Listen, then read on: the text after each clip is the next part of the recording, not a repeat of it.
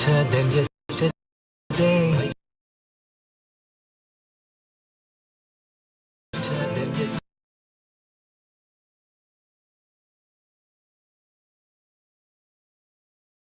The streets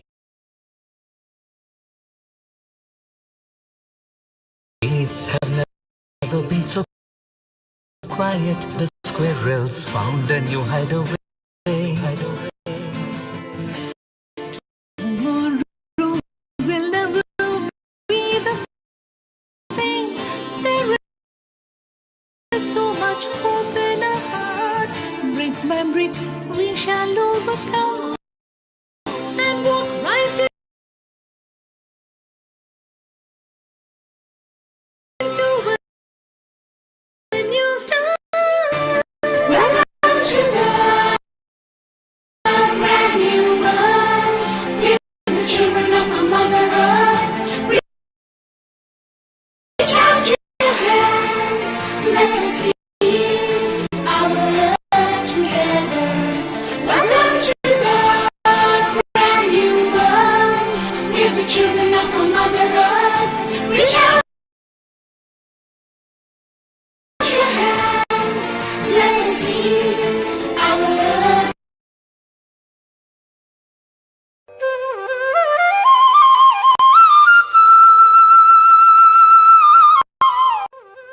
Greetings! Join us this Sunday on a free global online episode, A Rotary in Action, making this world a better place.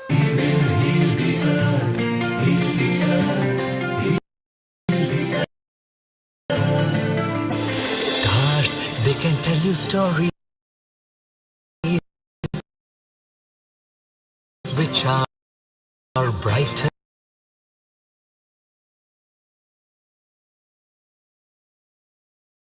than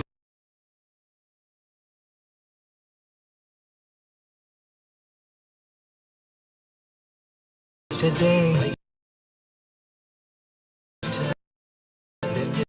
The streets have never been so quiet. The squirrels found a new hideaway. Tomorrow will never be the same. There is so much hope in our hearts. Brick by brick we shall overcome and walk right into a new start. Welcome to the brand new world. We're the children of a mother earth. Reach out your hands. Let us lead our earth together. Welcome to the brand new world. We're the children of a mother earth. Reach out your hands. Let us lead our earth.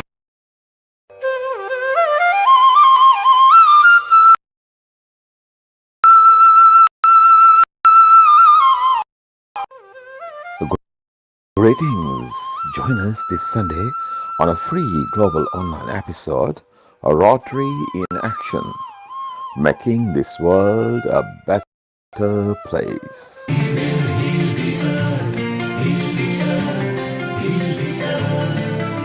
Stars, they can tell you stories which are brighter than yesterday.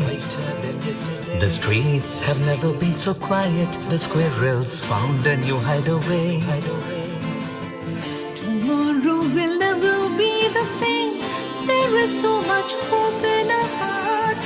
Brick by brick we shall overcome and walk right into a new start. Welcome to the brand new world. We're the children of a mother earth. Reach out your hands. Let us lead our earth together. Welcome to the brand new world. We're the children of a mother earth. Reach out your hands. Let us lead our earth.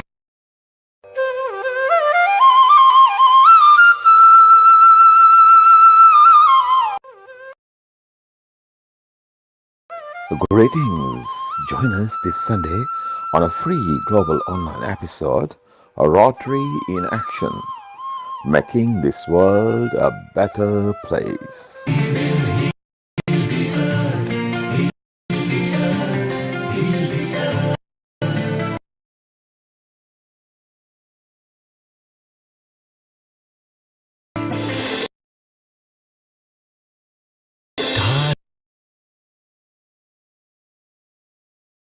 they can tell you stories which are brighter than yesterday. The streets have never been so quiet. The squirrels found a new hideaway. Tomorrow will never be the same. There is so much hope in our hearts. Brick by brick, we shall overcome and walk right into a new start. Welcome to the brand new world. With the children of our Mother Earth, reach out your hands. Let us heal our earth together. Welcome to the brand new world. With the children of our Mother Earth, reach out your hands. Let us heal our earth.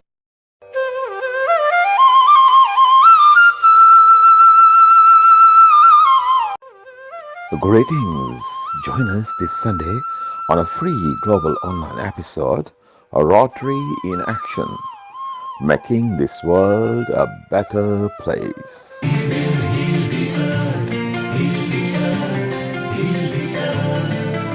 Stars, they can tell you stories which are brighter than yesterday. The streets have never been so quiet. The squirrels found a new hideaway. Tomorrow will never be the same. There is so much hope in our hearts. Brick by brick, we shall overcome and walk right into a new start. Welcome to the brand new world. With the children of our Mother Earth, reach out your hands. Let us heal our earth together. Welcome to the brand new world. With the children of our Mother Earth, reach out your hands. Let us heal our earth.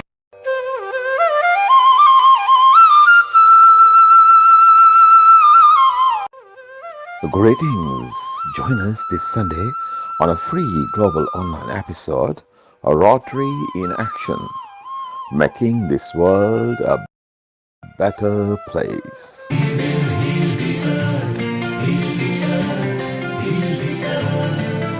Stars, they can tell you stories which are brighter than yesterday. The streets have never been so quiet. The squirrels found a new hideaway. Tomorrow will never be the same. There is so much hope in our hearts. Brick by brick, we shall overcome and walk right into a new start. Welcome to the brand new world. With the children of our Mother Earth, reach out your hands. Let us heal our earth together. Welcome to the brand new world. With the children of our Mother Earth, reach out your hands. Let us heal our earth.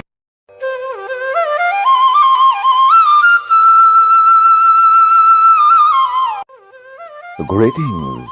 Join us this Sunday on a free global online episode, A Rotary in Action, making this world a better place.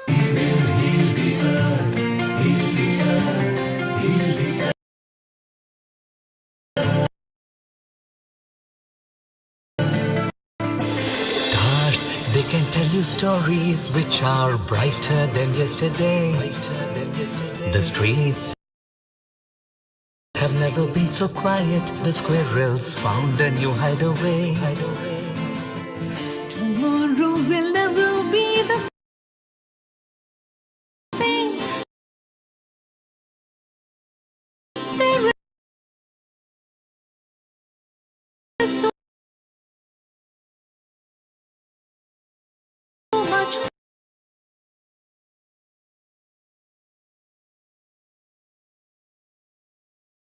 hope in our hearts.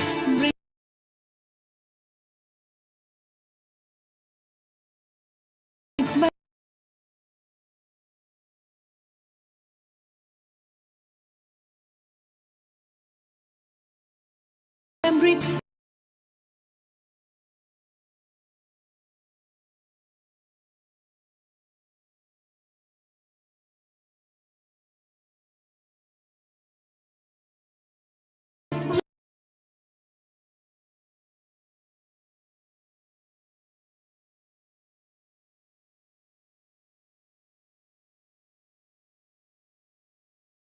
We shall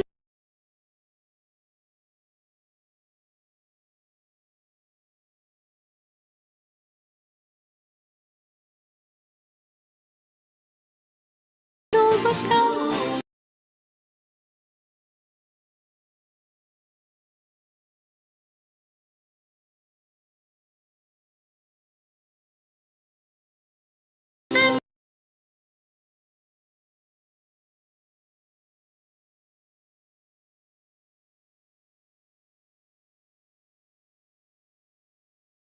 Walk right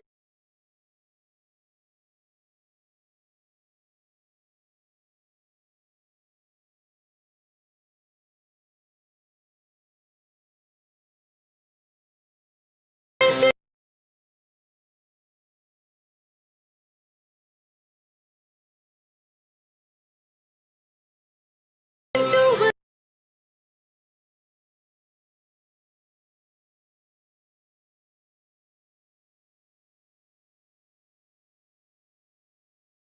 a new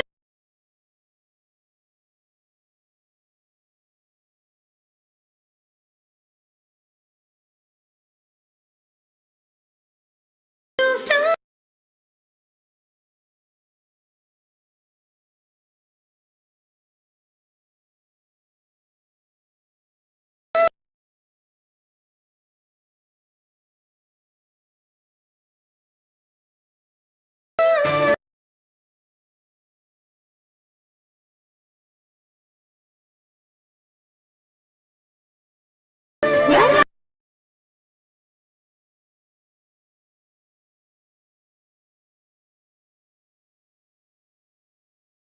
to the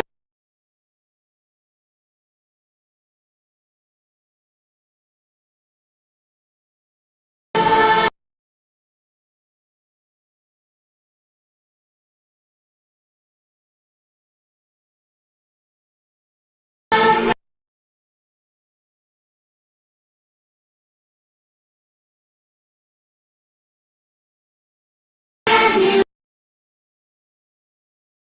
world. Give the children of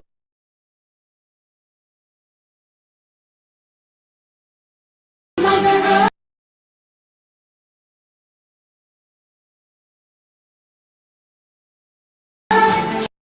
Reach out your hands, let us heal our earth together.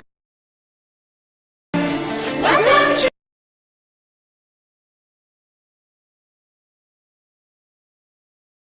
the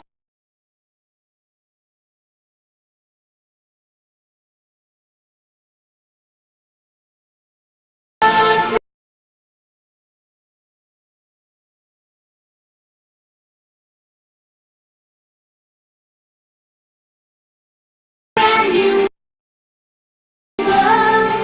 Give the children of our Mother Earth. Reach out your hands, let us heal our earth.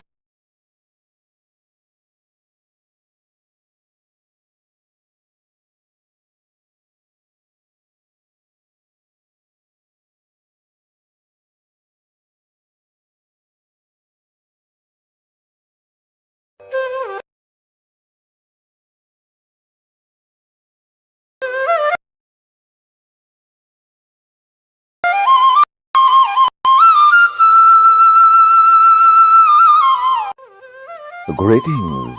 Join us this Sunday on a free global online episode, A Rotary in Action, making this world a better place.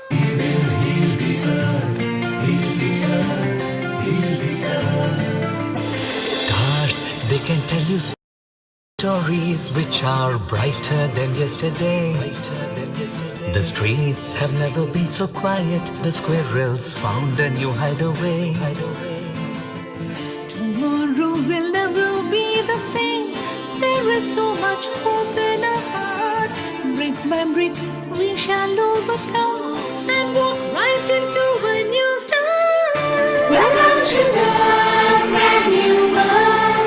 We're the children of our Mother Earth. Reach out your hands, let us lead our earth together. Welcome to the brand new world. We're the children of our Mother Earth. Reach out your hands, let us lead our earth.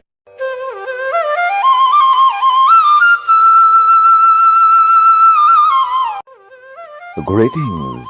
Join us this Sunday on a free global online episode, A Rotary in Action, making this world a better place.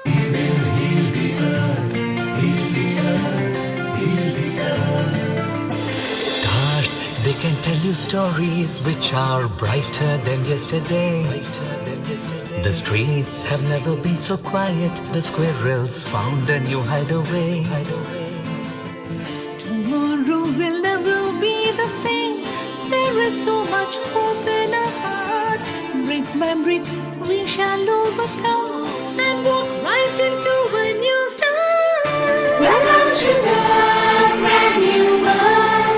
We're the children of our Mother Earth. Reach out your hands, let us lead our earth together.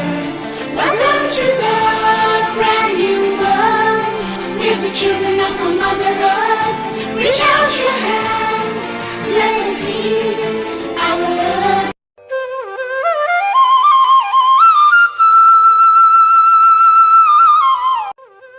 Greetings! Join us this Sunday on a free global online episode, A Rotary in Action, making this world a better place.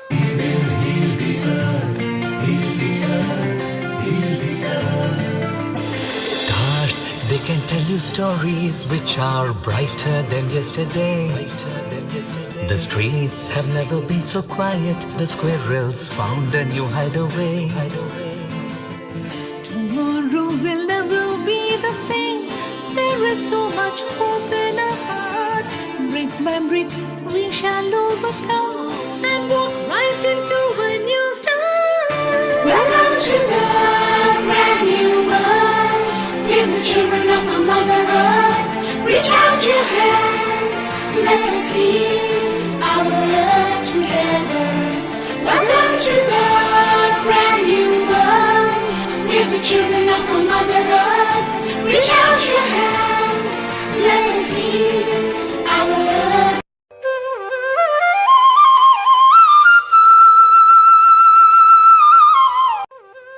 Greetings! Join us this Sunday on a free global online episode, A Rotary in Action, making this world a better place.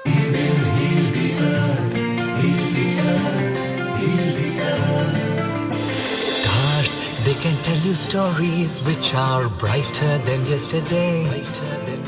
The streets have never been so quiet. The squirrels found a new hideaway. Tomorrow will never be the same. There is so much hope in our hearts.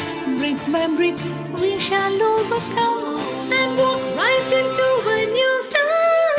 Welcome to the brand new world. We're the children of our Mother Earth. Reach out your hands, let us lead our earth together. Welcome to the brand new world. We're the children of our Mother Earth. Reach out your hands, let us lead our earth.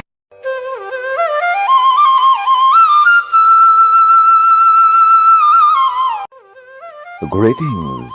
Join us this Sunday on a free global online episode, A Rotary in Action, making this world a better place.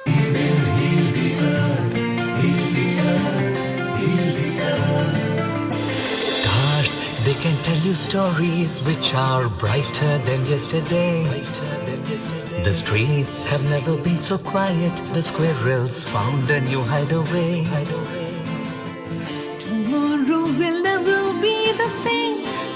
is so much hope in our hearts. Brick by brick, we shall overcome and walk right into a new start. Welcome to the brand new world. With the children of our Mother Earth. Reach out your hands, let us lead our earth together. Welcome to the brand new world. With the children of our Mother Earth. Reach out your hands, let us lead our earth.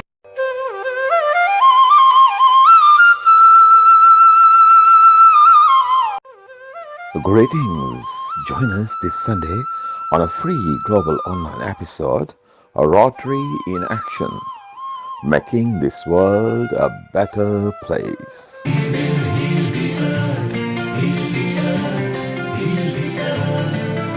Stars, they can tell you stories which are brighter than yesterday. The streets have never been so quiet. The squirrels found a new hideaway. Tomorrow will never be the same. There is so much hope in our hearts. Brick by brick, we shall overcome and walk right into a new start. Welcome to the brand new world. With the children of our Mother Earth. Reach out your hands, let us lead our earth together. Welcome to the brand new world. With the children of our Mother Earth. Reach out your hands, let us lead our earth.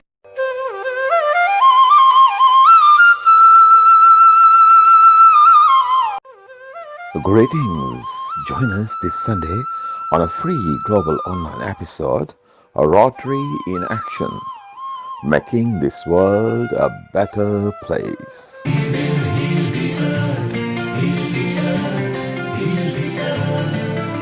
Stars, they can tell you stories which are brighter than yesterday. The streets have never been so quiet. The squirrels found a new hideaway. Tomorrow will never be the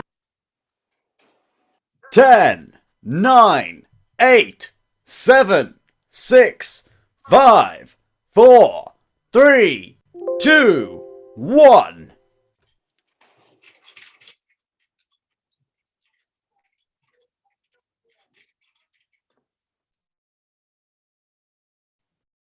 Go ahead, honey. We are live, and good luck to you.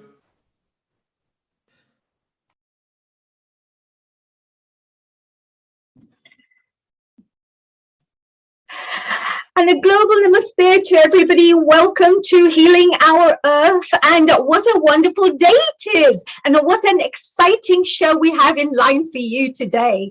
Oh my God. If you want to be inspired, if you want to understand what kind of heroes go out there doing all sorts of different types of work, charitable, contribution-based, just making this world a better place, then today is the day for you, because you are truly going to be very inspired by these amazing guests who are joining us today.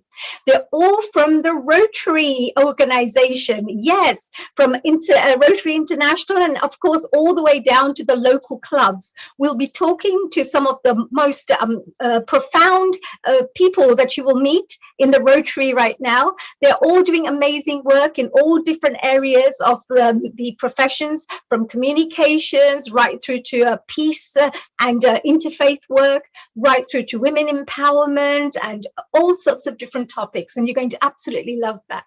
Now, today, before we start, let's start off with a little prayer. Just to invite the lovely positive energies to come through. And perhaps through this particular program, with our little efforts and collective efforts from our side, we may be able to inspire many more people out there to get involved in more charitable work, more contribution-based work, and of course, be maybe of service to others in a more profound way. So with that, let's start off with a lovely little prayer. Guru Brahma, Guru Vishnu, Guru Devo Maheshwara, Guru Sakshat Param Brahma, Tatsmai Shri Shri Gurave Namaha. And why do we start off with the Guru Mantra? That's because each and every single person and individual who's going to be joining us today will be passing on some knowledge to us that will bring a little bit of light into our lives. Maybe, give us a little thought that maybe we should be doing this in a better way, or perhaps, leave us with some pearls of wisdom that may stay with us for life, and that will actually create some profound changes in our lives. So to start off with, why Rotary in action? Why have we started off with this particular topic today on January 16th, 2022? Why is it really important to start the new year with something very positive, very uplifting, very empowering, and perhaps, something that could also help to open our eyes into a wider world out there? What kind of things are going on in the world out there, rather than our home, our friends, and back home again, or work and back again. So today we're going to get a chance to have a bit of an insight. We're going to take you around through the world. We're going to go from Italy to Singapore to Lebanon to India to here to the UK, of course, and USA. We've got people from different places who are just joining us to give us a little bit of their little thoughts on the Rotary in action. So let's start off with the first thing that I'd like to perhaps share with yourself. What is Rotary? Why is Rotary so important? Perhaps it may be worth me just sharing something on the screen that will help you to get a better idea about what is Rotary. Now, many of you have heard of this beautiful, wonderful organization, which is a huge organization, actually. It's known around the world. It's everybody knows about Rotary, hopefully. If you haven't, well, today's a really great day for you to connect with us, because you're going to be hearing about this huge engine that does humanitarian service in every corner of the world. Now, today I'm going to run through an introduction to Rotary International, which of course includes all the Rotary clubs. The Rotary clubs are in every single town that you can think of, every corner of the world. So most people will become members of the club, and then the clubs become the members of the Rotary International. So let's start off with a little bit of our little information here. If it decides to move forward, there you go. So why is Rotary an amazing club and an organization to join? What is so important and what is so exciting about it? Well, first of all, this is a humanitarian service organization. It's a worldwide organization, and it's made up of individuals who tend to volunteer their time just to make this world a better place. It's inclusive of all cultures, races, creeds, and every Rotary member is welcome to attend any meetings anywhere in the world. What a big family you will have, just like our Healing Our Earth. I see a lot of values, similar values here, where we have a kind of a global family now that's growing and growing each and every single day around the world. Before it was 30 countries, now it's 35 countries, and it's just growing and growing and growing all the time. So in the same way, that's exactly what the Rotary organization is like. If you decide to go to Tanzania, or you decide to go to Ireland, or wherever you want to travel, there'll always be a Rotary club and Rotary members to guide you, to perhaps be a bit of hospitable, to lend a bit of a hand, or if you've got a business, to help to introduce you to the right people. So I think that's a really, really positive, very beneficial for everyone, I would say. The second thing is, of course, they provide all sorts of different types of, well, before I tell you that, let me tell you in a nutshell, what is the mission and purpose of Rotary? So let's have a little look at this. If I just perhaps share a little bit of the next screen for you, let's find out what is their mission. What is the Rotary mission and purpose? Well, first of all, this is what they say. Together, we see a world where people unite and take action to create lasting change across the globe, in our communities, and in ourselves. That's really interesting, because it's not just about helping others, it's actually also about personal development for yourself. So it's about helping people help others, but helping yourself to grow, to develop your skills, develop maybe your talents. You may have a charitable cause that you're very passionate about.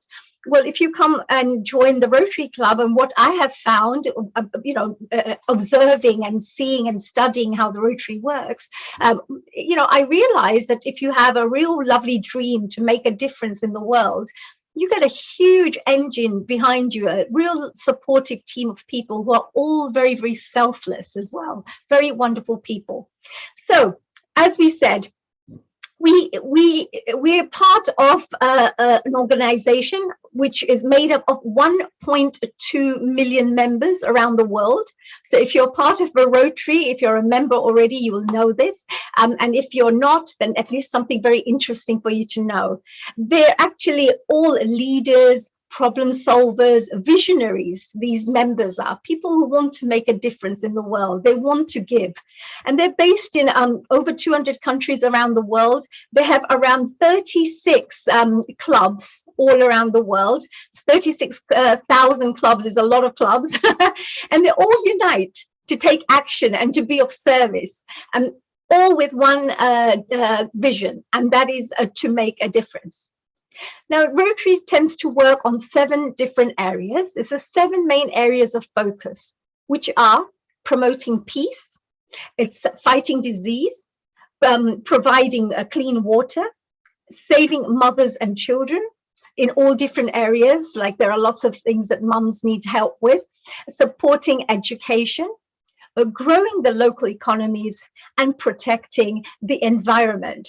So if we perhaps have a look at our next slide here, it'll tell you, it probably is very small right now, I can't see it properly, but let's see if I can make it a little bigger for you. The promoting peace is all about, understanding, fostering understanding across different cultures, mediating conflict resolution. The fighting disease could be many things. One of these things are also the polio eradication program that Rotary tends to work on. They have done an amazing job. What pioneers, what amazing selfless work. There's hardly any polio cases around the world, thanks to the Rotary actions that have been taken by those members. Wonderful work, and congratulations to each and every one of them for working so hard. And then we moved on to the providing clean water, which is so important. I'm sure that if you're thirsty, you will die to go and get a glass of water. Well, not everybody's lucky in the world. Everybody needs some water. So if we can just help a little bit to make sure our fellow human beings are also being looked after, then, helping them to get clean water is another very, very important area. And of course, sanitation, etc. So the mothers and the children part is, of course, providing quality medical care, and all sorts of economic opportunities that I think mums need to also be introduced to, so they can perhaps grow as individuals, be able to become the best versions of themselves, and actually maybe just earn a livelihood for their family. That's even, sometimes it's as basic as just ensuring that people have some food. So we need to help all different types of people and be quite open-minded about how to go about this. The other side is, of course, supporting education. Supporting education is something that's very dear to me. I believe that education is a fantastic gift you can give to the world and to each individual, because the more knowledgeable they are, the better they are at problem solving, the better they are at trying to earn a better living and all sorts of things. So I think that it's really important for us to support this area. There's also something about gender inequality that takes place as well, that we have to be aware of and try to perhaps bring a bit more equal rights, so people are not earning less than another person when they're doing equal amounts of work, etc. There's also the growing local economies. Of course, we've got a lot of businessmen out there, right? And I know there's a lot of wonderful, very, very wealthy businessmen out there, very, very successful. And congratulations to you for all your hard work that you're doing. But we could also give back with a bit of social corporate responsibility as well, and perhaps connect with others and help to lift them up. So if you're somebody who's really interested to help others but don't have the time, then I'm sure that maybe your company could get involved somehow in Rotary and start helping and supporting. Every little bit counts. And then the final thing is protecting the environment. And I'm so pleased and really, really excited to just share with you a wonderful gentleman called Tony Sharma, who will be joining us today. A kind of a mentor to me, actually. He's a wonderful, he encourages me to be the best version of myself, I think. But he actually put me forward for a wonderful position, and that's as a district chair for the Environment Committee in the Rotary Club. So I'm looking forward to doing a lot more work for the environment. And I hope that you will also be supporting us, each and every single one of you, for this. We move on to, of course, the Rotary values. Now, Rotary values are pretty good because I find that the people I have met are so wonderful in terms of the value systems they have, the personalities. They are people who have interest in humanitarian service. They encourage people to have very high ethical standards. And of course, these are all vocations, all professions, and all people from all different backgrounds come together. And main thing is they build goodwill and peace in the world by doing good. So I think that's a really fantastic thing. Second thing is, I believe the 4 pillars of Rotary, from what I understand, are to ensure that we have enough memberships, of course, because we want to go and do more work and more good work collectively. So if that is an interest for you as well, if you're thinking that, I wanted to find out a bit more about Rotary, well, I think that's a fantastic thing. You'll be doing something really great, just going out there and just find out. I think it could be something that could really open your eyes to something special. Second thing is the programs. I think that people, if they can get involved in really good quality programs that really create an impact in people's lives, that's also, I think, very important. Third thing is, of course, all the projects, like tiny projects, like community projects. Even if you encourage your children or school children to get involved in something good, you're actually educating the future generation to become more giving, more selfless, and to think about the whole world rather than just themselves.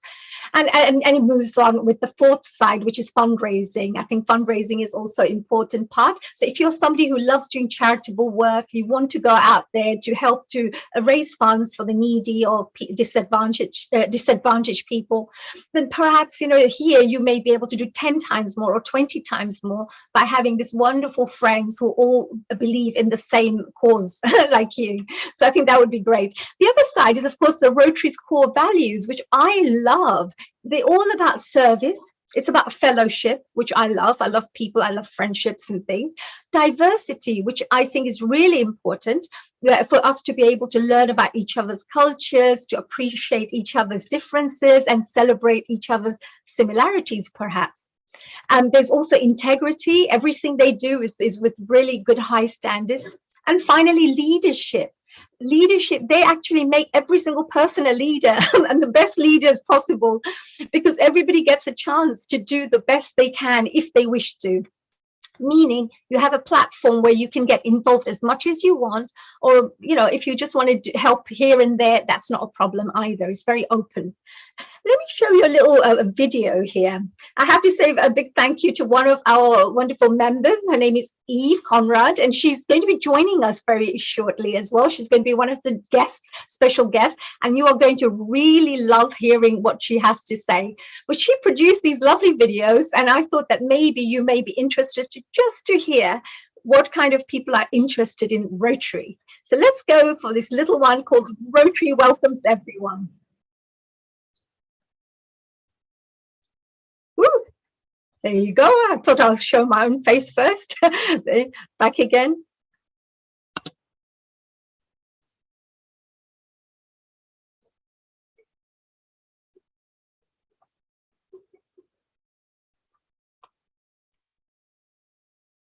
Honey, if you share the sound at the bottom left, we can't hear the sound. Over.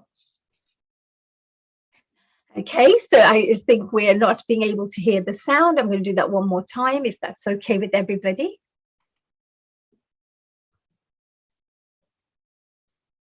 Exchange student from Cape Town. I'm president of Putney Rotary Club in London.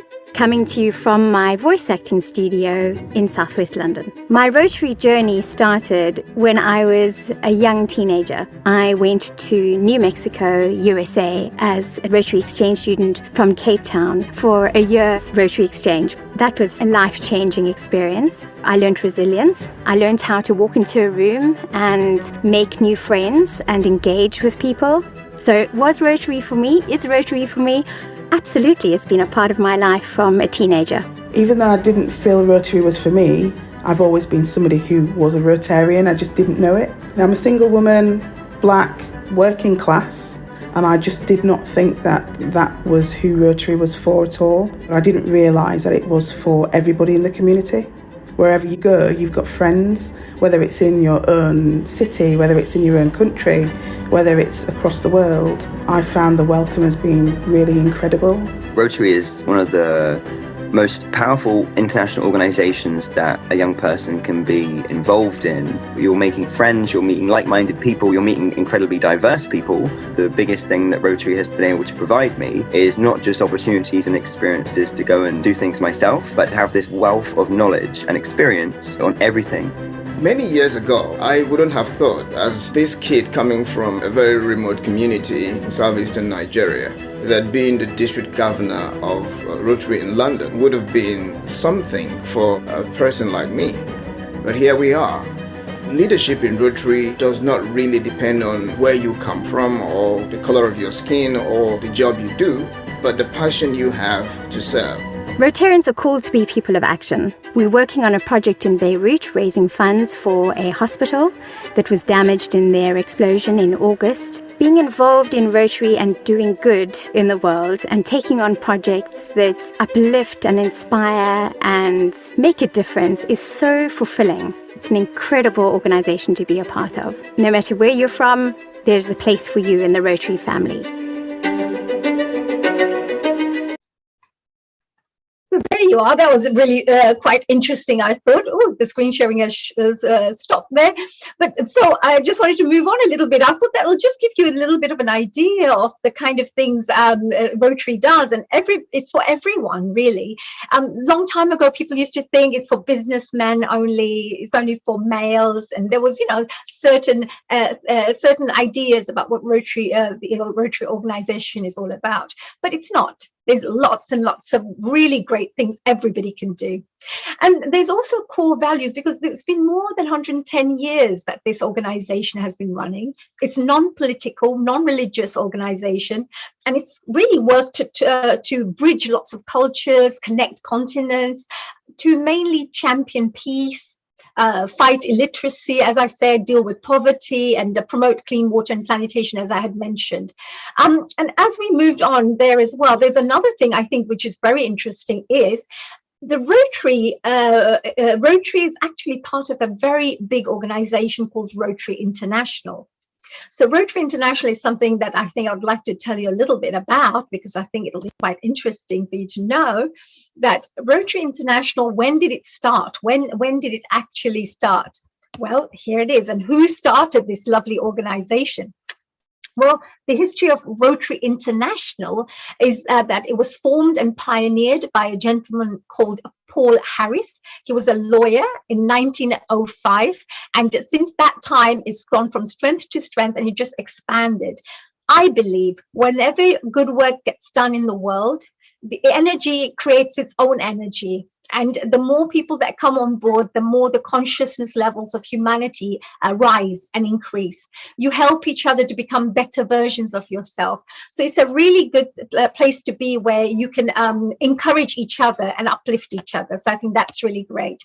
The other part of this is that Rotary International mission is very interesting. So coming to the end part of this part is the Rotary International has a particular, I would say, a mission statement that they say. They say that in order to transform the world, you can literally give your gifts to others, to serve people through projects. You can change lives both at home, or you can go around the world to help, various different people, or different causes. The other thing is, because it started over 100 years ago, from then to now, they have actually spent more than $4 billion, yes, $4 billion on life-changing and other kinds of sustainable projects. So this, I think, is a very, very positive thing. Now, I'm going to go through the last bit a little bit faster, because for newcomers, it may not be as interesting, but it's something that you should at least be aware of.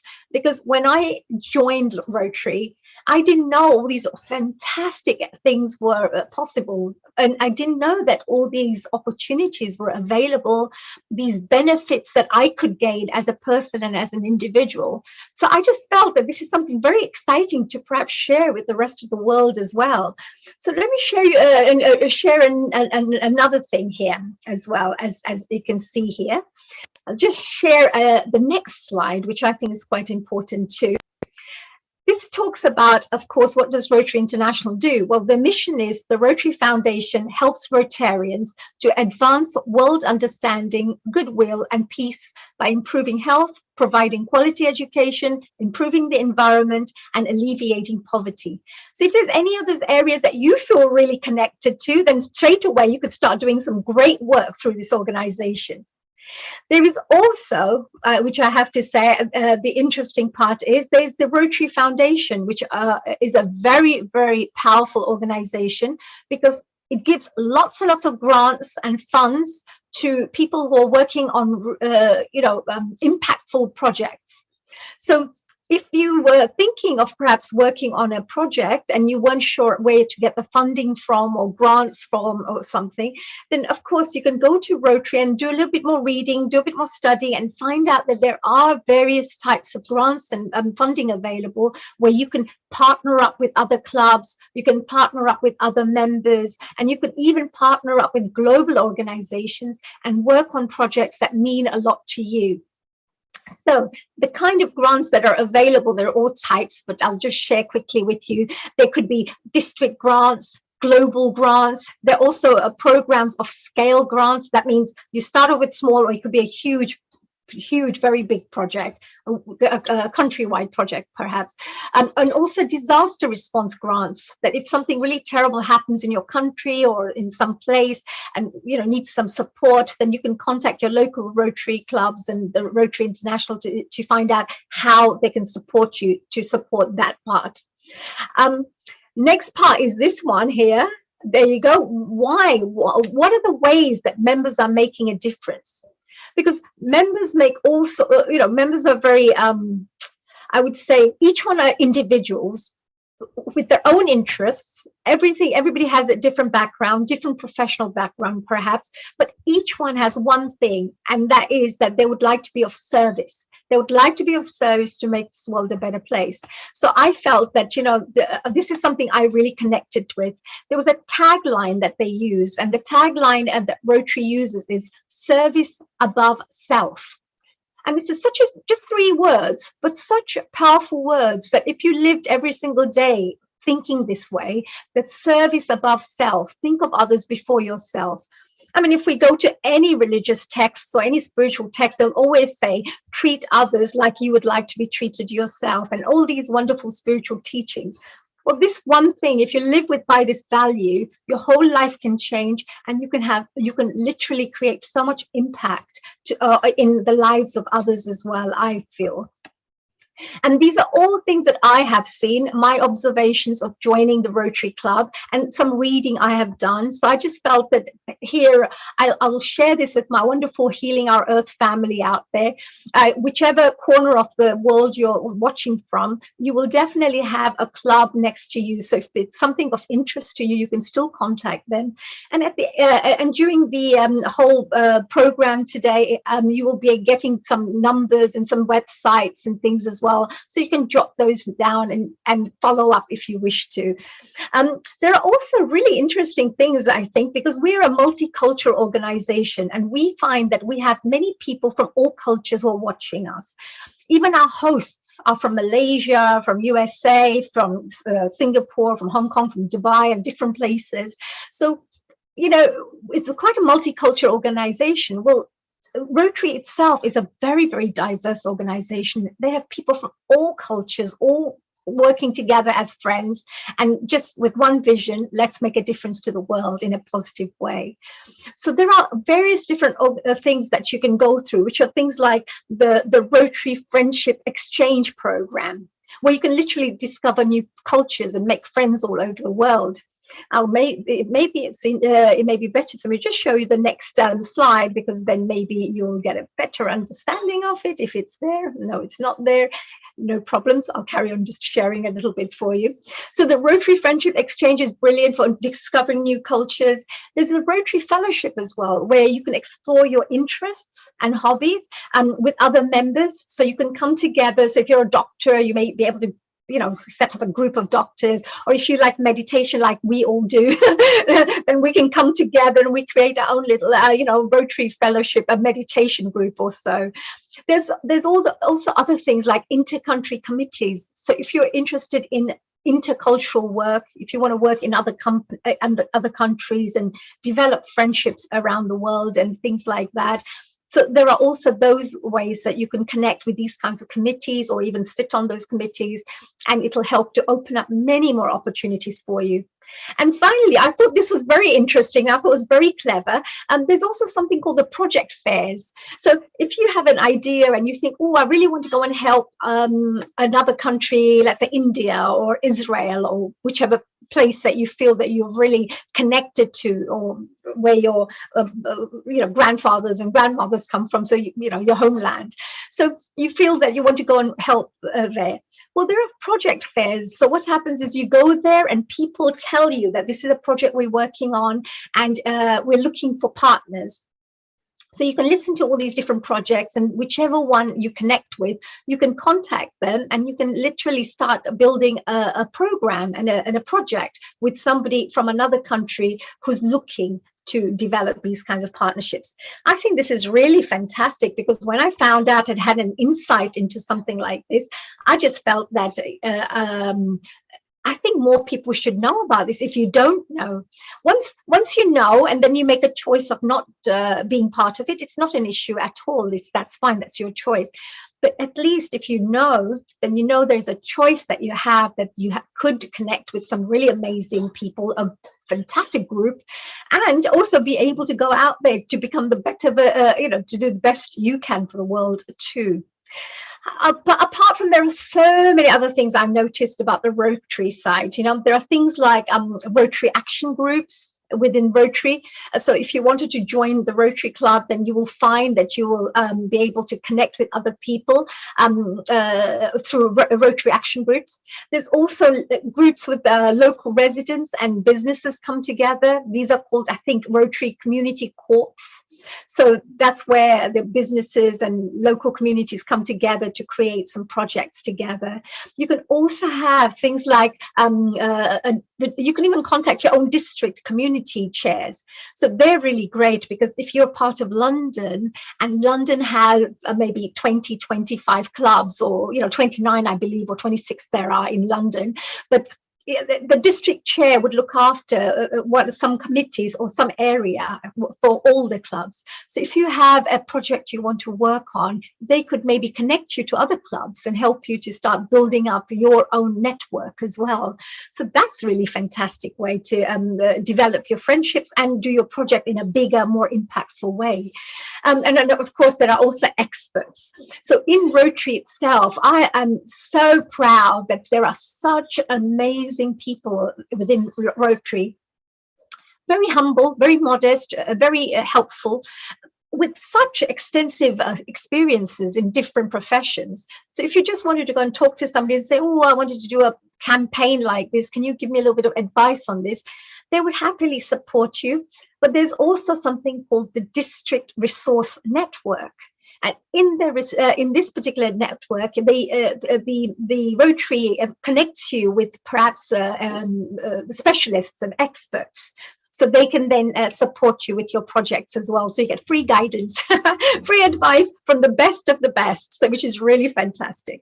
So without speaking anymore, maybe I should share another one video with you, because that will probably give you a better idea of how and what I'm talking about here. So let me just see if I can just share another video here for you. Let's see. Again, as I mentioned, these have been provided so kindly by Eve, as I mentioned to you, and she's amazing. She's produced some really lovely videos.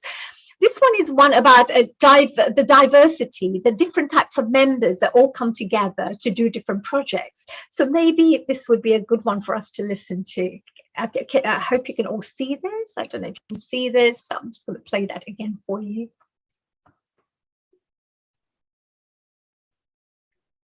Can you see this? Yeah. Yes, honey, it's perfect. Thank you.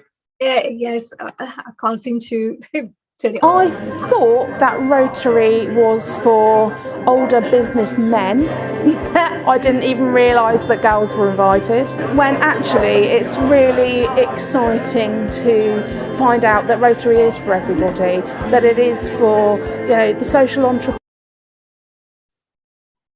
I thought that Rotary was for older businessmen. I didn't even realise that girls were invited, when actually it's really exciting to find out that Rotary is for everybody, that it is for, you know, the social entrepreneur on the high street, for the people that are just starting up, you know, like I am. Well, Rotary's goals have always been the same: working in the community, and these social enterprises are all about working in the community. So we should be working together in the community. It's very simple.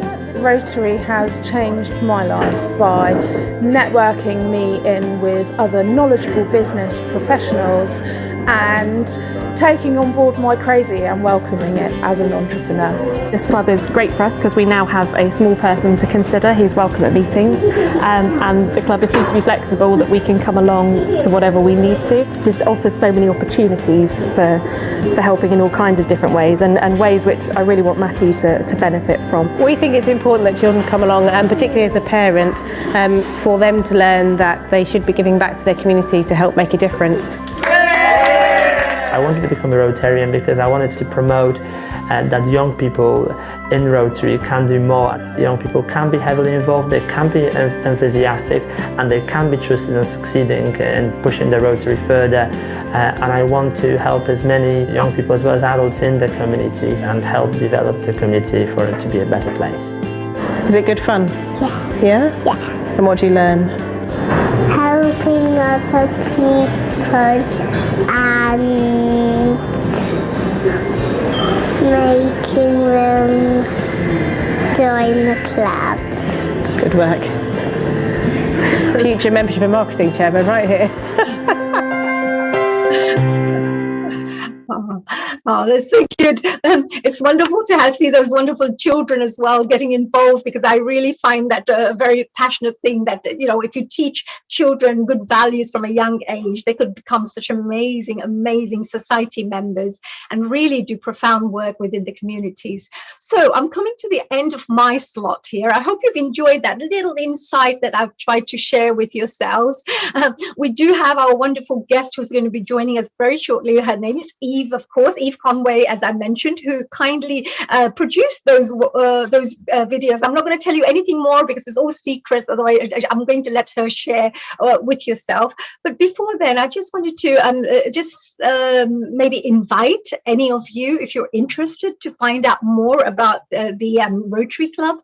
Well, there is a special event that's taking place on Thursday, 27th of January, where anyone who's interested to find out more can attend an online presentation. It's free of charge, of course. It's online. It'll be a Zoom presentation, and you can find out a little bit about Rotary Club. You can ask questions, anything you want to ask. You can interrogate us, no problems.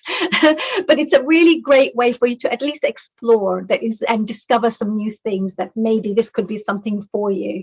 And also, I also believe that quality members are really important. Quality members means, you know, if you feel there's somebody who's interested in really doing this kind of work, who really are quite humanitarians, who like helping, contributing, being there for others, well, this could be a place where they could do 100 times more work than what they're doing right now, because they'll get this collective, real wonderful unity and collectivity behind them to support them. So if you're interested to perhaps, join us, then at the end, I will be sharing some of the information, the website details, and you can just contact us. And of course, you can contact Healing Our Earth anytime you like. So that would be great.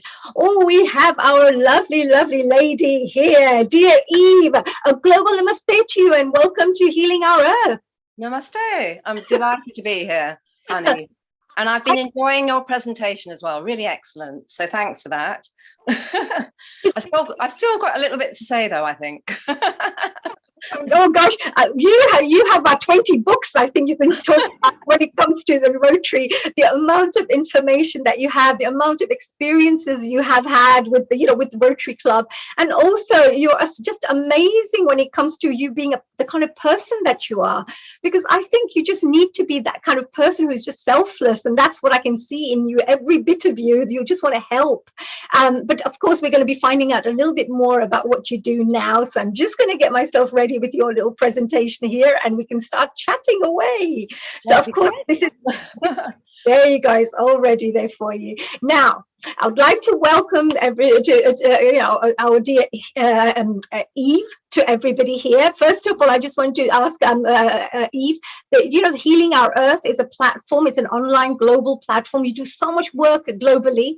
What do you think about Healing Our Earth, what it's trying to do when it tries to transform, inspire, educate people around the world about interesting topics?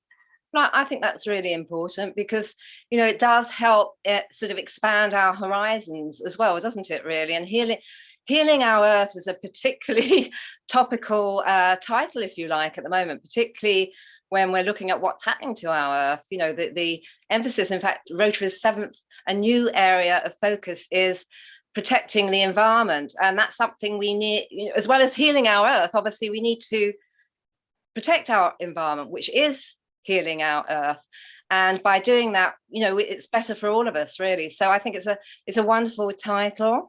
It's so important, our self-health, if you like. So well, you see, that's something brilliant because you've been working on all these different areas. So before we start asking you a couple of questions, I just would love to do an introduction, because I would love our listeners and our viewers here to really know who Eve is as a person, because if you really hear what she has done, you'll be thinking, I found it so difficult to summarize what she has actually done, but she actually is somebody who's been serving in the Rotary for many, many years.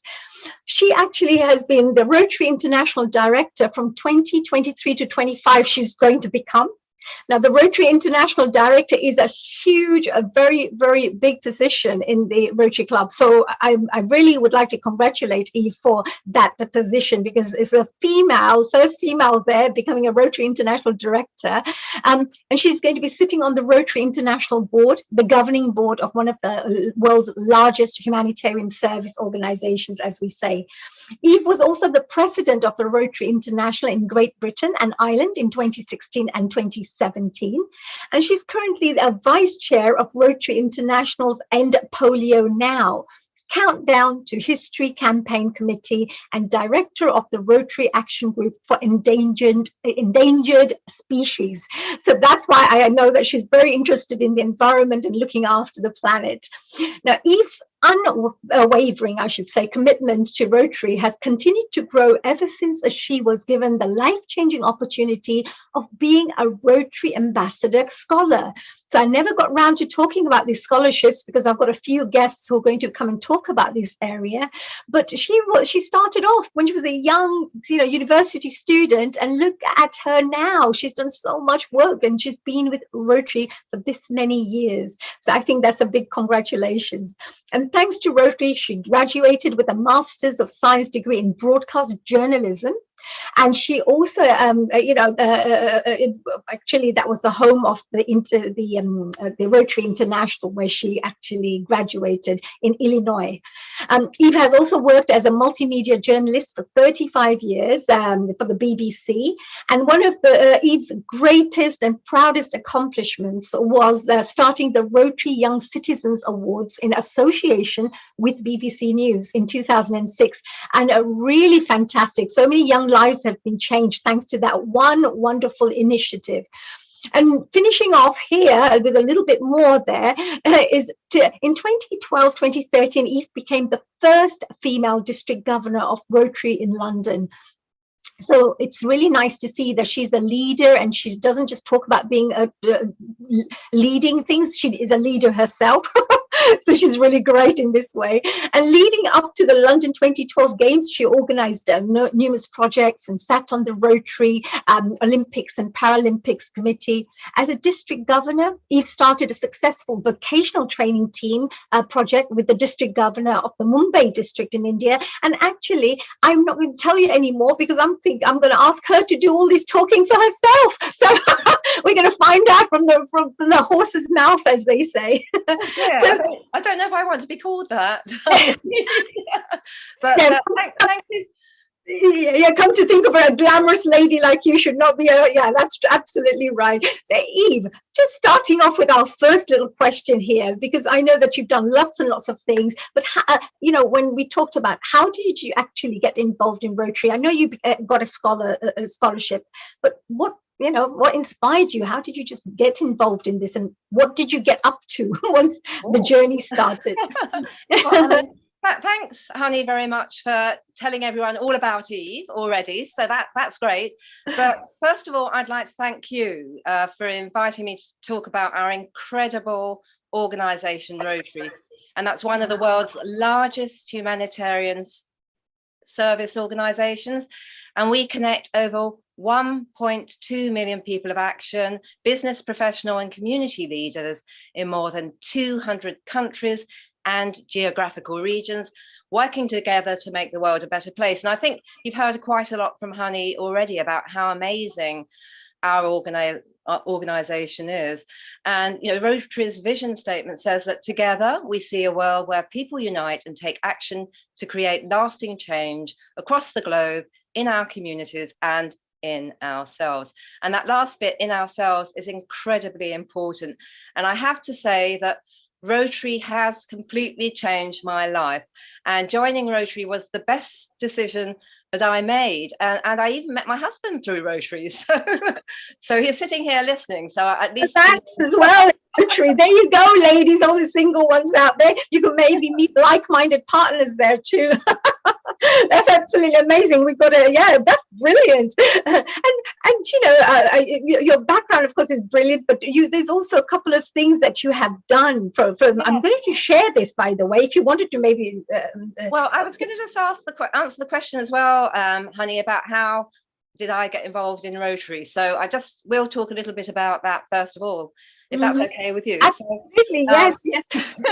Just give me a little thumbs up, so I'll share something for you. Okay, it's coming up in a minute. But anyway, my Rotary journey, as Honey has said, started when I was selected as a Rotary Ambassadorial Scholar. And as Honey also said, I studied for a master, well, she didn't say the degree, but it was a Master of Science in Broadcast Journalism at Northwestern University in Evanston, Illinois. Now, Evanston is just outside Chicago, where Rotary was founded in 1905.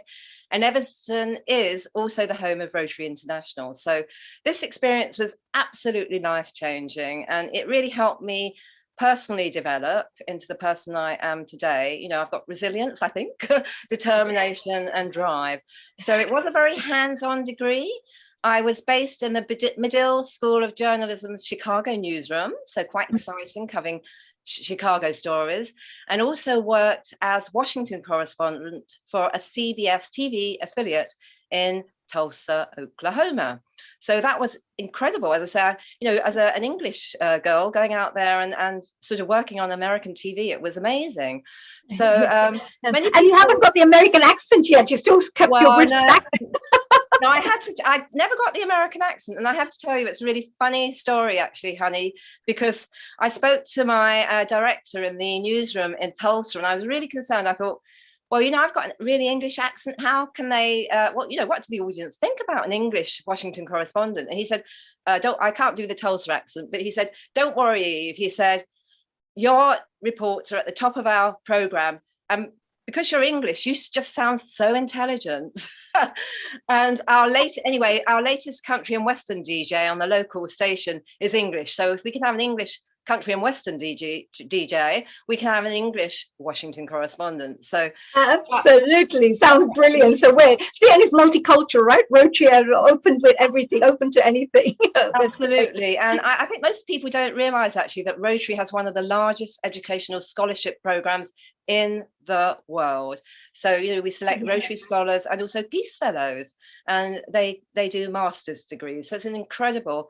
But just moving on, obviously you've mentioned about me becoming district governor, the first woman district governor in the best year ever, I think, with the London Olympics and Paralympics going on. I was elected actually as the second woman president of Rotary in Great Britain and Ireland in 2016-17.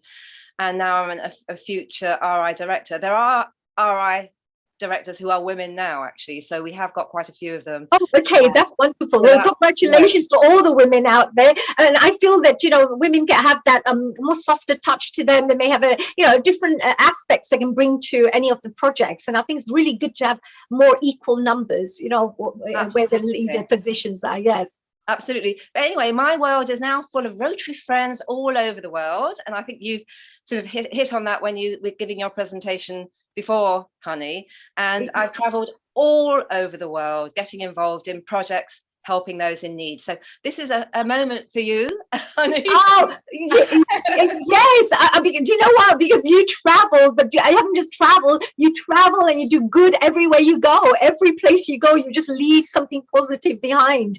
And it's amazing how you've traveled through your life. But, I just wanted to also congratulate you, by the way. That was really amazing because you were the first female district governor. And I think that's a very proud moment for everybody and all the women out there. And now, of course, being elected, that's really great. I just wanted to say, you also worked for the BBC, and I know that would you like me to maybe just show a couple of lovely photos so people get a better understanding of what you're all about? Because I feel that this was a time when you went for your travels and you went on this immunizing against vaccination. Right. Well, I was going to talk about that because I mentioned about sort of traveling the world, if you like. So it includes going to India to immunize children against polio. So we have some photos of that. And, Rotary's top humanitarian goal is a polio-free world. And often we talk about our Rotary moments, and the photos that Honey obviously is showing show me when I was president of Rotary in Britain and Ireland, walking with British Rotarians. There were 70 of us actually there in India. We were walking through, a group of us were walking through the slums of Delhi to make sure that no child was missed in our campaign to vaccinate the world against this dreadful disease. And we were taking part in a mass immunization campaign. It's called a National Immunization Day, or a NID. And that was a huge operation that aimed to deliver polio drops to 172 million children under the age of 5 in one go. Wow. So, pretty amazing. That's a huge task. Well done. Huge task. But I arranged for the health correspondent from The Independent to join us. She reported on that.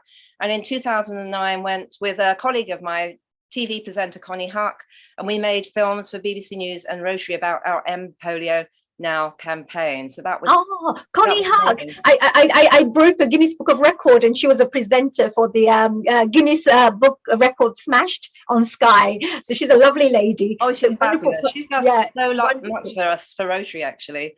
So have I got time to give a quick snapshot of our campaign, End Polio Now campaign?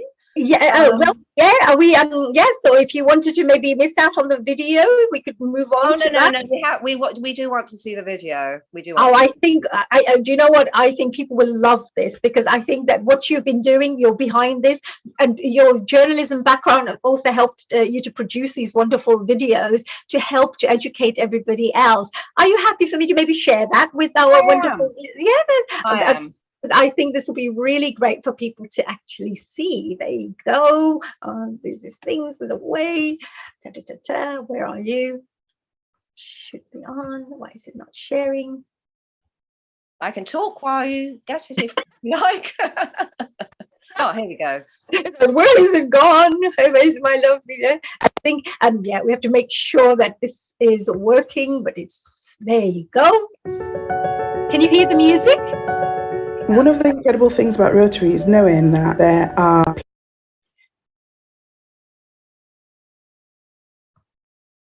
From what I understand, the Bentley Cheshire Rotary Club is the first corporate Rotary club in the UK. I think you've gone on to the wrong one. Oh dear, he's jumping today, so I have no idea why he's jumping like this. He normally doesn't jump like that, but it will jump, and we're going to make sure we play it properly. I have no idea what it is. There you go.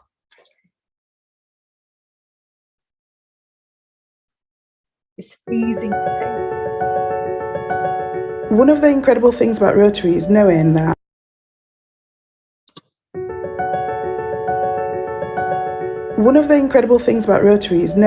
there are people across the world who you can connect with. For me, that's just given me a sense of power and belonging. So I know that I belong anywhere, and I know that I've got Rotary friends everywhere. Knowing that you've got a global reach of people who are like-minded, that's the wow factor.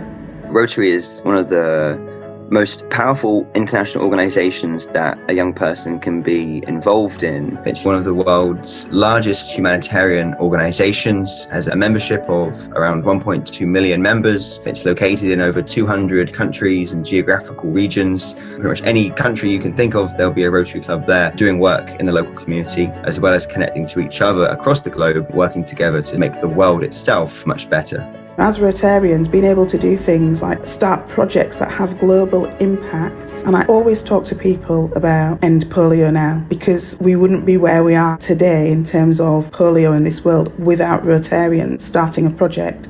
For me, that's the power in everything that we do. You have this incredible organization, this incredible network at your disposal where you can learn from, engage with, run things through the organization. Rotary has 7 focus areas where it focuses its energy and its time. Those key areas are disease prevention and treatment, peace and conflict resolution, water and sanitation, maternal and child health, basic education and literacy, and economic and community development.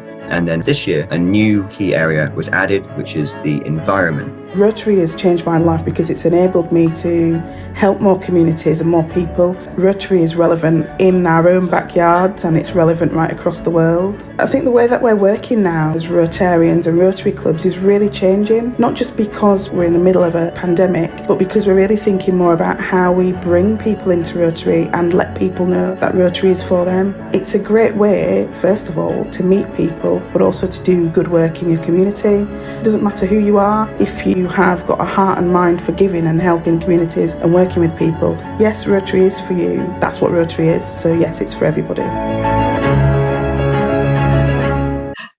Wow, it is for everybody, isn't it? It's so brilliant. I love it. And it's really good to know that this great work is being done as well. And I know that, by the way, I may have to kind of speed through some of these things. So maybe you could talk through some of these slides for me, actually, because I've got some really great projects that you've been involved in as well. I just wanted to congratulate you from Healing Our Earth and the rest of our team here. Congratulations for your international directorship, which we're very proud of.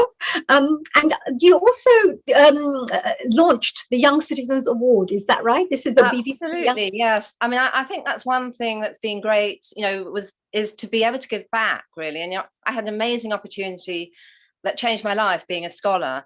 And when it helped me transfer from working in newspapers to TV. So when I got to work in TV, Rotary in some respects, Rotary and my media career came together. So back in 2006-07, I started the Rotary Young Citizen Awards with my then boss at the BBC, because we wanted to overcome negative stereotypes about young people. So this was really important. And that's, it's been going 15 years. It's its 15th anniversary this year. And in this picture, you can see some of our past Young Citizen Award winners with myself and Ellie Cressell, our presenter, because we're featured live on BBC News each year. So this is really, really significant. But we've recognized hundreds of amazing young people. And this is so important. If you want to change the world, there's so much negative stuff about young people. You need to show positive young role models, and that's what these awards do. So it's brilliant. Amazing. It's keeping them off the streets as well, isn't it, Eve? You giving them something to work towards, focus on something positive, also appreciating and acknowledging their skills and their talents and their efforts, etc. It's amazing. Congratulations for that. And and you've also went and did some kind of vocational training. What was that all about? So that was, as I say, when I was district governor. I work with, and you touched on it in my introduction, I linked actually, when we were on a virtual seminar, I linked with a district governor in Mumbai who was saying, who wants to link with me on a project and to stop mothers and babies dying in childbirth? So I instantly went back and said, I do. So this was an amazing project. That's one great thing about Rotary. You work on the grassroots. So we work from district to district, but you can work from club to club. And what we did was we sent a vocational training team. So that was midwives and pediatricians from London to go out to the Mumbai district, and they were like train the trainers. So they were training doctors, nurses, and village health workers how to stop mothers and babies dying in childbirth. And the project was actually based, it's still sort of going really now, in Jawa, which is a very poor rural tribal area. And it's been very successful at stopping mothers and babies dying in childbirth.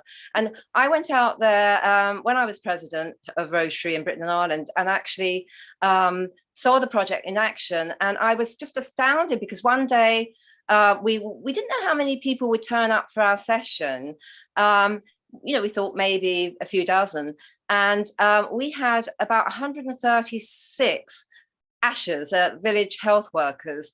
Many had travelled 3 hours and walking in flip-flops, carrying their own children to attend our session. And although many couldn't speak English, but we're saying namaste, namaste, and there was just an instant comprehension about how grateful they were that Rotary was doing this, to make a difference. So it's really true, because when you change people's lives, of course they're going to be really grateful. Even the positive, things that they, the blessings they give back to you as well. I think that's, that smile, the smile that you see in that's the best feeling, when you see other people happy. So nice. You also do this humanitarian work. Would you like me to perhaps share this with everybody? That would be really interesting. Yeah, and I think what this shows is how clubs can connect, and we connect across the world to do humanitarian projects. Okay, so this particular one is, of course, for people, and if you're watching right now and you're part of a club somewhere, you can connect with other clubs around the world too to do more impactful work. Is that right, Eve? Yes, indeed. Sorry, I just muted Kenya, just outside of Nairobi, which is one of the largest slums in Africa. We saw that the male.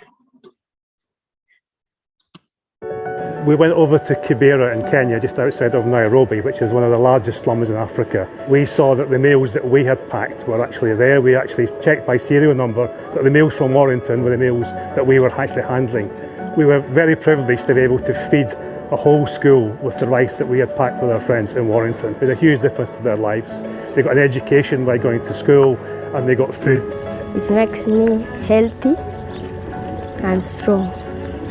It made a huge impact in Warrington because we had the whole Warrington community involved. We had 29 Rotary clubs from the northwest of England all packing food with us, along with other local community groups. We had faith groups, church groups, youth groups, Boy Scouts and students all packing. We had about 100 volunteers at any one time, children from age 6 right up to 92, and everyone got involved. And we packed 102,000 miles to go to school children in Kibera in Kenya. To be able to do something, to see that you're making a difference, actually, it's just fabulous. I would like to thank the Feed the Hungry, the Rotary Group, and the Rise of the Hunger. It's been a great impact of Rotary. It really shows Rotary as people who get things done, people of action. Shelterbox is Rotary's emergency disaster relief partner, and together for the last 20 years we've been delivering aid all over the world to natural disasters and conflicts. We've grown from the Rotary Club of Helston Lizard in Cornwall to the international humanitarian organisation we are today.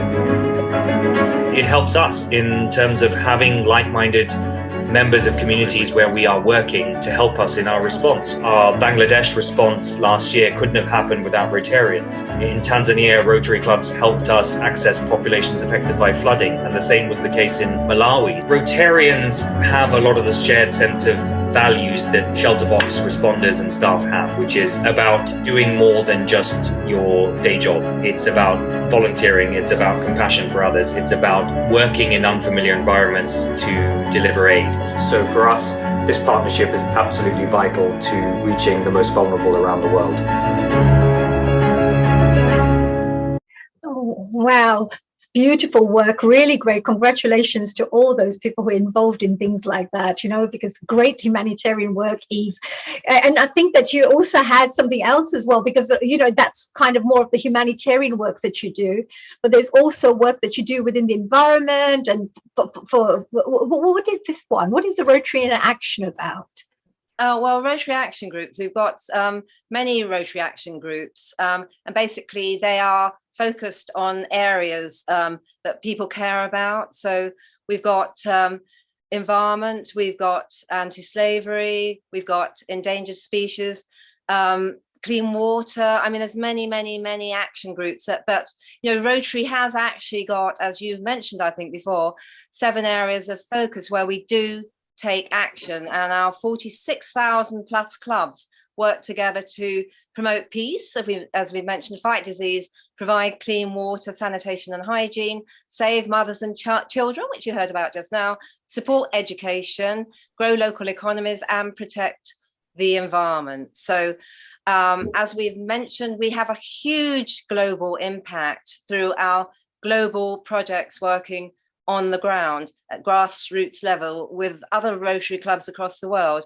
So we come together to create lasting change. We have fellowships, which you have mentioned as well, Honey, before, where people of similar backgrounds can get together, you know, doctors' fellowships, etc., etc. Even people that fly planes have got a fellowship. Wow. So good. I know. So any hobby you have, if you're interested, you can connect with other like-minded people around the world and turn it into a little organization through the Rotary. I mean, that's amazing. Right.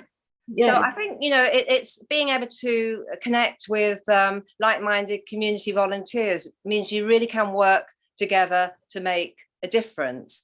So I know we have got a film that we're going to show. Yes, yes. We have a few more minutes left before we have to move on to our next guest. And I think this would be really lovely to show and share people as well, and maybe run through a couple of your lovely special guest people that you've met. There are some 8 million species on the planet, and about 1 million of them.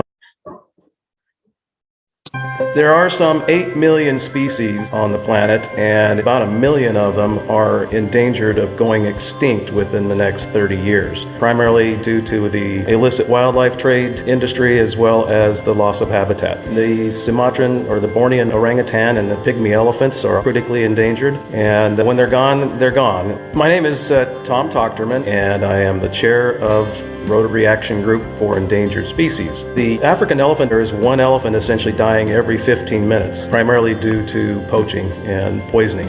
The Amur leopard is critically endangered. The African black rhino is in a similar situation. The African white rhino is in a little bit better condition. I got involved with RAGES as a Rotarian, being concerned about this issue. I formed a non-profit organization called Rhino Mercy. Hello, we are the Black Mambas Anti-Poaching Unit. It's Oscar 1 patrolling the Mica side fence. We have established the first all-female anti-poaching unit called the Black Mamba Anti-Poaching Unit in South Africa, and they're on patrol as we speak in the Greater Kruger National Park. So this is the evidence of the poachers. Being involved in a Rotary Action Group is a great thing. If you're passionate about a specific issue, you can join one of the existing action groups, or you can create your own. There's just no limit to the things that you can do.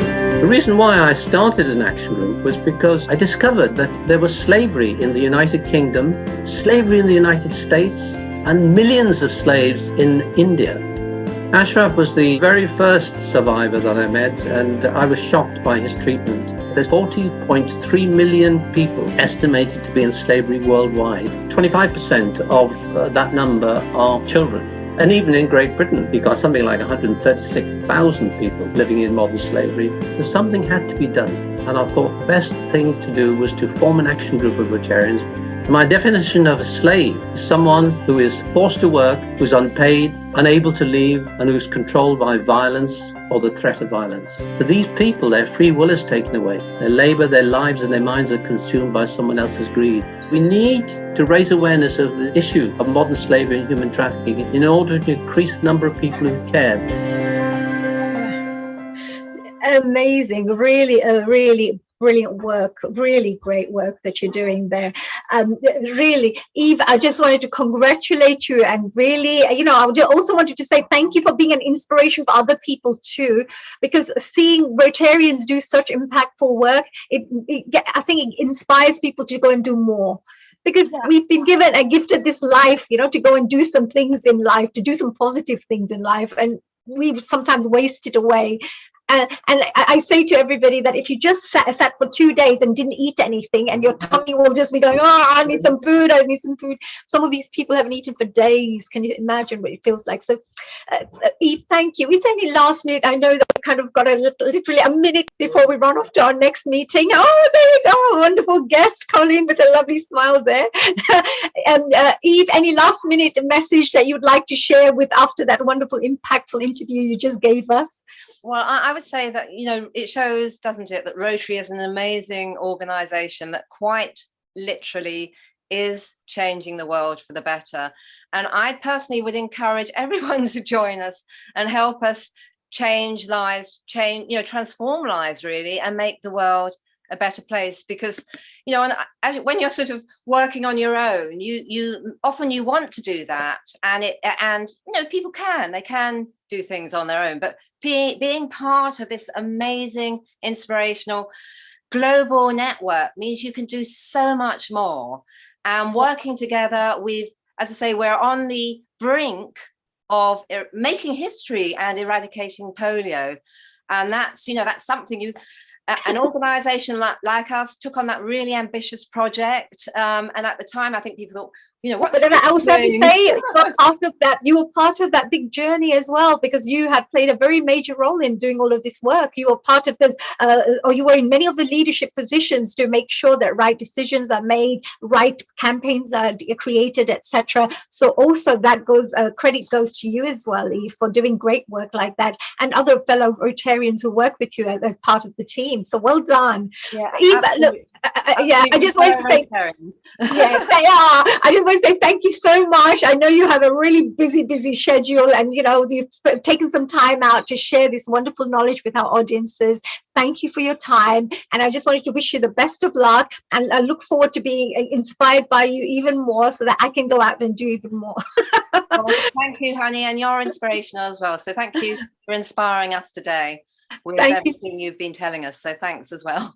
Thank you, dear Eve. Good mentors we have, I can see in Rotary. When we see other people do great work, you yourself elevate yourself to do more, so it's fantastic. So Eve, thank you very much for your time. Have a global namaste to you. Have a fantastic day. Do stay tuned in if you wish. If we do have a panel discussion, we may pull you back in again with a couple of questions if you're around, and enjoy the rest of the day. Thank you so much. We're really looking forward to hearing some more of our speakers today. They're very inspirational. So Thanks. Oh, yes. We've got a few surprise people coming in as well from the international side who'll be sharing a few things in between as well. So enjoy your day, dear Eve. And we're moving on to Colin Doyle. Colin Doyle, look at her with the lovely Rotary Club of London at the back. Hello. Have you had a good day today, dear Colin? Oh, absolutely, honey. Can you hear me? Is it I working can, well? yes, we can. I've found a new hot chocolate shop near me, so the world is automatically right today. So you're in a happy mode, right? Oh, very much so. I think I'll have to go back again later this evening and restock. Oh dear. Well, they're making me hungry here. But Colleen, I wanted to share with the rest of the our viewers out there, a little bit about your background, because you've had such amazing background within Rotary. So I just wanted to share that Colleen Doyle has over 20 years of Rotary experience, which she draws upon to identify opportunities for Rotarians to serve the community. And she also serves the community as a chairwoman of the newly established vocational committee of RCL, which is the Rotary Club of London. And she's doing a fantastic job of that, because I've been seeing her. She's a hard worker, very passionate, and she's got a strong vision, that we need to get this done. We need to help this many people. So she's very, very, really, she's another leader in the group. And then her energy, I have to say, and her passion for sharing the Rotary ideals, the spirit and the opportunities is definitely evident through her Rotary work that she's been carrying out, and which includes district and international activities. So she's been doing, I'll just share a couple here for you. She's been establishing English conversation clubs across London. So if you feel that you have a bit of a problem with the English language, you can go to a place completely free, join in, and improve your wonderful English as well, so you can have a better conversation with others. Also, she's been planning vocational visits to different organizations. She's also been doing, this is something I think is very brilliant, she's been developing training opportunities for Rotarians to even build their own skills to become the best versions of themselves. She's done many other things like piloting a podcast, and she's done a Soho soup kitchen. She's also been serving meals to the homeless, and many, many more things, which she's going to probably talk about right now. Now, the other thing I think she's done an amazing job with is she's installed water filters in 50+ schools in rural Thailand. So I think that's also a really great accomplishment. Well done there. And now Colin's professional career as a business analyst, that's her background, by the way. She's involved in IT transformation programs, and she uses her skills and experience to lead a diverse team of members, the Rotarian members, to work on various projects. And anyway, her main motto also is what I shared a little bit earlier. Colin believes in service above self, and today she's going to be talking about the invaluable training and life-transforming educational opportunities that are offered and delivered within Rotary. So Colin, I'm so excited to hear a little bit more about your work here. Please tell me a little bit more about your work. How you've been a Rotarian for 20 years plus, and can you tell us just a little bit of your journey? What made you join, and what have you learned from it? Why are you still a Rotarian after this many years? This is going to sound really funny, but thank you for letting me join in this afternoon and become part of the family today. I joined Rotary last century, which is a really interesting way to say. Obviously, my accent is Australian, so I became a Rotarian in Australia, and not long after women were welcomed into the Rotary. So by also my personal journey, I have seen a massive transition in Rotary itself to accommodate women and get women actively involved in projects, and for Rotary to grow in its it's making sure that it remains relative to the community and meeting community needs. So you're in quite a range of things, but you also have this vocational committee that you're chairing. You're a chairwoman of the vocational committee. What does vocational actually mean? Because there could be different understanding from different people, but if you could just describe, and what does your committee actually do? I mean, what kind of programs and campaigns do you do? Okay, so that's great. The Rotary Club of London is this year just stepping back and just looking at, we're establishing a separate vocational committee. So as you say, honey, people will think of it in different ways. First stop is the pure dictionary version. So where we are now saying is, let's step back from that dictionary version, and we're saying that vocation is simply skills and interests of people. It could be professional, could be academic, could be manual, it could be technical. So let me give you some examples. It could go from a plumber to a policeman. It could go from a chef to a surgeon, anywhere in between. Anybody. What about an interest in sport, an interest in photography, or perhaps an interest in music? So vocation is now, in our interpretation of how we're putting it into the Rotary Club of London, all things and everything. So that's why, picking up on Nadine's Pemberton, whose video you just showed before, she said Rotary is open to everybody, and that is absolutely true, because there is no skill nor interest that we cannot utilise in some way, shape or form in a Rotary project. Wow. So that's really good, because you're saying that you could be any profession, as you just mentioned, and you could have any skills. You could even have just communication skills or needlework skills or something. You can go and teach somebody needlework. You can go and, there could be anything you can do with that. That's lovely. I love that. That's the best part about Rotary. We really want to make Rotary's journey as being varied as our community changes, and we just really want to make it very simple. Rotarians are all about helping each other around the world and helping people in the community. So the vocational committee is to, if I put it as a little bit like a Rotary is a tree, the vocational service committee is the trunk of that tree, making a really simple analogy. And as a consequence, everything happens by understanding what vocational skills and interests we have in our clubs, that we can then utilise in our local community, in our district, in the UK and around the world. So that's where our job in the committee is to actually understand, when people become members of the Rotary Club of London or in any other Rotary Club, what is their skills and interests that they have, and how can we make them become more alert, aware of all the opportunities that Rotary directly provides, but also with the other committees in the Rotary Club of London and other clubs, how we can help them get into projects in those areas and support those other committees. Right, that's amazing, isn't it? Because really, education is the most powerful thing you can, I always say to people that you can give people, the gift of education, which will change people's lives completely. And here are some of the areas I think you work on. Is this the kind of, what kind of campaigns do you actually organize? Like, what kind of training programs? So within Rotary, I think we say about with vocation, there's two different angles that you can look at. Rotary itself has already established sets of programs that people coming into Rotary can use for both their professional development and also develop, if they've never done a project before, they don't know how to go about it. So there's a whole lot of educational materials already there, free to members, that they can receive. Within the Rotary Club of London, though, what we're also doing is we are saying our members have got skills that we can use immediately. So we're actually identifying what skills they've got and running their own training sessions within our teams. The other opportunity then, of course, is jumping straight in. Yeah. So the best way to learn is actually do something. So by getting people actively involved in designing a project, delivering a project, then we can help them build their knowledge and support them all the steps of those journeys, and obviously delivery of a program.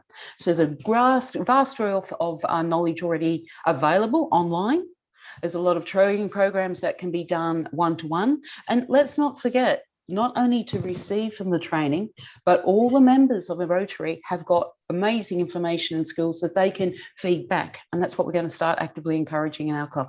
Wow, this is really fantastic. And also, because by joining Rotary and having these kinds of opportunities, like the vocational committee seems to be a really important committee where you're actually helping to enrich somebody's life and enhance their lives. And in turn, they can go out there to do even more for others because their skills have been polished, perhaps, or you've been able to give them more skills or training for areas they're interested in.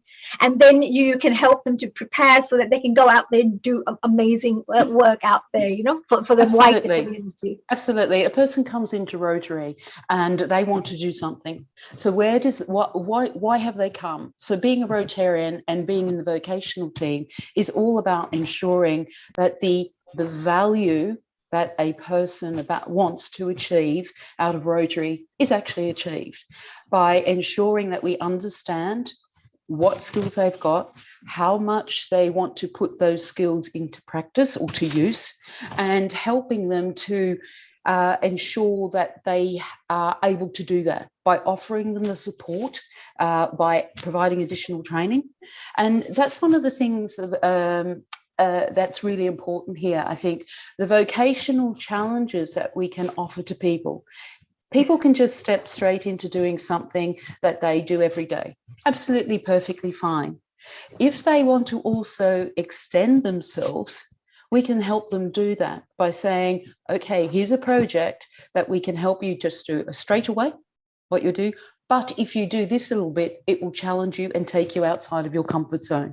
And as a consequence of that, the value that they are learning or achieving out of being a Rotarian is absolutely immense. Absolutely. I recall because I'm a bookworm, I love reading books. And one of the quotes was there, and they said, that if you teach somebody skills and training and give them knowledge, that wherever they go in the world, they'll be able to feed themselves and find ways and solutions to, whereas if you lose wealth or anything like that, those talents and skills will be helping you to rebuild everything because you will have all the things you need and tools.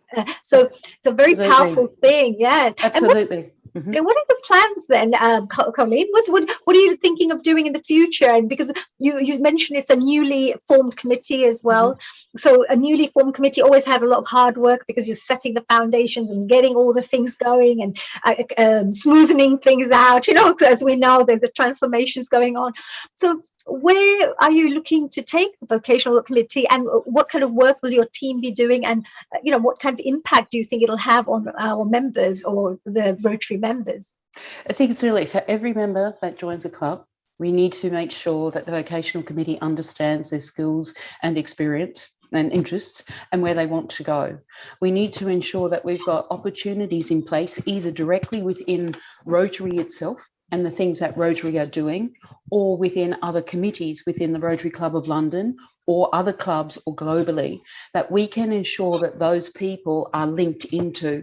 Importantly here, to make sure we achieve sustainable positive impact. And therefore we need to, that's what we've got to do. We've got to understand clearly their skills and experience, want to understand where they want to go, and how do we make that journey very easy for them to achieve their first step, and then grow and grow and grow. So it's not a one-step thing that we will need to do in the vocational. It's an ongoing journey. Right. And also there's lots of areas of focus as well, isn't it? Because there's the economy side, and then there is a mothers and babies side, and there's education side, and there's youth exchanges and things like that. You have also, like the people of action, the Rotary action groups, etc. So there seems to be something for everyone, for them to be fitted somewhere.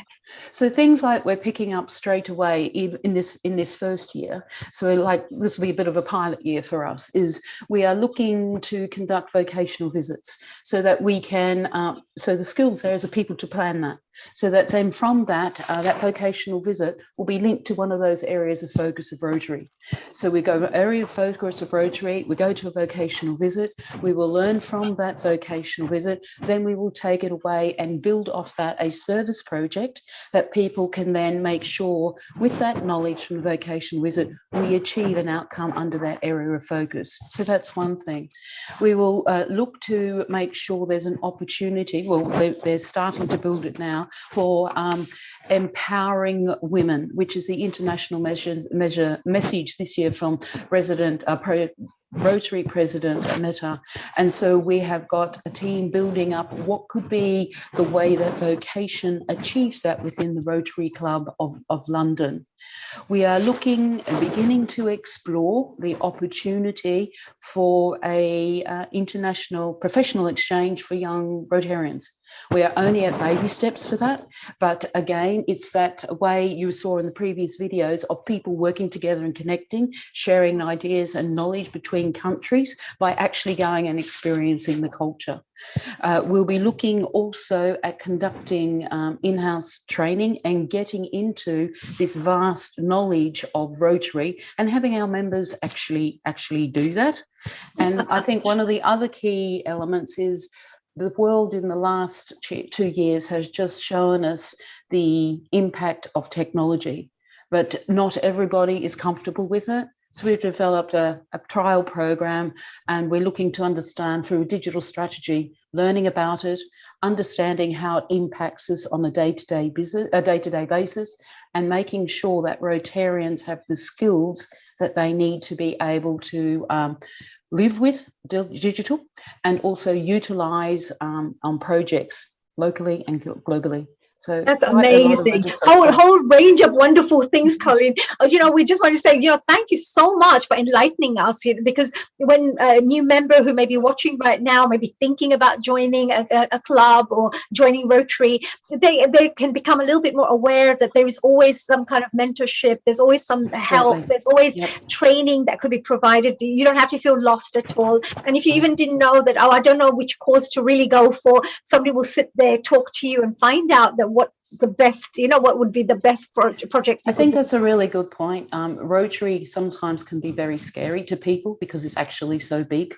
So we can utilize this community, this committee, the vocational, which does not operate by alone. It's the trunk of the tree for a Rotary Club, and it can then help signpost. And if you've got signposts, then that removes all the fear factor and becomes far more exciting because you've got so many streets to turn down. You can help people go that way, that way, that way, that way, or all ways. So we're a signposter. We've got an A to Z in place by the looks of it. Very nice. And Judith is here as well. We've got our next guest, of course, Judith Dimond. I'm so excited to speak to her as well. Just like you, Colin, you have to listen to her. She's another inspirational lady who I'm totally, she's just enlightened me in so many areas. Amazing lady. So, Colleen, I just wanted to say thank you so much for sharing this wonderful information about the vocational committee.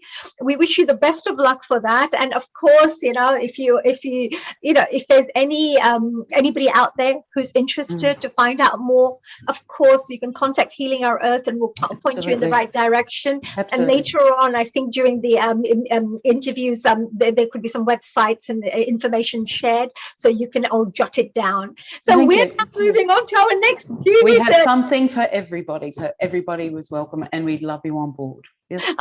If we don't have it, we will make it immediately. Absolutely not a problem. She's a can-do lady. Our dear Colleen Doyle is a can-do lady. I can see that. Colleen, have a lovely day. Thank you very much for sharing your wonderful knowledge with us. And a global namaste to you. Thank you so much. Okay, thank you, Colleen. Afternoon. Bye-bye. So we now move on to our wonderful Judith. Hello, a global namaste, Judith. Hello, honey. And thank you for inviting me. Oh, thank you for coming. You're so looking gorgeous. I love the red. Such a beautiful color. It suits you so nicely. Judith, you are an incredible woman. And I was so super excited to, introduce you to our wonderful audiences who are there. Probably more than 30 countries have tuned in right now. And those of you who probably haven't heard, if you haven't heard of Judith, the rest of you probably would have because of the great work that she's doing. Let me do a little introduction, just a little introduction about Judith. Well, Judith started an independent, award-winning Thames Valley public relations consultancy in 1988 and has held senior positions in marketing and communications for over 30 years, including working as a head of PR at the Natural History Museum. And I love museums. And Judith also has a wide-ranging experience of event management at all levels, including international conferences, exhibitions, and all sorts of award ceremonies and excellence awards. Judith's involvement is also has been in the local community, and that's included helping with the Thames Hospice fundraising, Rivertime Boat Trust, Stanley Spencer Gallery, and many, many more. Judith also has been a district governor for the Rotary International District 1090 and president of the Rotary Club of Windsor. She's also currently a member of the Rotary Club of Maidenhead, but she's coming to London, I believe, very shortly. She was also appointed, by the way, this wonderful story that you heard about polio almost being eradicated. Well, here's another backbone behind these kinds of campaigns. That is Judith, because she also had been appointed to the International Polio Plus Committee and has chaired the IPPC Grants Subcommittee, which recommends grants up to $150 million annually to the World Health Organization and UNICEF. And I'm sure she's going to tell us a little bit more about all the work that she does as well. So welcome, dear Judith, to our wonderful Healing Our Earth. And we're so, so proud to have you here. And today I'm going to be picking your brains about all the wonderful, exciting things that you have done in your life. And I've got some amazing images here as well that I've seen and had a chance to kind of peep into. And I'm so looking forward to sharing that with the rest of our audiences out there. So can we perhaps start off with asking you, dear Judith, the first message that you'd like to share to start off this whole Rotary special, what would I say, exchange of ideas and sharing of your knowledge? Thank you, Honey. And Colleen, I just congratulate you on your presentation, because I agree with you that vocational skills is the really heart of Rotary. And by using our vocational skills, we can help to change people's lives for the better. I was very fortunate that in 1996, I was appointed a public relations consultancy to Rotary in Great Britain and Ireland. And of course, at that time, as indeed today, the priority of Rotary all around the world is polio eradication. And so I've spent the last 25 years both promoting Rotary in a PR sense, writing articles, speaking with clubs, but also, and possibly even more important, doing advocacy to governments and philanthropists at any organization where we may be able to get funding for the program. And at the beginning of the time when I started working with Rotary in Britain and Ireland, Rotary International launched its advocacy program to donor countries. And they did this by appointing national advocacy advisors in 20 key countries. And so I've been coordinator of the current group of advocacy advisors. And I'm also the UK National Advocacy Advisor, liaising with the UK government. And I still remember the very first meeting I had. It was with the Overseas Aid Department at that time, in 1996, when I went with Rotary International President in Britain, Keith Barnard-Jones, who is a medical doctor. We went to the government, telling them about the polio program and seeking funding. And I'm still doing that today. I've just sent a letter off last week to the new Minister for Asia, who is also responsible for polio, Amanda Millings, requesting a meeting so I can go in and brief her. So this has been an ongoing program for 25 years. And I'm really proud to say that the UK government over that time has contributed £1.6 billion to the program. And collectively, the 20 national advocacy advisors has helped raise from various donor governments, particularly Canada, Australia, Germany, and the European Union. We've raised $9 million. We've helped to raise $9 billion 9 billion. Oh, wow, that's a lot of zeros. Wow, Julie, congratulations for that. Wow. So are absolutely key to the success of the program. And obviously, doing this, I've arranged many meetings with the UK government, but also I've organised a lot of meetings in Parliament, in the House of Commons, the House of Lords, and also at Chatham House. And also I've been very involved with advocacy in Brussels with the European Union.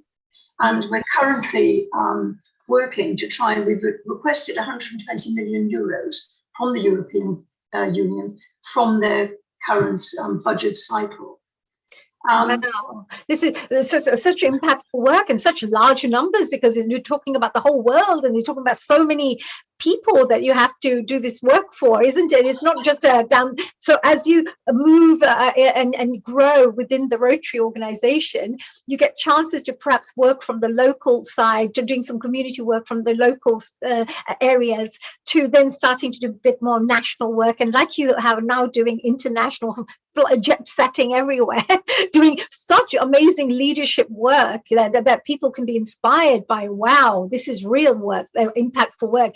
You also have a media background, a journalism background, and you worked on some amazing campaigns to bring attention to this wonderful cause. Can you tell us a little bit about that with your professional media background?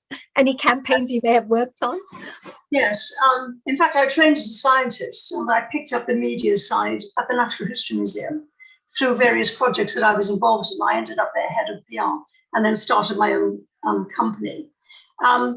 Yes, I mean, we've done some amazing things with the polio program, and I've been incredibly privileged to be involved with them. One of the events we organised was at Windsor Castle.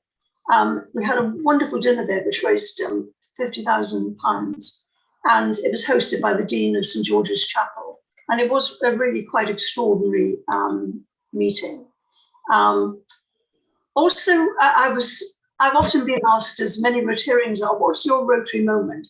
Well, I can say one of my Rotary moments was actually projecting the Rotary End Polio Now onto the House of Commons. You showed that slide at the beginning, I think. Yeah, that was a beautiful, look at that. That was amazing. I'll never forget that day. It was February the 23rd in 2008, and it was a very foggy, misty London day. And we had an opportunity through the Speaker of the House of Commons to project the Rotary logo onto Big Ben. That's what the original idea was. And I was asked, because I was responsible for PR, I was asked to implement it. And I thought, oh, yes, I do this every day, projecting things onto the building. And it was Westminster, originally we were going to do it from Westminster Green, but they said no. Westminster Council said absolutely no way. Lambeth Council said no. So I had a client at St Thomas's Hospital, a consultant there. I went to him and I said, could you put me in touch with the media department? He did. I explained what I wanted to do, and I said, could we use their terrace? Absolutely, they said. And I found this wonderful company from Stockport who came down, had a site visit with me. And at that meeting, we decided not to put it onto, because we were just going to do the Rotary logo, not to put it onto Big Ben. But he said, actually, he'd done his research. He said, the only bit of the Palace of Westminster, which is not illuminated, is the rectangle where you can see on the photograph the Rotary logo and then he said, we should project it onto there. And because we were putting it onto this very large space, he said, you can have 3 words. So I went away and I thought, gosh, what 3 words are we going to sum up Rotary? And I thought, well, polio is our priority. So I just made that image, End Polio Now. I did try it by our Rotary International colleagues in Evanston to make sure they were happy with the branding and the messaging, and they still, that's absolutely great. And then when I went to the Rotary International Convention, so this was February 2008, in June 2008, I went into our exhibition area, and the Rotary International stand, they had picked up on the End Polio Now and changed it to the red, yellow and white colours and adopted it to be the global branding for the programme, which it still is today. So that was definitely my Rotary moment. Oh, wow. Congratulations for that one. And it's wonderful because being a PR and having a media background as well, you must be very creative as well to think of a lovely, and the amount of exposure you could help to get for the work that's being carried out as well. Such a lovely artistic, creative idea there. And you've also created some amazing campaigns where you've worked with celebrities and brought celebrities in through, what was that about? Because I mean, this was really exciting. I saw Naomi Campbell there, and I can see Tony Blair. Which projects were these? The 12 years that I was PR consultant for Rotary in Great Britain Island, I worked on some amazing initiatives across all aspects of Rotary's work. And of course, I got sucked into Rotary as a result of that, and I joined the Windsor St George Club in 2004. I was actually the first woman to join there. And I have to say the whole experience has obviously changed my life. And I worked with, every year, the incoming president would have his own theme, if you like, and a special charity to support. So I worked on setting up the press launches for things like, we did the Stroke Awareness Day. I think that was about 2003 with the RIBI president. And of course, that's still going today. I also helped with the launch of the Kids Out Day with Rotary clubs in Britain, with Mercy Ships, with Motability, and also with the Institute of Cancer Research, which was supported very much by Sir Julian Fellows. And in 2008, you may remember there were terrible floods in the UK, particularly in Gloucestershire and Yorkshire. Yes. And Rotary launched a flood appeal. We'd already raised about £13,000. And the government wasn't doing very much about it. And there were hundreds and hundreds of people who were literally homeless. And I got a call on a Sunday morning from Naomi Campbell's media company saying that she'd spotted the fact that we were trying to do something and she wanted to help us. And she organised a fashion show at London Fashion Week, which was exactly 3 weeks later from the day that I got the call. And she said, would I work with the team? And so we worked flat out for 3 weeks. It was the most extraordinary experience. We had a whole day of media interviews with the RIBI president, Alan Jagger, and Naomi, and they hit the national press. We had a press launch at York Gate, which was the London district's office at the time. And Naomi brought along all the supermodels. And of course, that hit the global media. And the actual event at the Natural History Museum was the most extraordinary event I've ever been to. It was absolutely packed with celebrities acting as models, and the Duchess of York and Princess Beatrix, they also modeled. And the most important thing is we raised over £1 million for the flood relief scheme. And we then had a Rotary committee, which I was part of, actually allocating those funds to projects in those two regions. So that was a very special memory for me. Wow, this is really brilliant. And also, because you've also done a lot of work on the international level, and it must be so interesting and so important because, as I always say, because Rotary International is definitely such a huge engine, as we say, a big organization. You work with UN, you work with all these different international agencies, etc., to conduct this work and to really create the maximum impact you can with the best partners possible. So can you tell us a little bit about that side of work that you do? What kind of work have you done in that area? Yes, of course, Rotary is part of the Global Polio Eradication Initiative. We started it. And our partners in that is the World Health Organization, UNICEF, the Bill and Melinda Gates Foundation, and the Center for Disease Control in Atlanta. And we all have our responsibilities. So Rotary's responsibility is fundraising, advocacy, volunteering on the ground. And we have Rotary National Polio Committees in many countries today. UNICEF provide the vaccines and the social mobilization on the ground. WHO, of course, managed the program and all the technical side of it and the staffing. Bill and Melinda Gates Foundation, they provide a lot of funding, but they also provide a lot of research facilities and staff on the ground. The Center for Disease Control are responsible for the surveillance of the disease in all the countries. They do an amazing job, and the surveillance is absolutely critical to the success of the program. They also carry out research. They're a very respected organization. And so I attend many meetings. Every week we have conference calls on communications and advocacy. There's a core advocacy group with all of these partners.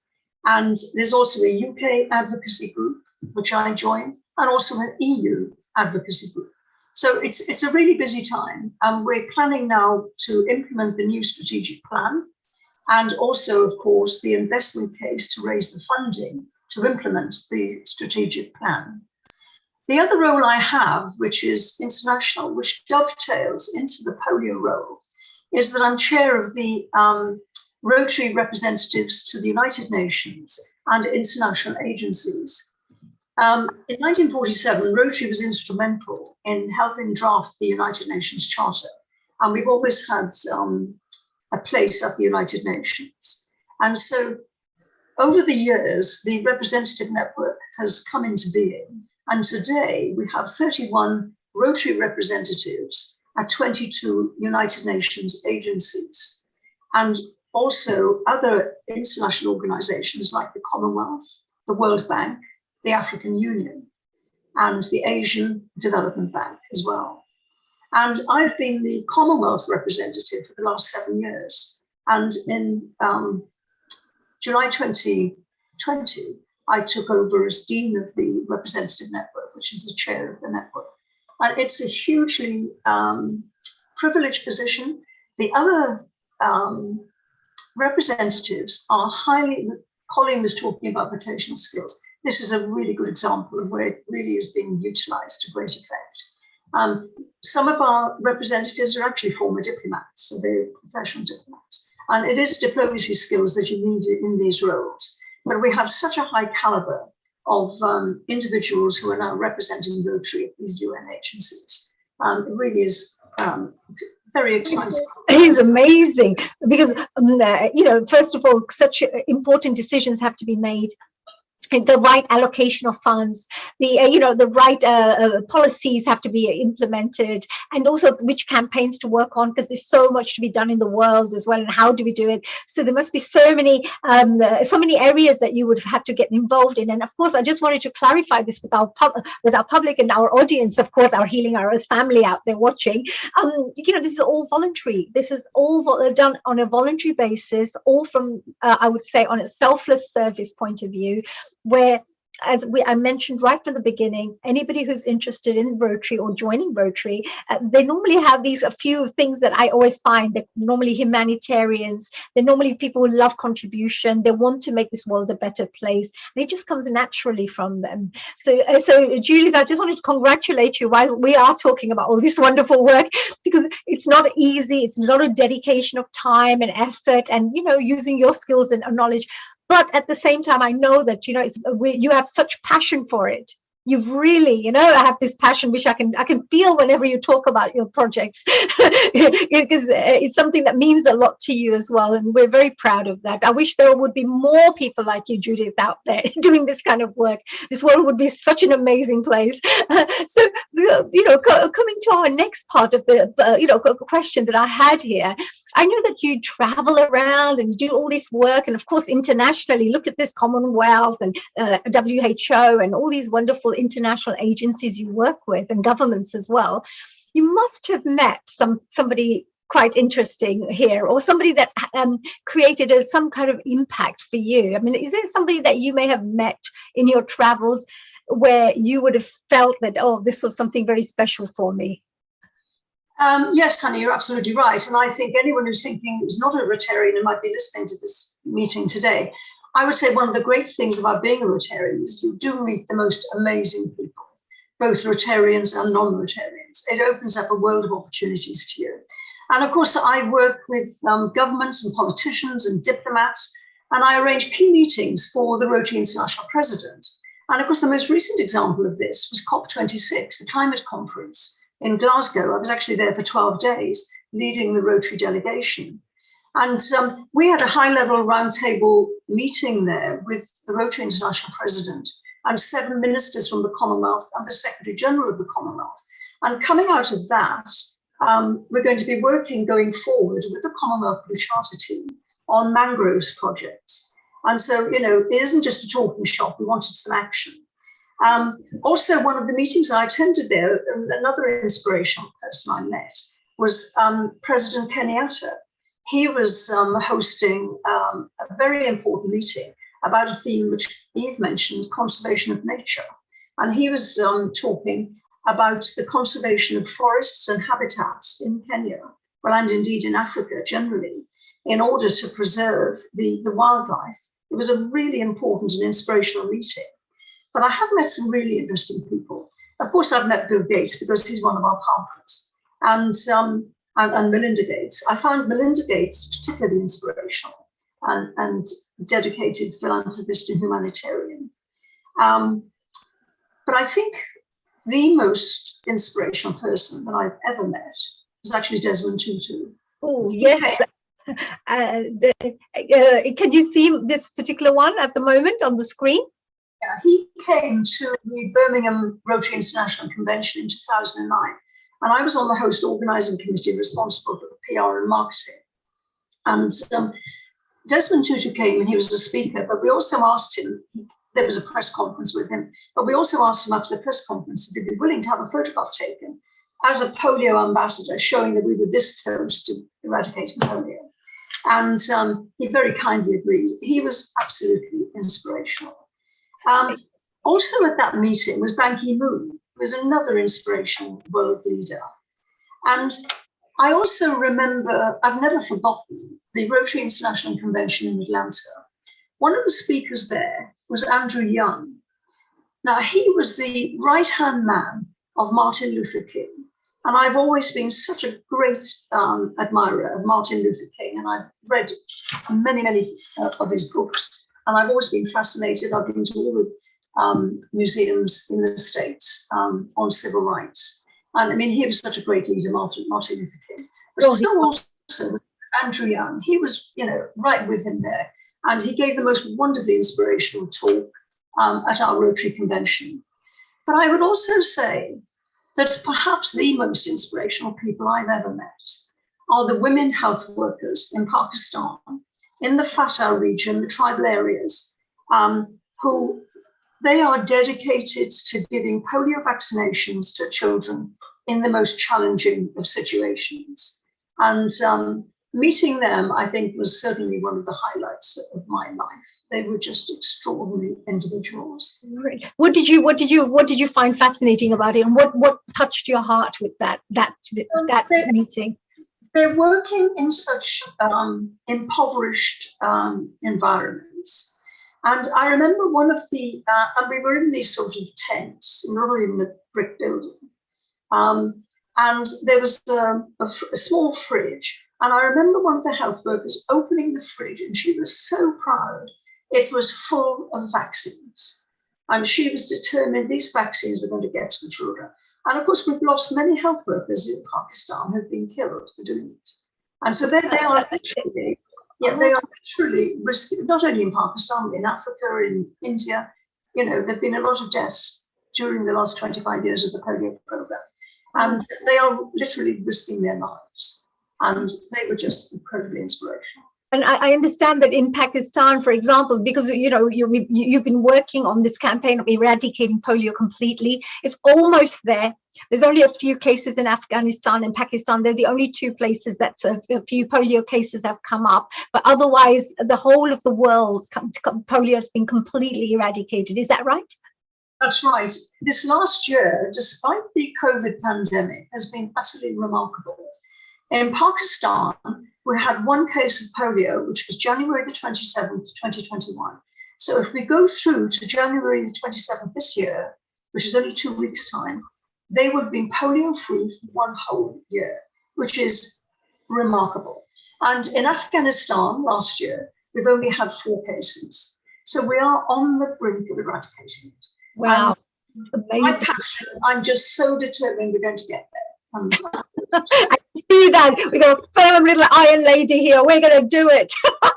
Oh, Judith, you've been so amazing. You've been so inspirational. Just to finish off with, before we move on to our next guest, I just wanted to ask, I know that you've done such a range of work, so there's so many questions I would love to ask, but in this limited time. But what kind of people do you think would join Rotary? What kind of people? Because there's always different types of people. We may have somebody who's more interested in sports, some people who's interested in this.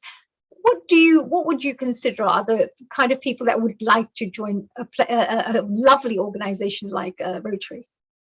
Well, I think any person could join Rotary because we have such wide-ranging activities. Clubs are all very different. No two clubs are the same, and they have different emphases. And I really genuinely believe that in Rotary, there is something for everyone. And it's the most wonderful opportunity to actually give back to your local community, to your national country, but also to the international community. And you can, if you join Rotary, you're joining a global network of like-minded people. And you can use your vocational skills to help change lives for the better. And what's not to like in that? That's true, because I mean, you've been working on such vast so many different types of projects. This was like 4 different projects that you've been working on or something here. Is that right? This is some of the projects. Yes, these just are some examples of joint, the Emporio Now picture on the right. That was when I went to a national immunization week in India, in Delhi, in 2016. And he's a Rotarian, and there's such a diverse range of cultures and ethnic mixes in Rotary. It's just wonderful. And the local community, top left, is my own local club in Maidenhead, actually planting crocuses outside our local library. It was a very bare, dull patch, and we put 5,000 crocuses in there. And the bottom right picture is President Shaker at COP26, looking at the 20 shortlisted entries of the schools competition, which the Rotary Club of Helensburgh and Garrow Lochside organised for COP26. They had over 4,000 entries, and we had the 20 shortlisted ones exhibited at COP26 in the Commonwealth Pavilion, and I announced the winners of the competition there. Oh, wow, this is it, because all these things I can see here, lovely little photos all out there, such amazing things that you're doing, and it's such a vast, it's all different. Some people may like health, some people may like to do this, some people may want to work with environment or species, endangered species. It could be anything really. So that's amazing. It was really, and finally, these are all the Commonwealth projects that you've been working on as well, haven't you? So I thought I just wanted to share that with our audiences out there, that look, Julie's been traveling all over the place doing Commonwealth work, working with different groups of people, diverse people from diverse cultural backgrounds. Actually, we had somebody who's going to be joining us just now, our special guest, Mr. Madhusudan, who's going to be joining us just now. And he's a Rotary Scholar alumni, just like Eve was. She was a scholar before, and he's been a Rotarian. So it'd be wonderful to find out. He does a lot of spiritual work around the world, and I think there's a lot of peace projects that are going on at the moment amongst the international countries. Is that right? All the different projects that are going on. Judith? Sorry, I didn't quite catch that. Sorry, I was saying there's lots of international peace projects that are being run right now from the different countries. People are coming together to create, like the Indus Peace Park, for example, and there are various different really wonderful initiatives, powerful initiatives that are coming through. And we actually have Mr. Madhusudan here. Namaste, Mr. Madhusudan. I had a question actually for Judith while you're here. Thank you for joining us here on Healing Our Earth. And I know that your background is that you were a Rotary Scholar and alumni, and you've been a Rotarian for a very long time. And you're also part of the Brahma Kumaris organization. I've studied a lot of their work, the Raj Yoga things, and I've traveled to Mount Abu as well as a special guest. But, would you like to perhaps share how can an organization like Rotary be used to do some good work and spread a bit of peace and harmony around the world? No, thank you first, and a global namaste to you and all the esteemed Rotarians that I see around the the screen. Two slight corrections. I'm from the Chinmay Mission, UK, and wasn't a Rotarian. I benefited from the scholarship that was called the Freedom from Hunger Scholarship way back in 1989. And I just wanted to say thanks actually to this wonderful organization, and have been able to kind of take the ethos and put that not only in my work, but also, as you mentioned, in the spiritual activity. Because fundamentally, I think, what really resonated in the early days, I was, in my mid-20s, didn't know anything about anything. I was a little yokel out of university in Coimbatore. Somebody just passed a flyer around, and there's a Rotary scholarship. Would you like to apply? And a few of us did. And that's how, from a small town in India I ended up in Adelaide. And it was an amazing opportunity, not least because personally, as from my own family, I was the first one to go abroad. And the scholarship enabled me to do that. On the other side, I was greeted by this absolutely wonderful Rotarian. God bless his soul. He passed away 2 years ago. I've been in touch with him. He was, they attach a mentor to you who is the local guardian sort of.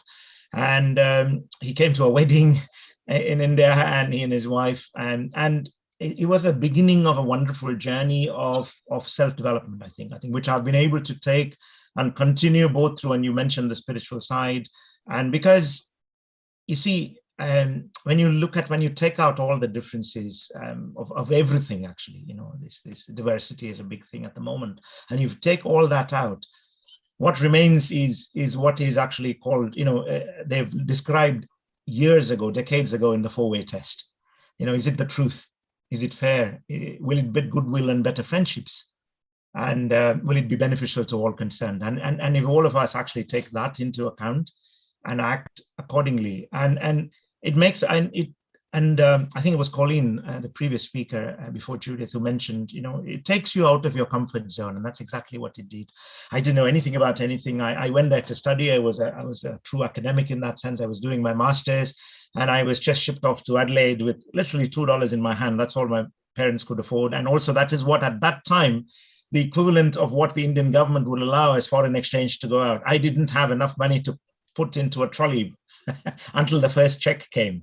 So it was a complete change of scene, and it really made me who I am today.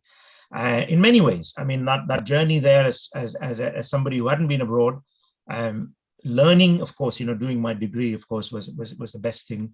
I got my PhD thanks to the scholarship, but also gave me so in return, what I had to do was to speak to a range of Rotary clubs, and I did 30 of these. I still very proudly have all those souvenirs that are wine glasses with each Rotary club's name embedded on it, embossed on it.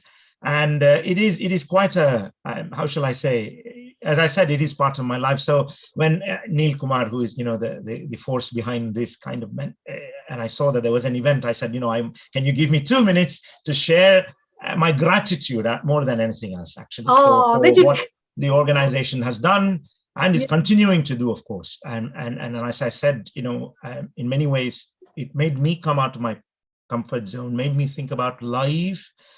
Although I haven't been able to contribute through Rotary, I've got the other mission that I do exactly the same thing.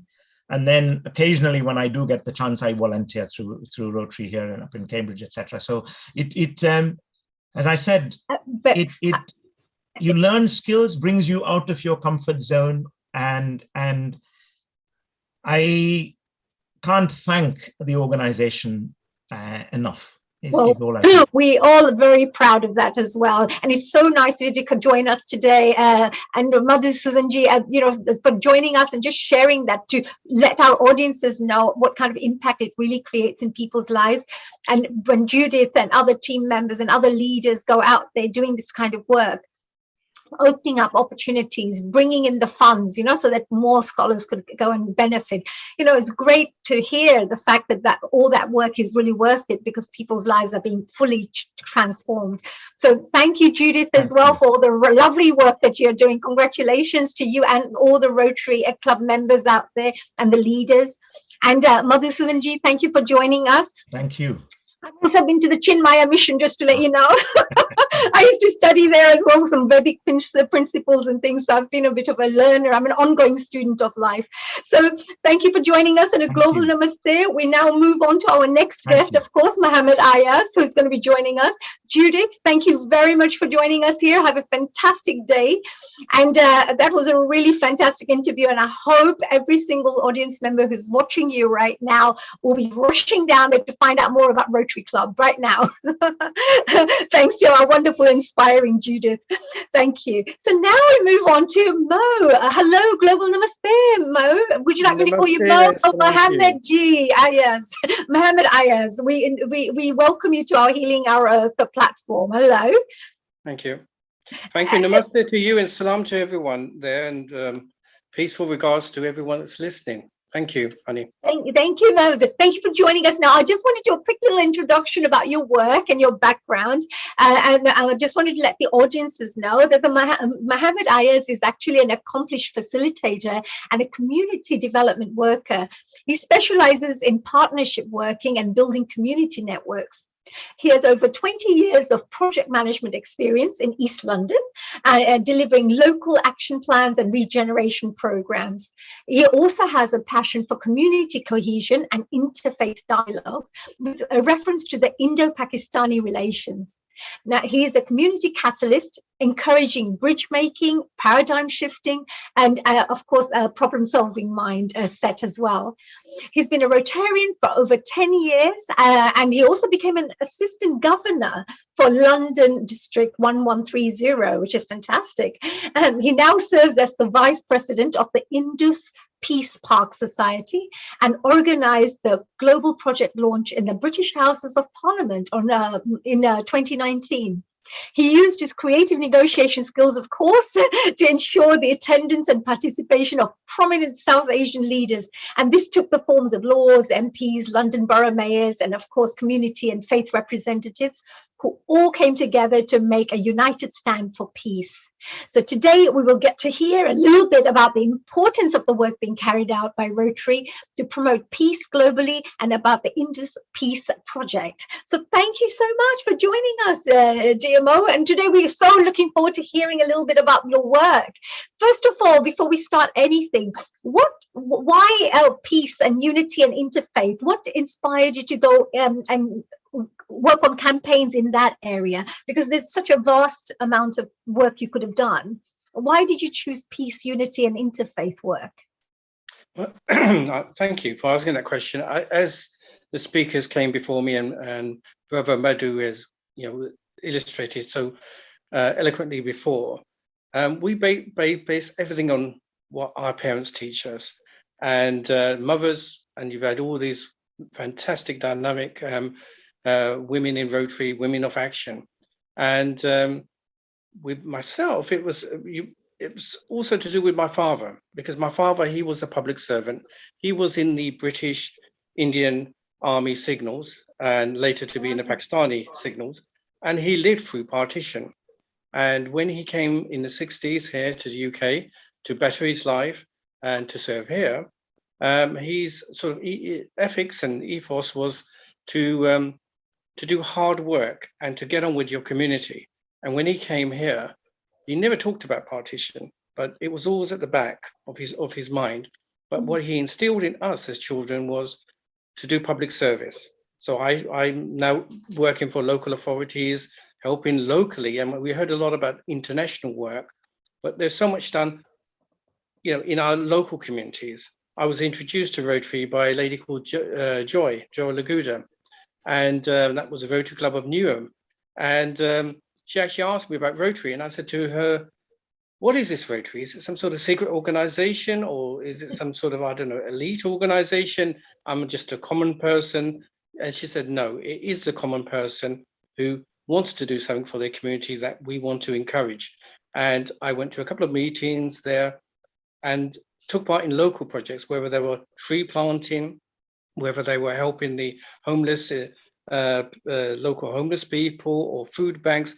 There was such a range, as our speaker said before. There's so many different themes of Rotary. It's basically based on a humanitarian principle.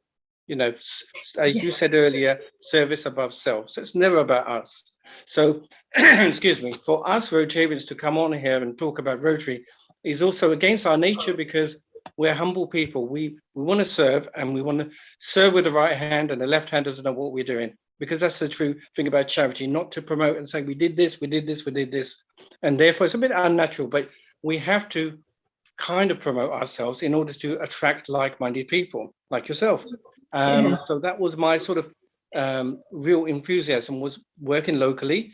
And then I came across Tony Sharma. As you said before, women came into Rotary a bit later on, and he was the first district governor who had Indian heritage. He's a close friend. When I met him, just like Brother Madhu before, you would know who's Pakistani heritage, who's Indian heritage. And he showed me so much love and affection. And he said to me, you're in Rotary, but what is your passion? And as Colleen said early on, you've got to look deeply. But once you're doing things for the community, naturally it flows out of your heart what you want to do. And what I wanted to do was, in my name of my father, to try and do something to help peace in between India and Pakistan. So that's where my passion came from. Wow, this is really interesting, because because that's why you're so passionate about it, because you work so tirelessly and passionately for this particular cause. And also, just to find out, and for our listeners and our viewers to understand, what kind of work is being carried out at the moment within the Rotary relating to peace and conflict resolution and that kind of area? Well, as the speaker said before, we do have peace centers around the world, and that's impart knowledge to master degree levels, and postgraduate level, and try and teach the skills, the tools to do peace. And a project that illustrates this is a project that was done in Papua New Guinea, where you had about 8 villages, 5 different cultural backgrounds, always fighting with one another. And 2 Rotary clubs based in Australia, collaborated with a local Rotary club there and managed to secure peace by supplying clean water to the area. So they signed an agreement or understanding between the different tribes. Okay, we all need water. That's the common feature we need, is water. So why don't we get on? And water acted as a facilitation. Water acted as a catalyst for peace. But through Rotarians there who just felt, wait a minute, let's look for what they have in common, what their needs are, and stick to our principles and try and do what we can in the most transparent manner. Yes, I like that as well, because it's very, the way things work is very transparent, it's very, straightforward, and it's so easy to work with people like that. We feel comfortable as well. But, sometimes I imagine and I think that all these governments are working to try to create peace, and everybody's like having meetings and discussing conferences, and all sort of summits are taking place.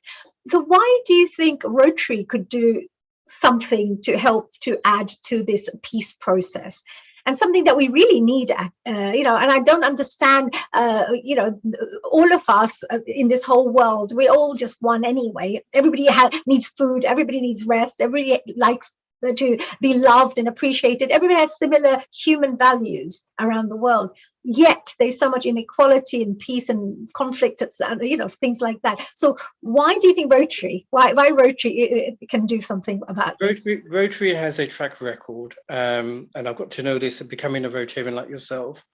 Rotary was instrumental in facilitating the formation of the United Nations. So it's always been there to try and connect people. Rotarians are super connectors if they do have a superpower, and that's to get the right people around the table to try and make things happen, positive things happen, as you said. But what makes us, going back to your question, what makes us think that we can do something that politicians can't do and other people can't do? Well, the 4-way test, as Brother Madhu said before, 4-way test is a non-partisan, a non-sectarial ethical code for Rotarians to use their personal professional relationships. The test has been translated into 100 languages. And as Brother Madhu said before, you have to satisfy each criteria in all the work that we do. We have to say, is it the truth? We can't be bamboozled by media spin, etc. Is it fair to all concerned? And I will go into this later on. we have to look from every angle, from every participant who is a stakeholder. Are they actually going to, is it going to be fair to them? Is it going to build goodwill, like the water project? It established goodwill and friendship. That's very important. And will it be beneficial to everyone concerned? It has to be a win-win. And if it satisfies these 4 elements of the test, it's something that Rotarians can do, which politicians can't do. That's a very good point, a very good answer, actually. Thank you for that. It makes a lot of sense because they're very neutral as well. They're not a non-political organization, so they're very neutral in their stance, etc. So from all of the work that you're doing at this moment in time, is there is something you can, before you tell me a little bit about the work that you're doing, I've always wondered, there is something that I was very confused with. And you have Rotary Peace Scholars, you have Rotary Peace Centers, and then you also have this Fellowship of Peace. Could you tell me what are the differences and what are all these organizations, or what programs are these? Yes, I mean, as we said about the Peace Scholars, any individual from any part of our community can apply to be a Peace Scholar, as long as they've got the leadership qualities, as long as they've got the passion and got the qualification. They need an undergraduate qualification in most cases, and they put their names forward. And it's almost like one of these competitions where X Factor, where everyone goes forward and says, I want to be a peacemaker. They have to go through a fair and transparent application process, and at different stages, club level, district level, and then they're taken into a pool and decided on who should become a Peace Scholar, because you want the cream of people that are passionate. They may not have the exact qualifications you want or the exact background, because at the end of the day, we are open to all backgrounds because that's our strength, the diversity. But also, these same people will go into government organizations, international organizations, big companies and multinationals. So they are our ambassadors. And the peace centers, there are peace centers all over the world. And I was just looking this up, basically North Carolina in the USA, you've got Tokyo. Yes, we're going to very shortly have a special guest as well from around that area. Who's going to be joining us. You're going to love meeting him. Absolutely. So, but we've got so many. And when we talk about the Indus Peace Park project, we hope to also have a peace center within the Indus Peace Park on the border between India and Pakistan. And that will be a catalyst for so much more. But I'll wait for your. But the Indus Peace Park actually is one of the biggest campaigns you're doing right now. Something that quite a few of you active members are involved in. Yourself, Tony Sharma, and quite a few, even our president as well. So they're all involved in doing this, knowing that it's a very important project to take on board. But what kind of impact do you think it's going to create? Because, what is the project, first of all, and why is it so necessary? Absolutely. It's necessary because you have 2 nuclear-powered countries who have a history of partition. Partition itself, more than 1 million people were victims of partition on both sides. There was no innocent party. It wasn't, the Hindu community was okay, or the Muslim community.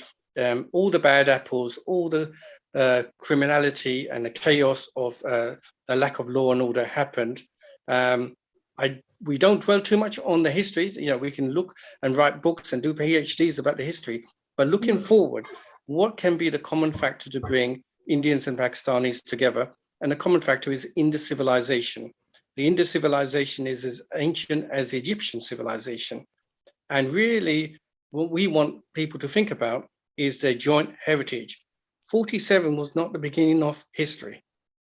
And the Indus civilization had an incredible skill in managing water and developing cities and looking at climate and the environment around them. So all these values are in our Rotary sort of checklist of what we need to do.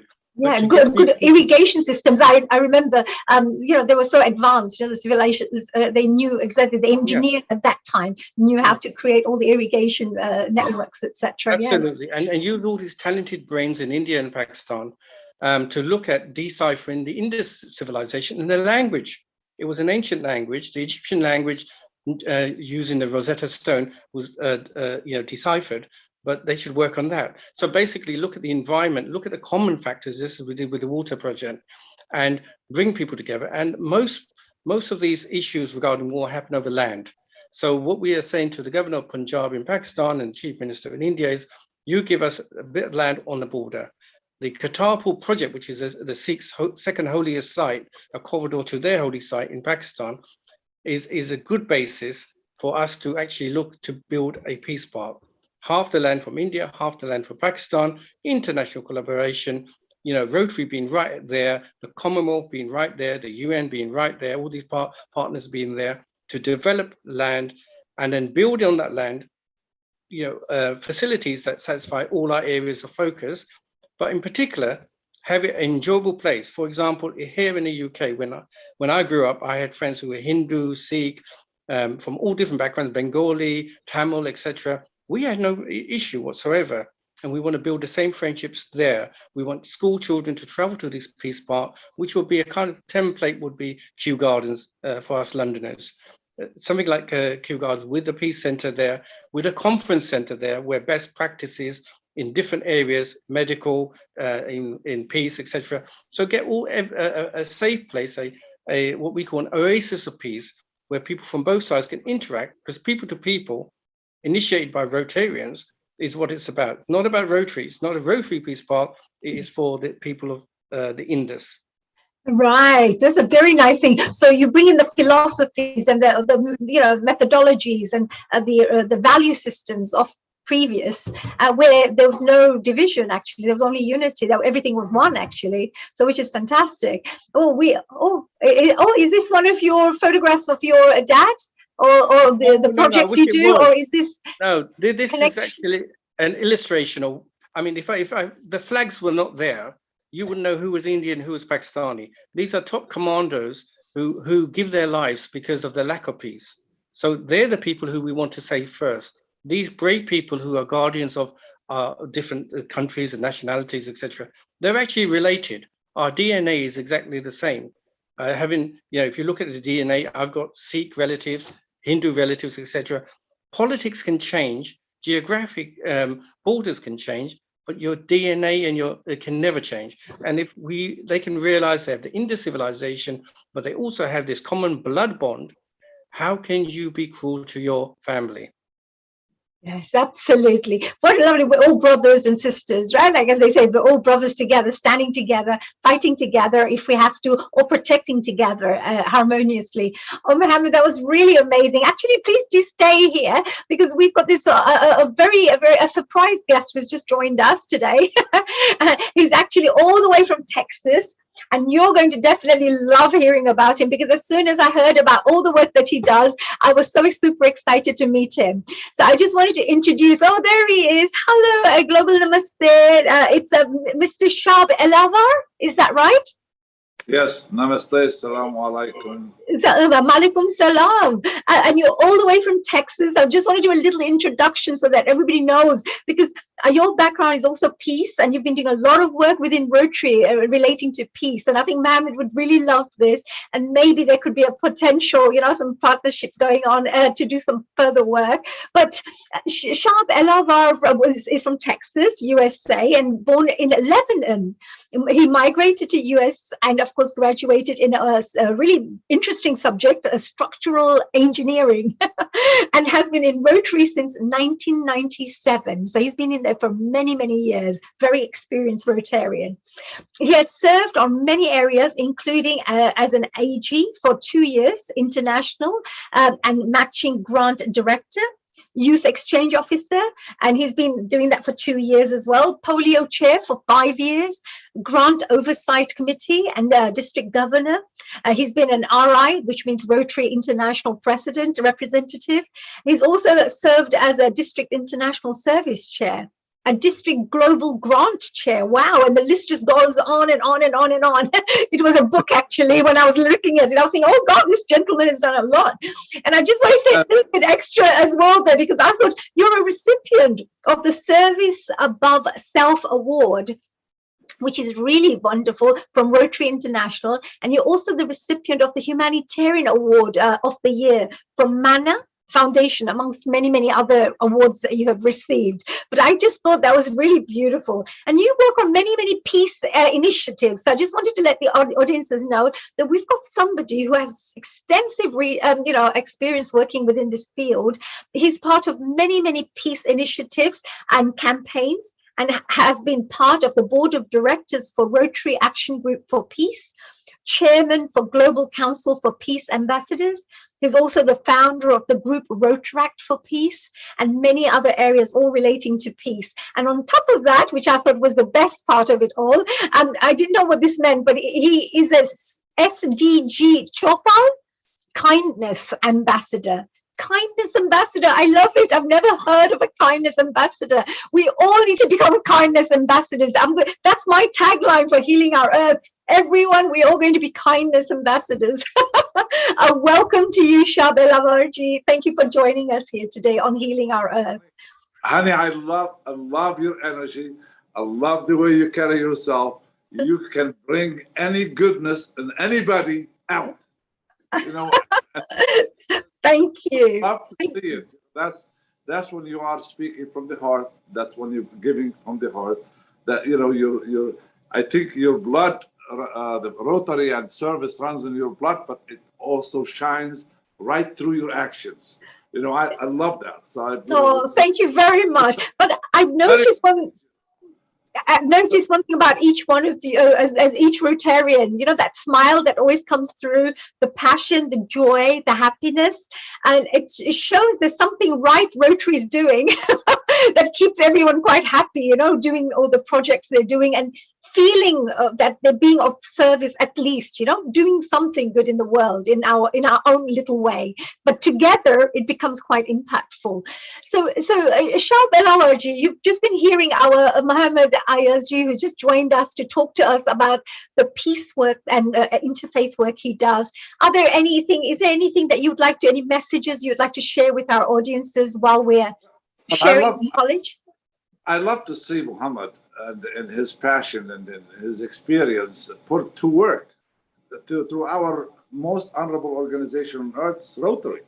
And we are proud to see young people like Muhammad and the Rotaracts. I mean, you have a great Rotaract in Pakistan, and I've been in contact with all of them.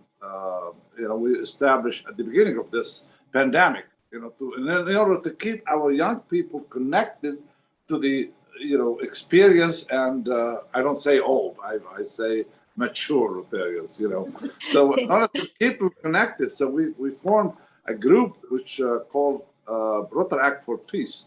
And then again, I want to thank Sandeep, who came up with the Rotaract for Kindness. And then, they formed the SDG Chopal, Sustainable Development Goals, and they said, well, we're gonna give you an ambassador for peace because you have brought so many Rotarians together, and now we brought so many Rotarians through global grants. I mean, every month we hold a global grant project fair, which is hands-on, connecting people like Muhammad. Like the other day, we connected one young lady from Nepal with her global grant. And that was a Rotaract. That was the first global grant Rotaract has put together. Bringing people together, that's what brings peace. Because ultimately, what we invested in Muhammad and somebody else, some other young people, it comes back to us. And imagine that. See? Let's multiply. Let's say Muhammad, he started at 18 years old, and now it's 78. He's 78 right now. Imagine that. I'm going to use my calculator to multiply that. Let's say he has served 60 years in Rotary, times 365 equal, times 24 equal. So Muhammad, by the end of his life, he will serve 568,800 hours. So that's why we invest in young people, okay? Because they last longer, they are flexible, they can do. But also, studying and being with Rotary for all these years and becoming on the board directors for Rotary Action Group for Peace. And now we're starting another two groups, also one for Rotary Action for organ donors and Rotary Action for public diplomacy. So these are one of them just giving life, directly, and one of them is just also dealing with problems before they exist. And I love the public diplomacy you just mentioned. It's very important to have that, actually. I think I'm going to have to sign up with your little organization too, because I would love to do that. So very nice. Excellent. So please carry on. Yes, that's lovely. Well, thank you.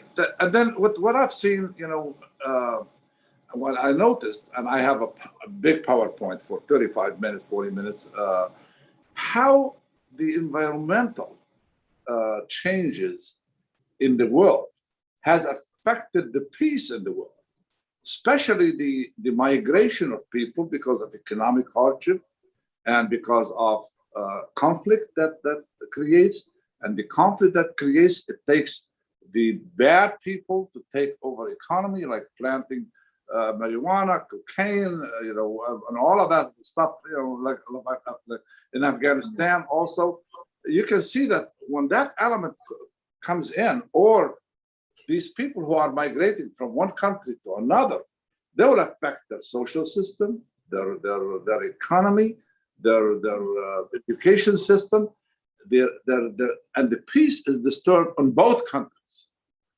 Leaving your country disturb that country, and coming to another country and not knowing all the laws and the protection and stuff, it affects those people also mentally, and leaving these families behind. That's what I love about Rotary, is the positive peace that we create. We identify a problem, and then we go into work.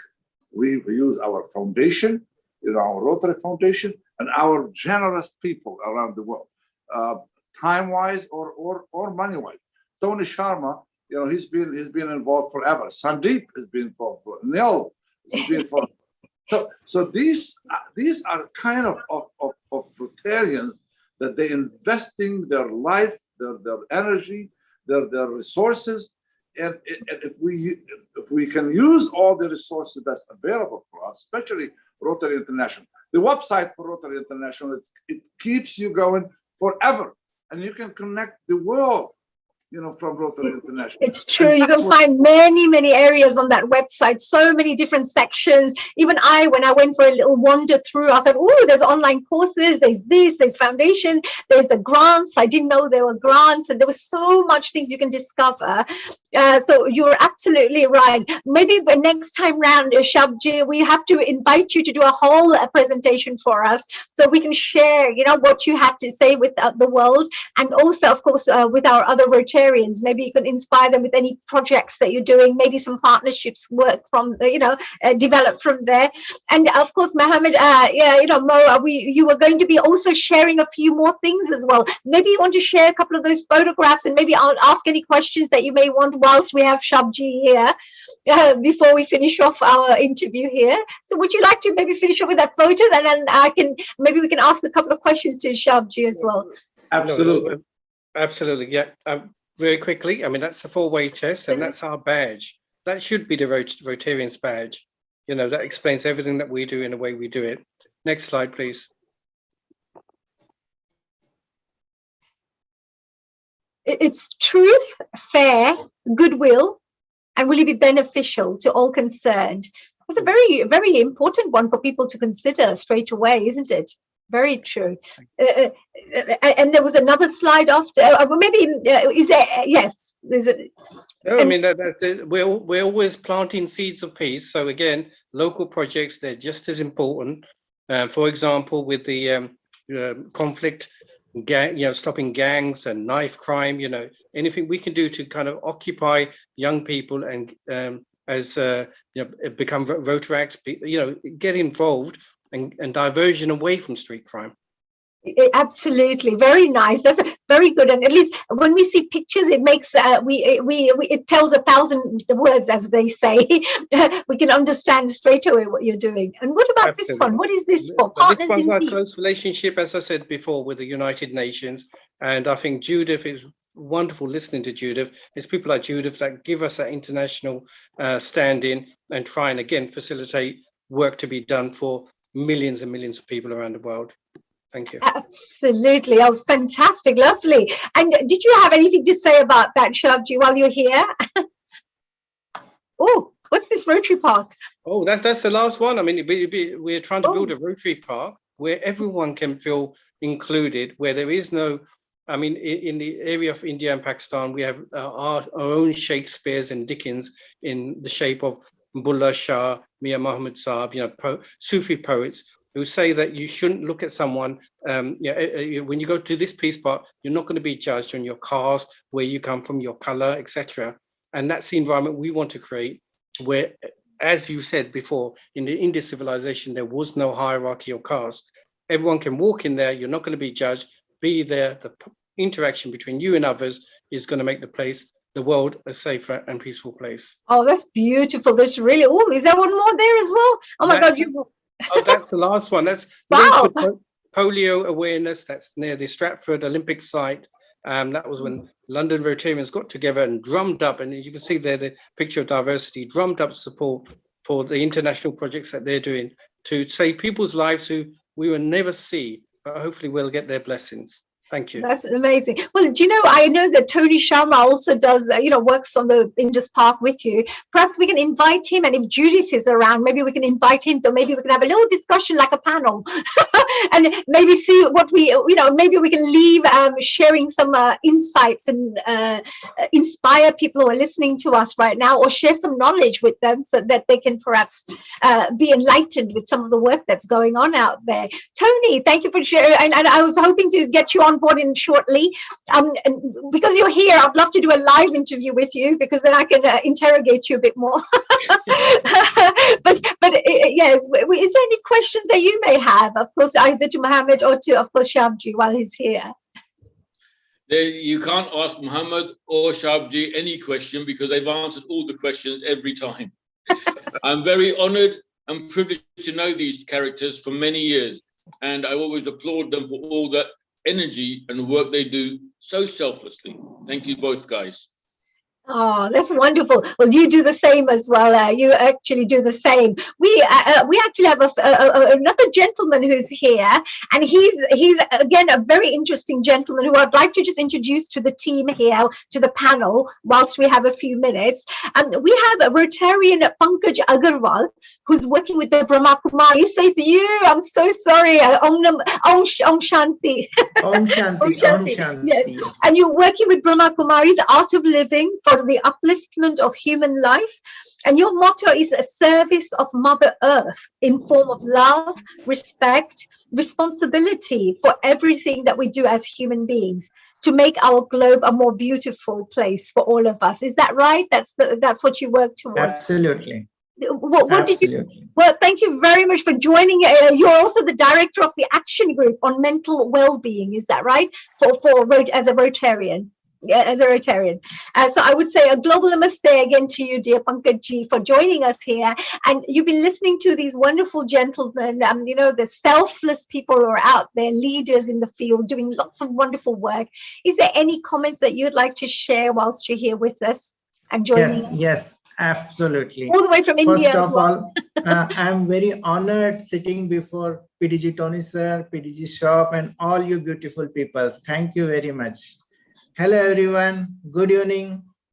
Season's greeting and warm welcome to all of you. I'm Rotarian Pankaj Agrawal, Director, District Action Group on Mental Health Initiative, RID 3030. World's first registered district chapter of Rotary Action Group Mental Health Initiative, named DAGMI.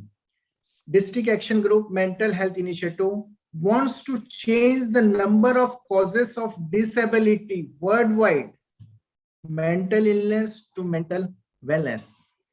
Hence, we are trying to have a shared vision amongst the Rotarians who believe in promptly mental health to mental wellness in society. We cannot give others if our basket is empty. So we work to open hearts of people to express their feelings, emotions. Thus they fill their basket with positivity. Through our initiative, we are trying to protect each other and make world a better place.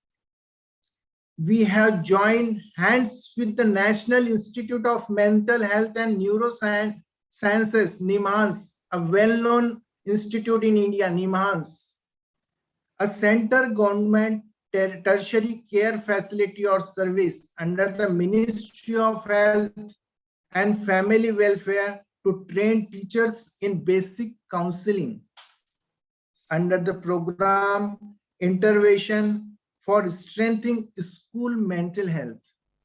Through our signature project, Mind Matters, a monthly e-newsletter which is distributed across the globe, we try to promote awareness in mental health to mental well-being.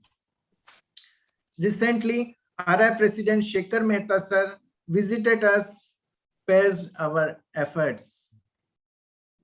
One touch of nature makes the worldwide keen. Let us join hands. Let us make the world a better place. Rotary cares for mental health. For that, signing off. Thank you. Thank you very much for giving opportunity to speak before you all wonderful people. Thank you very much. Pankaj, very well done. This is Nil Kumar here, and I'm very proud of each and every one of you Rotarians. Saab, welcome from Texas in the USA. What a wonderful journey you've had. Is simply amazing. I can see lots and lots of flags and your trophies and Rotarian work. What an amazing work.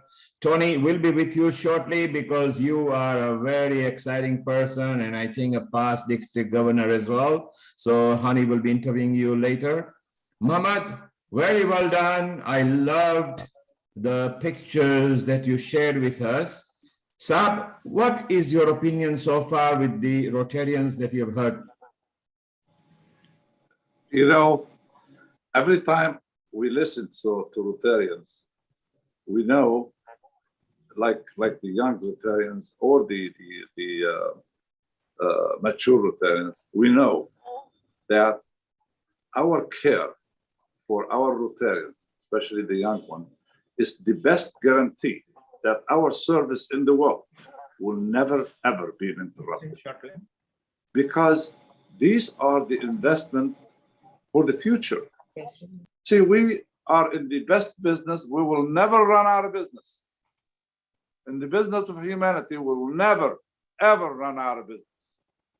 There will be, Rotary has been in business for over 116 years, 117 years, and will be another 117 years. But right now, how I see our service improving is the women that come into Rotary are changing the world. They're changing us. You see, women are implemented. They come with kindness. They're mothers. When they give motherly love, you know.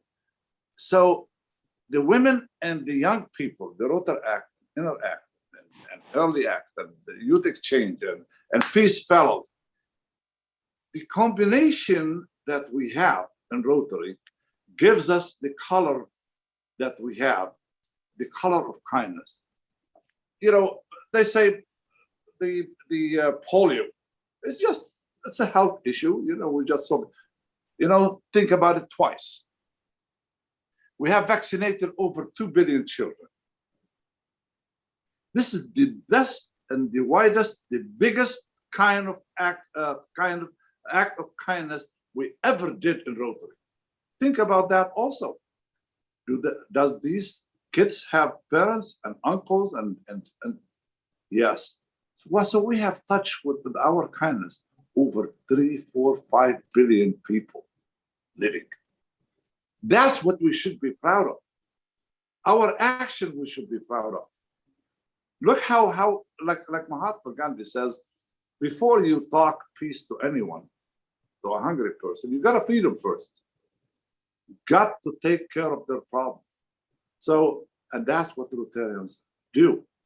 The seventh area of focus serves a lot of need of the people. And those areas, sometimes those areas of focus are not served, probably, but they are byproduct of something else. Global grants that Pakistan, India does more than 1/8 of the grants in the world. But the whole world has helped India all along, Pakistan all along, Nepal all along. And now India coming along. The second people in giving to Rotary Foundation, the highest second per capita. Why? Because people see in their community what the Rotarians are doing in their community. They're involving their youth. I have attended so many Rotary installation, and I tell you what, the way they organize each other, the way they organize their district, and the way they honor each other. You see, I've always asked my people when I was governor, I did not ask them, bring me a million members or $1 million, whatever, what have you. I asked them to do 3 things: thank, acknowledge, and encourage every single one that you in contact with. And you know what? I was #1 in giving, and with our district gave over $6.1 million. So you didn't get that award for no reason, right? With your lovely kindness award, by the sounds of it. oh, that was really lovely. That, I will remember that. Thank, acknowledge, and encourage. It's all the things we love doing, and we all appreciate it as well. And I think it's nice, to just what you call it, be with like-minded people who encourage you to be the best version of yourself. So I think it's fantastic. I just wanted to say thank you so much, Shabji and Shab Elavar, who's joined us all the way here from Las Vegas? Actually, my club is in Las. I live in San Bernardino, but I want to invite every single one of you to Texas. Well, Mo, Tony, let's get our bags ready before Shab changes his mind. June is coming, and we want all of you and the Rotary Act, and we'll love to meet you face to face. It will be the 3rd year that 2 years we don't see anybody, and now this will be a big one. President Shaker, we were meeting the other day, a couple of days ago, and he said, we need to ask our Rotarians to just come to Texas, come and meet each other, come and see what people have done in the past, and build some collaboration for future. So I would love to see all of you. We'd love to come. Thank you very much for the lovely, lovely invitation. Actually, if Judith was here, if Judith the Dement, if you can hear us, and if you're still around, if you'd like to join us, I'd love to hear what the men say about the women work, their women empowerment work that's going on at the moment. And it'll be wonderful. Maybe you talked about the acknowledging, the encouraging, etc. Oh, hello, Judith. Global Namaste back again. I think you're on mute at the moment. Yes, I am here. Yes, hello, Judith. Thank you for joining us again. We thought we've got about 5 to 10 minutes before I go and interrogate Tony about all the environmental work he's going to be doing and what he's doing at the moment. But was there any, Mo and Tony, I would love to hear your points of view about women who are doing great work out there. And I believe that Eve as well, who's just become an international director as well. There are some really great, there's such amazing work that's happening in the group. And of course, Judith as well. May I ask the gentlemen to say a few words about what they think about the women empowerment programs that are going on at the moment? And should we have more leaders like our dear Judith? So you want me to say something about the empowerment? Start off, why not? Yes, it may activate a little bit of discussion. No, I think empowering women and girls is one of the most important things you can do. Because, for example, if you teach your mother to read and write, she will teach her children to read and write. And so there's nothing more important. And I'm really proud of a program that I helped start in the Commonwealth Women's Mentoring Program. In 2015, the Commonwealth Heads of Government met in Malta. And for the first time, they had a women's forum. And out of that forum came a recommendation that women under the age of 30, 18 to 30-year-olds, there was a huge need for a mentoring program. And a few months later, I was approached by the Commonwealth and asked if I could start it, using Rotarians as the mentors. And I said, yes, why don't we just do a pilot to start with? And I asked them which countries they'd like. They were talking about the whole Commonwealth. Let's do a pilot in maybe 1 or 2 countries. So they chose, and it was a Commonwealth Youth Council who chose the countries. They chose Canada and the Commonwealth countries in the Caribbean, and there are a lot of them, but they're very small. And we had great support from Rotary International President Barry Racine, and also who was in the Bahamas, and also from Dean Rowers, who I think now she was a Rotary International Director, is now a trustee of the foundation. And both of them were very supportive. And Dean identified Shirley Pat-Chamberlain, a wonderful Rotarian from Vancouver. She undertook to get all the Rotarian mentors. And the Commonwealth Youth Council got all the mentees. We put a notice up on the Commonwealth website. We launched it Commonwealth Week in London in 2016. And we had over 500 women within the first hour of putting the website up, wanting to be mentored. So the demand is huge, there's no question about that. So we were able to mentor 65 young women from Canada and the Caribbean. And we had a couple from Africa, a couple from Nairobi, and a few others. And it was hugely successful. All of them were mentored by Rotarians. And again, re-emphasizing what was discussed earlier about the importance of vocations, because the mentoring scheme, it matched up. So we had a young lady in Nairobi, Winnie Chekimoy. She was in the global health. She had a global health degree, and she was matched with someone in global health. Someone in marketing was matched with a Rotarian with a marketing company. And so that worked really well. Of course, it was all done online, on email, telephone, no face-to-face. But in fact, we were able, they did a report on it all. And I submitted it to the Commonwealth. I said, we want to discuss this at the Commonwealth Heads of Government meeting in London in 2018. And through Rotary, we were able to bring 10 of the young mentees to London for the Youth Forum. And they spoke about the importance of the mentoring program. And one of them, Winnie Chekimoy from Nairobi, she was noticed by the Foreign Office, and they invited her to stay on an extra day and do a presentation about the mentoring scheme to the heads of state from Africa. And since then, she's gone on to really good things. She will say herself, as a result of the mentoring, she went to speak at the World Bank Youth Summit in Washington, D.C., invited by the Rotary representative to the World Bank. And as a result of that, she was actually offered a job at the World Bank. So that was a terrific outcome. And it just, a little support on the way can make such a world of difference to young women. And it's really yes.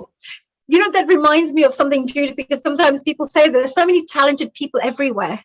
But without the right guidance, without the right person holding their hands and putting them somewhere, that talent's just never going to be, seen, used, or, maximized to its full potential unless somebody guides them in the right direction. So mentors' jobs is a very important job. In Indian terms, we always say guru, guru who removes darkness and gives light.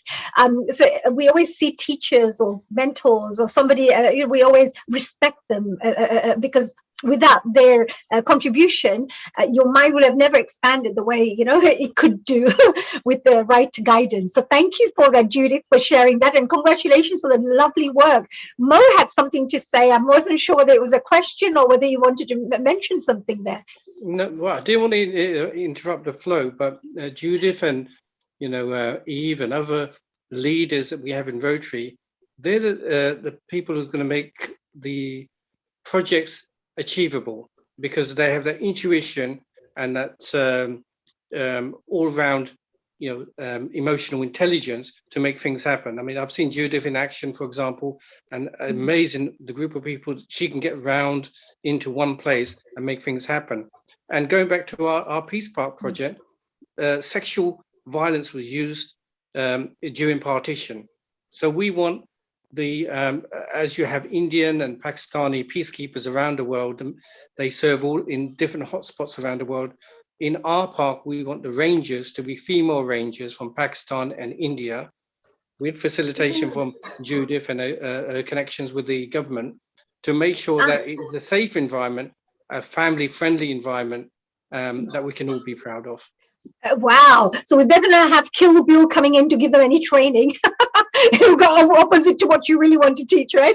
But meaning that making sure that there are tough cookies there, but who are also using their, of course, it's a peaceful place. I'm just joking. But it's a very, very, very good thing that is, because when you take initiatives like that, that starts encouraging everybody else to do even more and more and more. So it actually has a snowball effect by having wonderful people like yourself starting these campaigns, like Judith starting these mentoring campaigns. It just needs one person to start and the rest of them carrying on, because very shortly we'll find out about the Treatley project as well with Tony.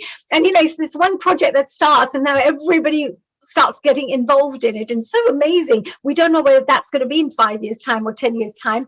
And just like we talk about polio being eradicated, there could be something we could be talking about Treatley in 5 years' time, that, we started like this and look what we managed to get. But it needed that step forward, and we needed that idea first. So well done, all of you. Thank you, Mo, for joining us here today. Thank you very much for sharing all your wonderful, and good luck with the Peace Indus Park, because I think it's going to be a fantastic place, and it's a very good initiative.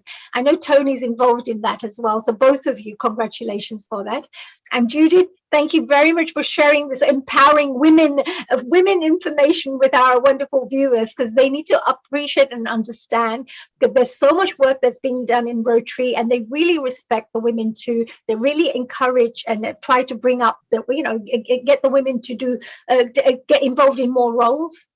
And I just wanted to share before we start with Tony that I just joined about 6 months ago. I just wanted to join a voluntary committee, thinking that let me just learn a little bit about the Rotary to get to an understanding. Didn't know many people.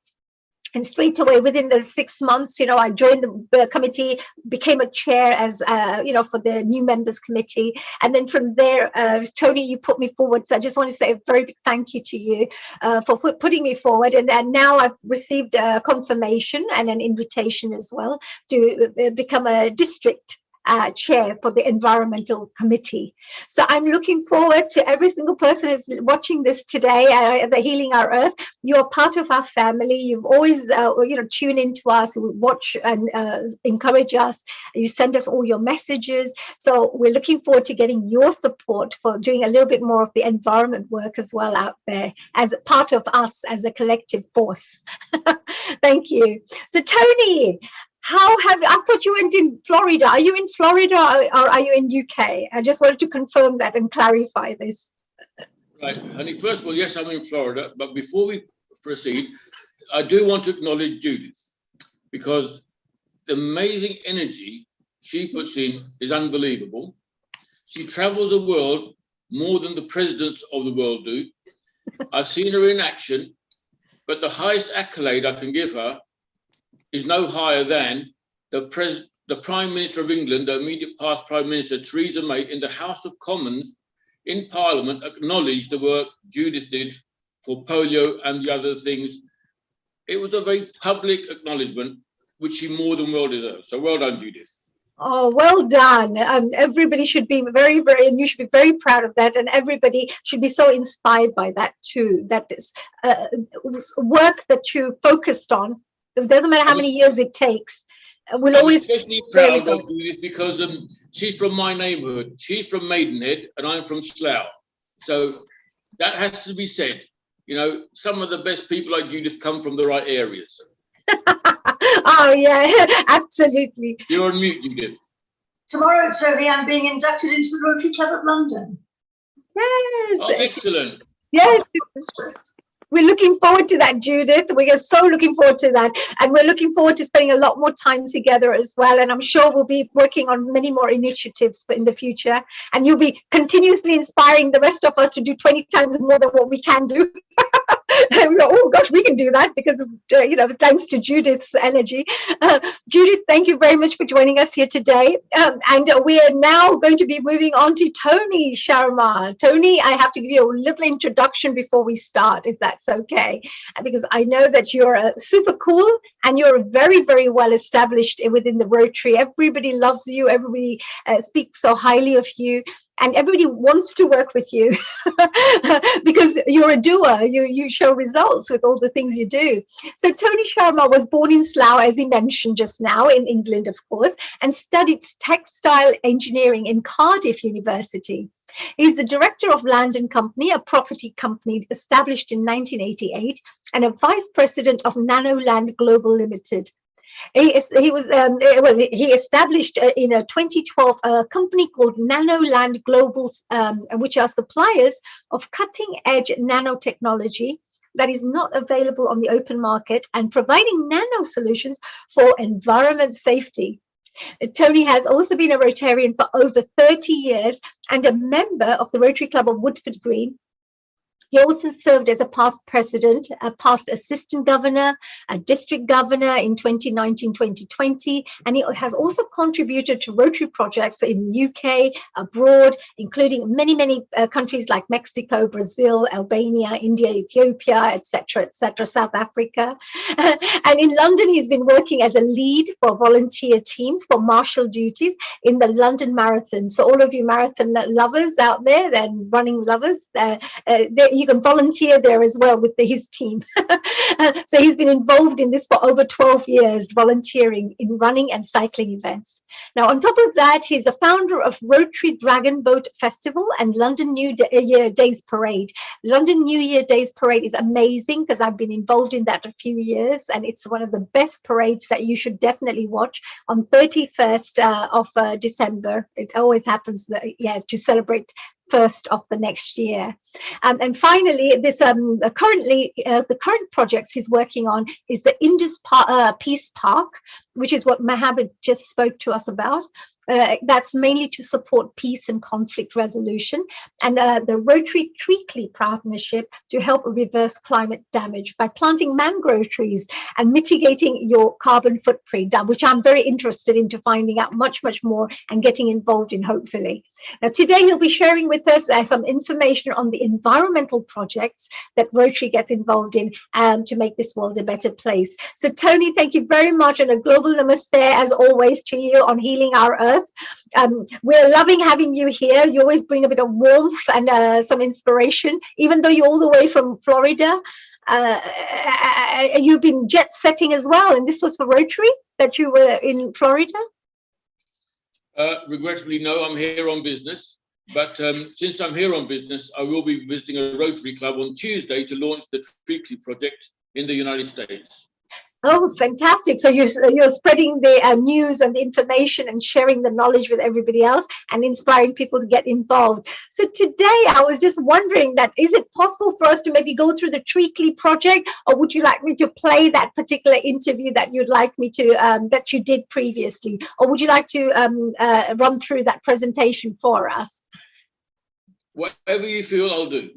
That's fantastic. I think it would be wonderful if we can hear you live right now, sharing that wonderful presentation with us. I just wanted to share with the viewers out there, whilst you perhaps prepare your presentation, I just wanted to mention that there's a really amazing project called the Treacly project that Tony was one of the initiators. And of course, he's working with a team of people within the environmental committees to plant trees around the world. These are various places around the world. world. And he mentioned the mangrove trees that are being planted everywhere, which I think we really need because there's so many deforestation and things like that going on. So today, Tony will share with us how what the project is and perhaps how you can get involved. It's a very little thing you can do, but it'll make a huge impact if you can just do that. And if you could share that with the rest of your friends, families, and your social media contacts, we would totally, definitely appreciate that. And that could be your kindness act for today, perhaps. So, Tony, please go ahead and share what you needed to share. So have you got the presentation there, honey? Would you like me to use that presentation there? Yeah, there's only about 4 slides. Okay. Sure. If you'd like to maybe tell the public about a few other things, then I'll just get that for you. Okay, so for the benefit of everybody on the screen here, about September it was, we had in the UK, in Glasgow, COP26. And what's evident about all these world leaders coming together and talking about things is that they talk. They talk and they talk. And they don't do what they should be doing.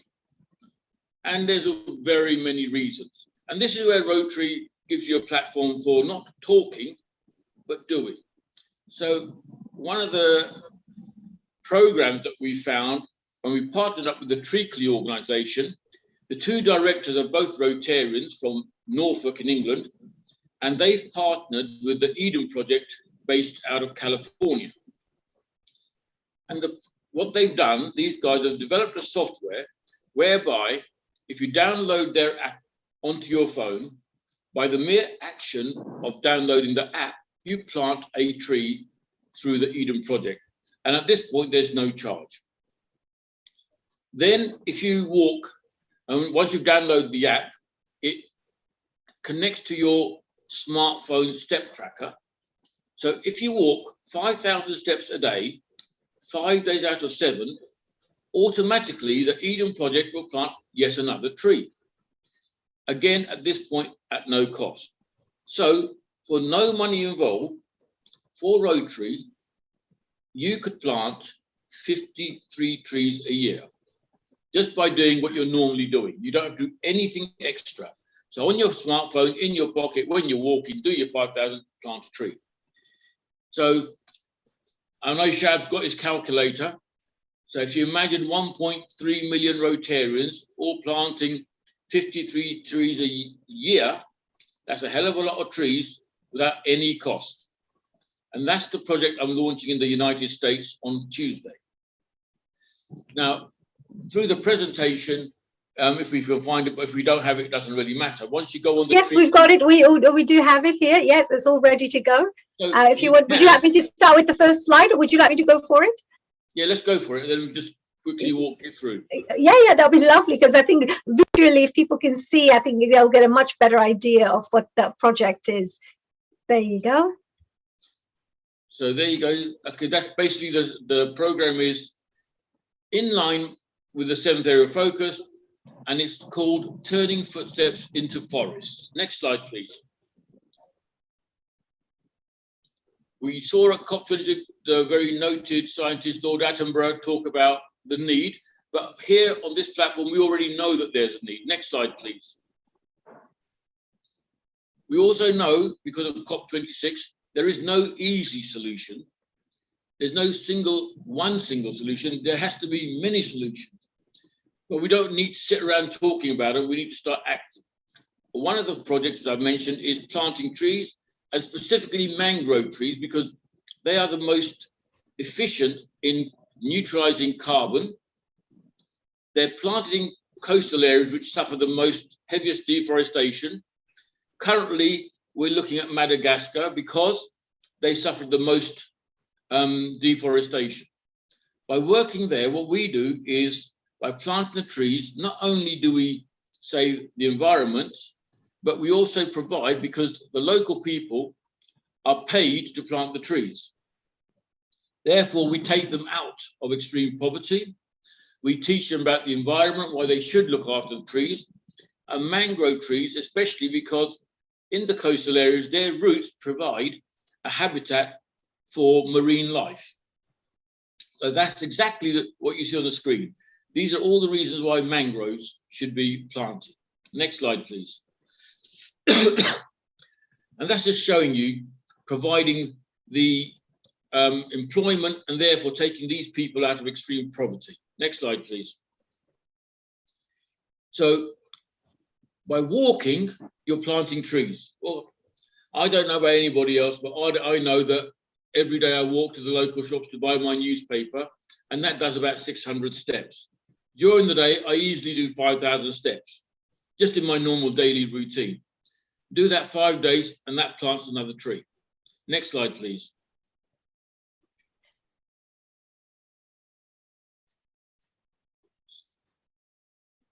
So that's okay, carry on to the last one, that's fine. So what you do is, by planting the trees, we've chosen 5,000 steps for a specific reason, because the average of a normal adult is 7,500. So 5,000 should be an easy target for most people. And as Shab keeps on saying, we're the mature Rotarians who tend to walk less. So we're not only encouraging you to plant trees, we're encouraging you to make sure you walk 5,000 because it has added benefits to your own health. It reverses the aging of the brain. It makes you, provides improvement in mental health well-being. It, repairs your organs. So walking less than 5,000 steps doesn't do any of these things. Next slide, please. Yeah, actually, that's what I love about this one, because it's got the health aspect with it as well. So it's actually good for every person who does this, and at the same time, it's doing good for the world. So it's a really fantastic idea, that connection as well. So what we're doing is, this is a free option, which means it doesn't cost you a single penny, dollar, rupee, or cent. Walk 5,000 steps a day, 5 days a week, you plant a tree. That removes up to 50% of an annual carbon footprint of the average person. Now, I say it's for free, someone has to be paying for it. What happens is, this is where the Treacly partnership comes down to its own.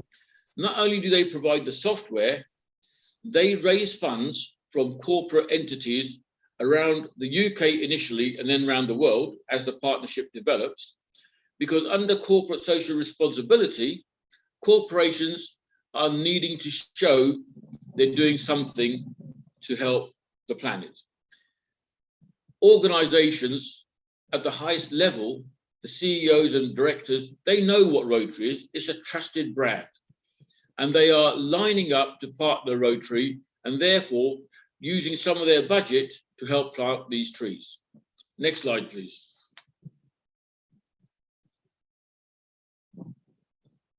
The next slide will show option 2. And option 2 means if you donate £40 sterling, they will use that to plant more trees. And what that actually means is that instead of planting 1 tree a week, you can potentially plant 7 trees a week, 365 trees a year. And that removes up to 2 times an annual carbon footprint. And what also we've negotiated is, instead of £40 being spent for just trees, a £4 donation will be made towards End Polio Now campaign. Next slide, please. So option 3 is a UK-based option, but it will be rolled out soon to the rest of the world. By donating £60, of which £4 is donated to the End Polio campaign, you get to plant 240 trees. And that removes 12 months of UK adult carbon footprint, and that has no connection with the free app or the trees. And basically what they're saying is, if you feel you can't do 5,000 steps, just pay the money, we'll plant the trees and let others do the walking. Next slide, please.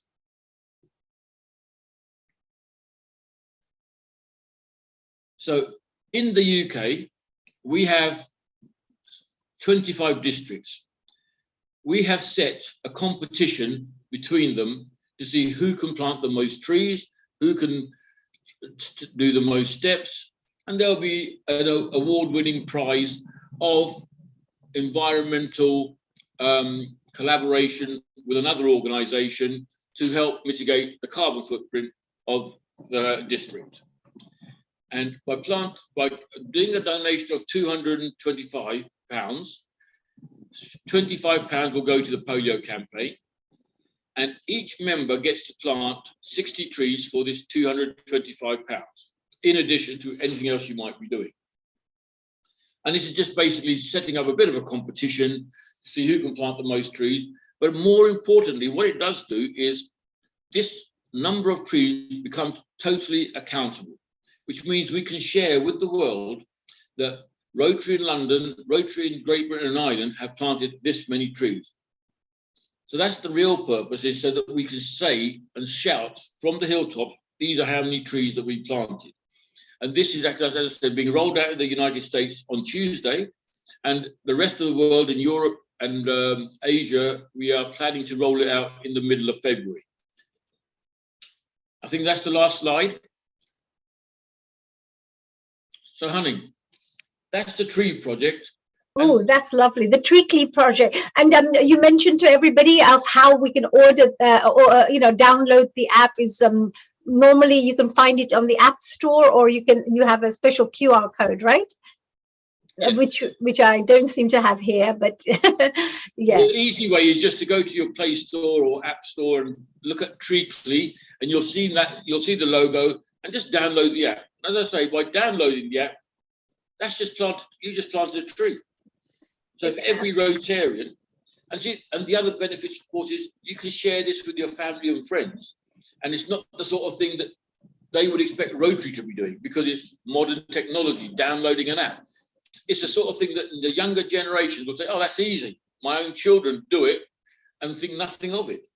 And they think, oh, Rotary's got sort of a bit modernized, and how do they know what apps are and stuff like that? So there's no age limit. There's no age limit to this, Tony, because I'm just thinking that if ever, because people go to school, they're always walking around. Oh, there's Shab's just found it.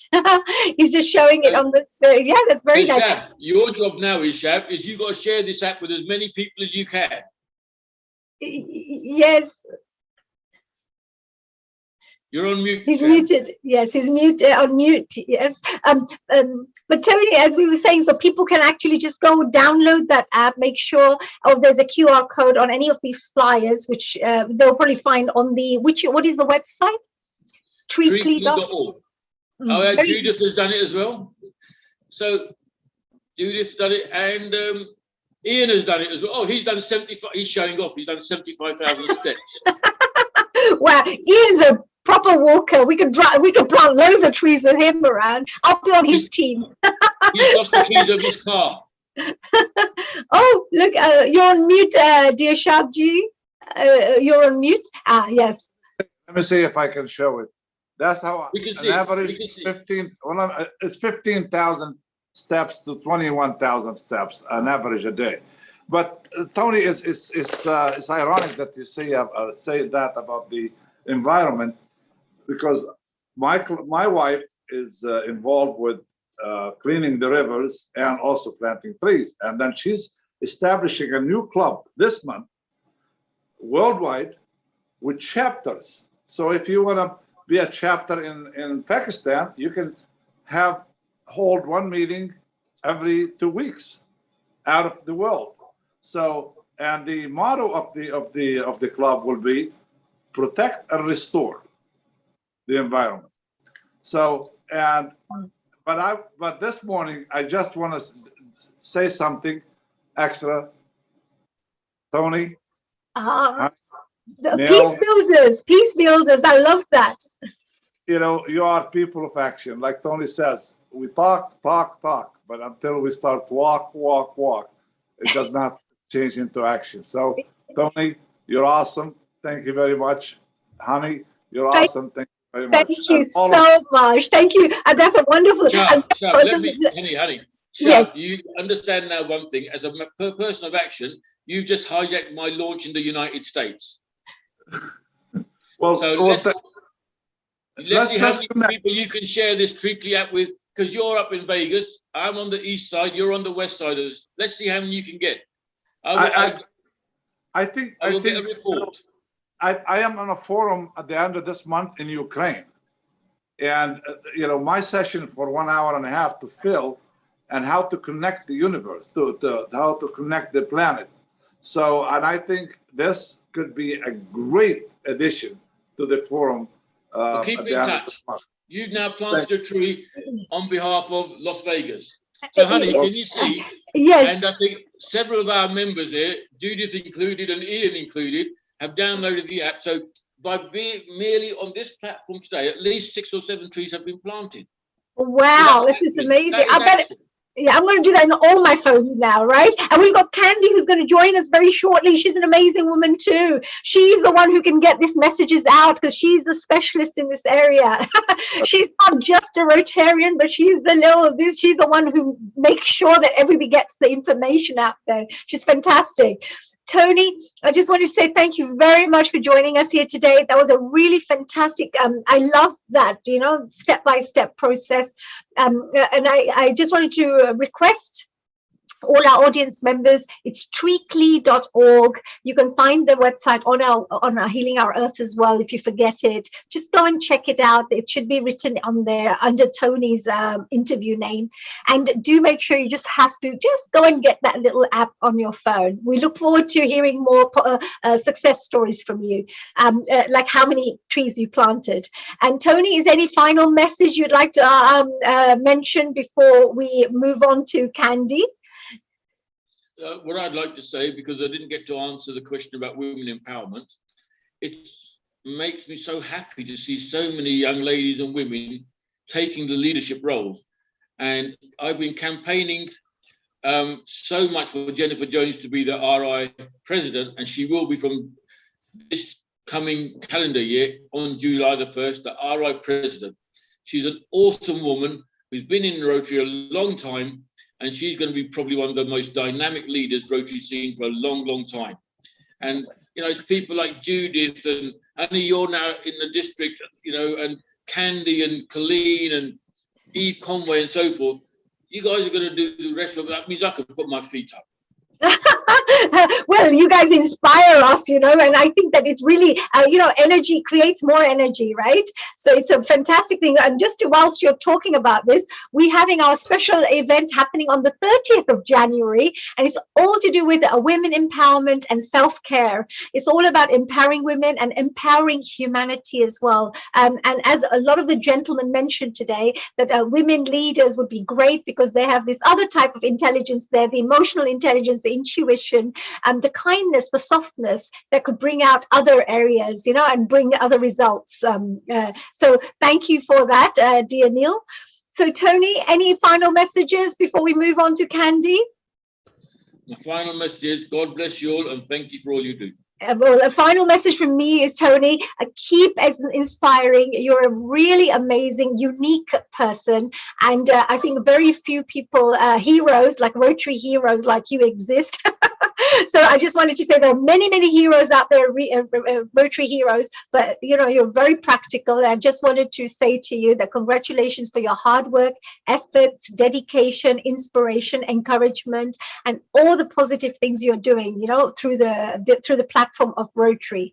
One message maybe to the audience: why do you think they should join a Rotary? Maybe was there any inspiration that you could share with our audiences out there? That why they should join Rotary? Okay, the reason they should join Rotary is the same reason I joined Rotary. I needed the money. Oh, okay, we don't listen to that one. Okay. No, it's true, because Rotary Foundation has millions and billions of dollars. They don't like giving it away because they want to make sure that whatever they give that money for is going to be fully accountable. So it's hard to get money out of Rotary, and it's for the right reasons. But if you have the right project, and you all know, as an individual, you can only do so much. As a collective, you can do so much more. And that's what the foundation is for. So when I found that out, I thought, well, let's say I contribute £400 or £500 a year, Rotary will match that £400 or £500. But then if you get your friends in your club to donate the money, Rotary will match all that money. So just to give you an idea, 2 years ago, we did a global grant application, the biggest in our club's history, we did a project of $250 million. And that was because we all joined together to get the money. Rotary helped by providing half the money to establish an intensive care unit in a hospital in Gujarat in India. So join Rotary if you need the money. If you don't need the money, give it to me anyway. That's amazing. So that's a really good little point there. So if anybody's looking for a cause that they're very passionate about and they wish to launch it, they wish to go and make an impact out there in the world, well, you can definitely get some support through the Rotary platform. Fantastic. Thank you so much, dear Tony. And global namaste to you. Thank you for joining us here all the way from Florida as well on Healing Our Earth. And we move on. Do listen to this amazing next interview with our dear Candy. Now, Candy Liu, hello, a global namaste to you. Thank you for sharing. Thank you for joining us. What a lovely smile. Look all glamorous there. Before we start, I thought I must do a little introduction to the wonderful work that you do. So if I could just do a little introduction, I think that'd be great of the all wonderful things you have done within Rotary and who you are as a person, because your background is all about technology and communications. So I proudly would like to present to you our dear Liu Kit Shan, which is her real name, known as Candy. And she's all the way from Hong Kong, and she's going to be talking to us about transforming lives through technology and communication. This could be, how do we get messages out? How does Rotary work on supporting other members, so they're well informed about what's going on, etc. But she'll be telling us a little bit more and giving us an insight into how Rotary works. Now, before then, let me just tell you a little bit about Candy. Candy actually is amazing because I found her to be a really interesting lady. Candy Liu is the founder and a CEO of Shine Technology Limited, and she has over 20 years of experience holding senior regional executive roles in the ICT industry. She started her career in global telecom, working for companies such as Cable and Wireless, BT, and Hong Kong Communication Holding Limited, a Hong Kong listed company. Candy was the first woman sitting on the HKST board, which focused on RFID and robotic solutions, and was responsible also for leading the research and development, as well as the sales and marketing teams in Asia. So you can tell she's very multi-talented here. Apart from that, Candy won quite a few awards. So she won the 3rd Golden Bohemia Women Entrepreneur Technology Innovation Award 2020, which fully recognizes her leadership and contribution in the field of innovation, which is amazing. She also graduated, by the way, from the City University of Hong Kong with a degree in electronic engineering. And she sits on so many non-profit organization boards. She contributes as a governor in various schools. And she's also a board of director of the Women Foundation, which I think a lot of us would be very interested to know more about. And finally, just wanted to say that Candy was a chartered member and a president of a Rotary Club of Smart Hong Kong, where people were taught to utilize technology to help them, such as, they would help students, they would help the elderly to learn a little bit about how to get a little bit more savvy technologically. She'll be discussing her work as a communication chair today, and she's actually a communication chair of Rotary Club of London, and her passion of compiling newsletters, social media updates, and inspiring stories to keep members informed of the latest updates and developments is what we are going to be discussing today. How does she get involved in that? What actually, gives her this passion? And also maybe celebrate the many successful, charitable and community-based Rotary projects she has done. So I just wanted to say a very, very warm welcome to you, Candy. What an impressive background you have in information and technology and communication. So you seem to have a nice little presentation ready. Please go ahead. And would you like to just go through a presentation and share? No, I think we can be like a discussion, but when you ask me the question, I can show some slide. This is not heavy slide. We just want to when people, when your question, then I can have some picture to show people. Oh, that's a really wonderful thing. Oh, see, you can tell she's a specialist when it comes to communication. She's very prepared about all these things, right?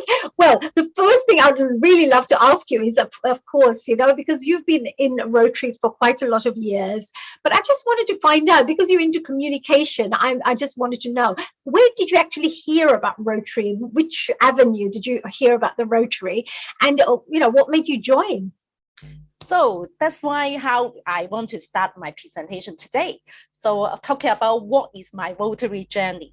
So I think Rotary at the very, I think many years ago, it's like a gentleman club. It's not many women, even not many technology people join. Most likely it's accountant, lawyer, right? I think the majority. So in 2015, I found my first ICT Women Club in Hong Kong. So only within, I think, 2-3 years, we from 0 member up to 3,000 member in Hong Kong. So I think this journey at Czech Rotary Club District at that time, that year in 2016, the governor come to approach me. You know what? We want more women and more from technology field to join our Rotary. So then I start to know what is Rotary, because at that time the DG the district governor so invite me to join different, I think, event, different project they do. So when I joined, I feel, wow, such a big global organization. The different from, of course, my ICT professional field come to this service NGO is big difference, but they got a very global framework. I'm impressed at what they have. So instead of I join any club, so in 2017, I found our own club called Rotary Smart Hong Kong, starting from 45 new members, which break the record in Hong Kong in that district at that time. So 45 of them is from, at that time, is all from IT senior executive role to come to our club. But right now, I think this club already got over 100 members. We start to diversify, not just ICT people. We got more like accountant, lawyer, even doctor to join our club. So in 2018, I start to become the president of Rotary Club of Hong Kong. And then I moved here in 2021. So I moved my membership to Rotary Club of London. That's how am I. Oh my God, what a lovely journey. And I love the fact, you know, from 45 women, it went to 100. And, you know, this is how Rotary itself grew like that, didn't it? It started with all business people networking and sharing same ideas, etc. And then from there, look at it, it's become a global network. So we don't know where your women organization is going to be in the future, right, Candy? Yeah, which is fun.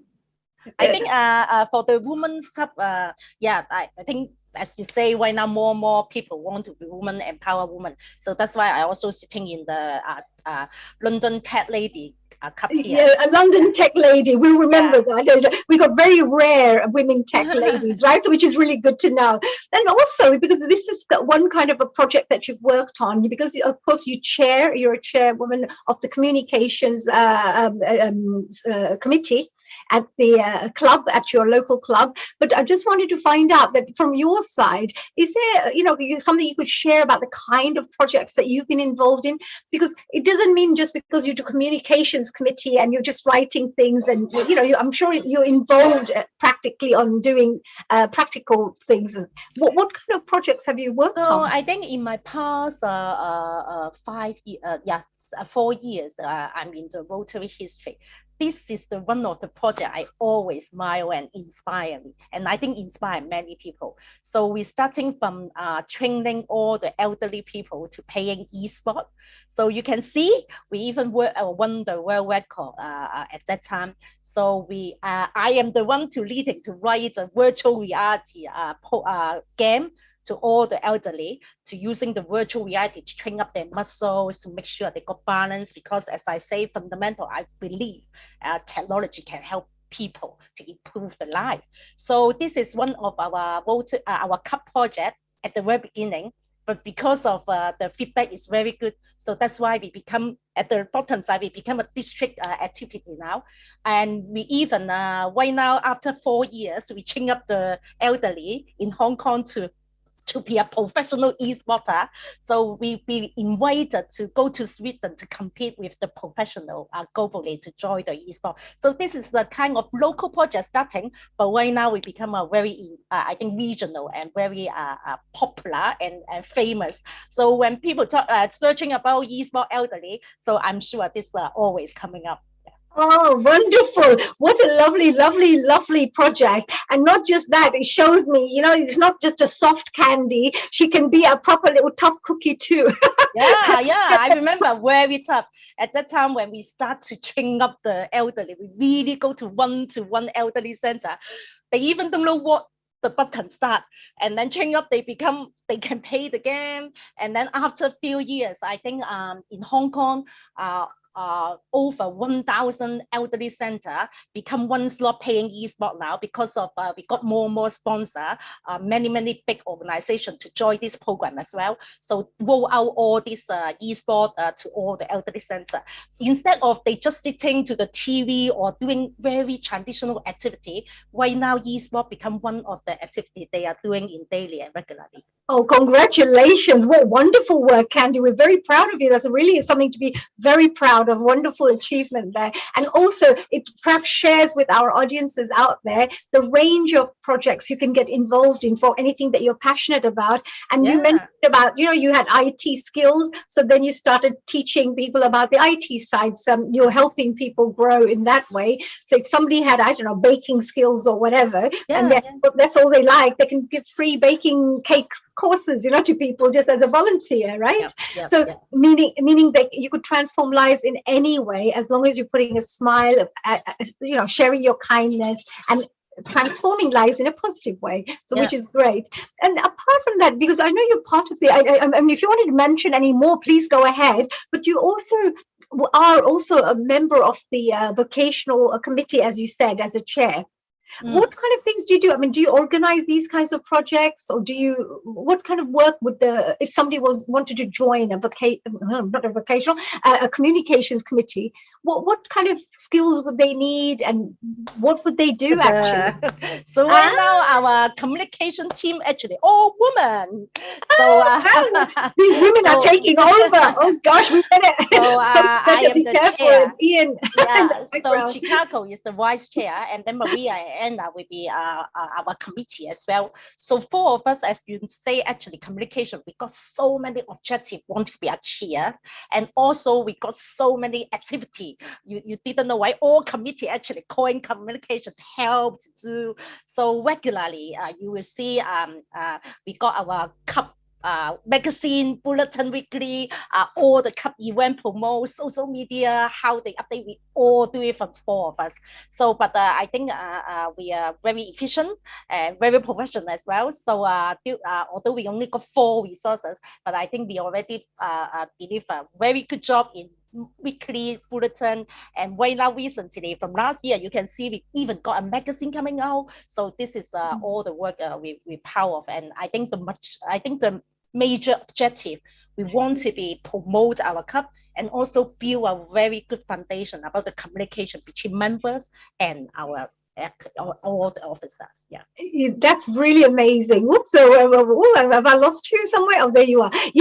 Because all the things that you talked about as well, this communication is normally the most important thing, I believe, as well, because if we don't know what's going on, if we can't be inspired by each other, or if there's an event going on we didn't know, so we didn't turn up, you know, so you're playing quite a very major role here to ensure that the communication network is working very well within your club, and also in ensuring, you know, the right messages are going out. So well done. This is good.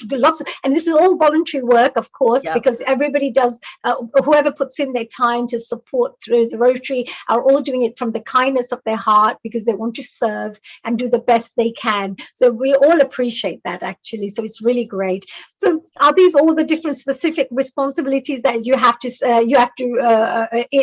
or even if somebody wanted to join you, they would have to go through these responsibilities? Is that right?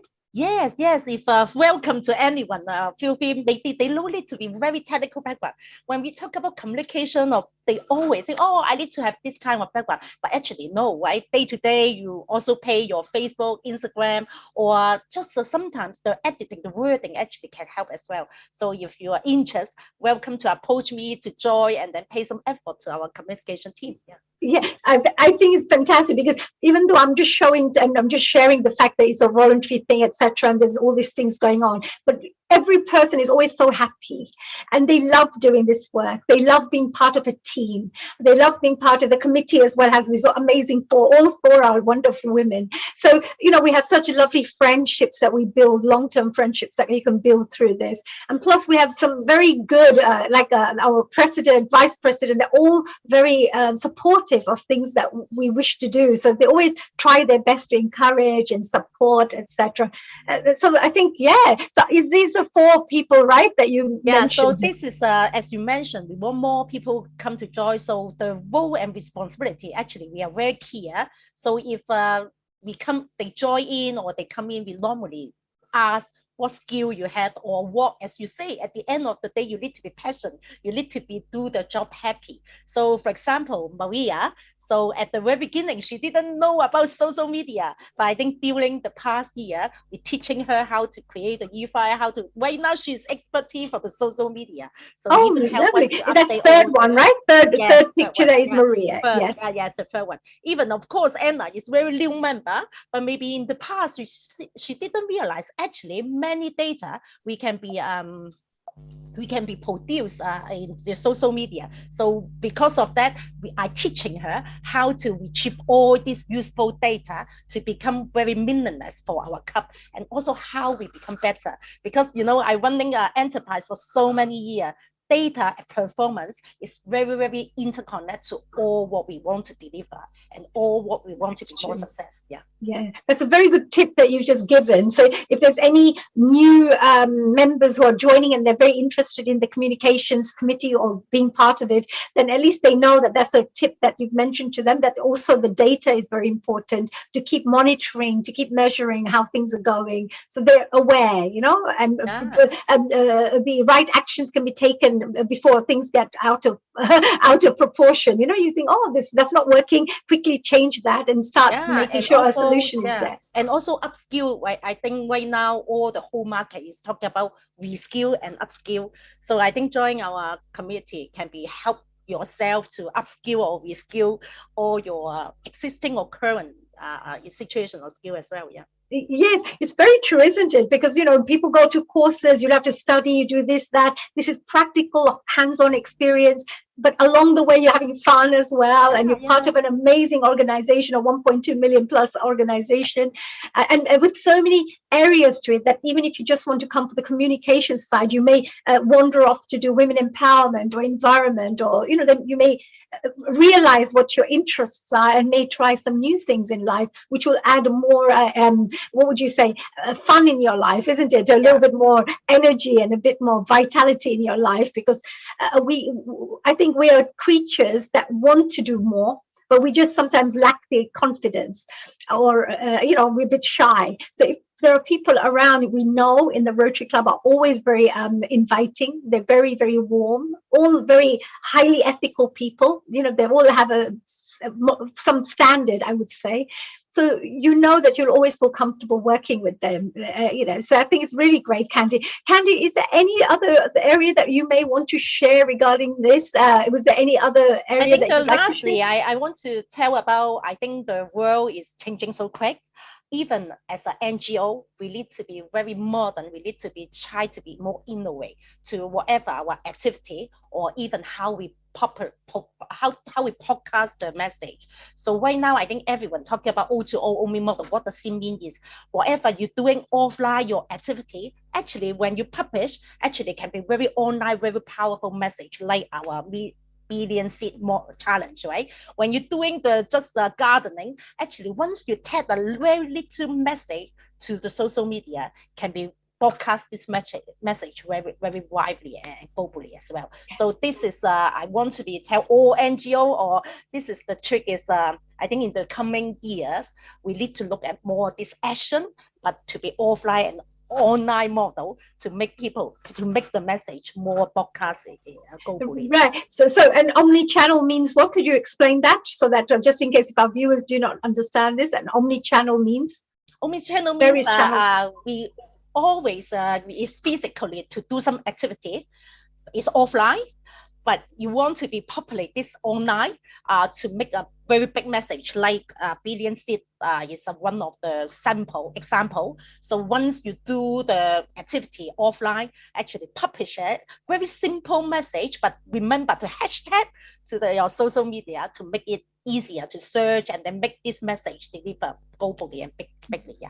Very nice. That's a really lovely, because people are going to post anyway, but if you just add a couple more things to it, it could multiply the reach, etc. Yes, absolutely. Oh, Candy, you've been so brilliant. Thank you so much. It's just such a lovely insight into the world of the communications committee, and really great work you're doing as well with the whole team. Congratulations to the whole team. I think, and to have good leaders like yourself in there is really fun to work with as well. Thank you, honey. Yeah, thanks for organizing that. Yeah. Yeah, thank you. And Candy, why would people want to join? Just maybe a couple of 3 things that you think would be the best for people if people are thinking about maybe trying and finding out more about Rotary because they may not be aware. Is there 3 things you could suggest why people should, would be good for people to join something like Rotary? Rotary, as I say, is very global or NGO, so very hard to find such an NGO so powerful, globally network and connect each other.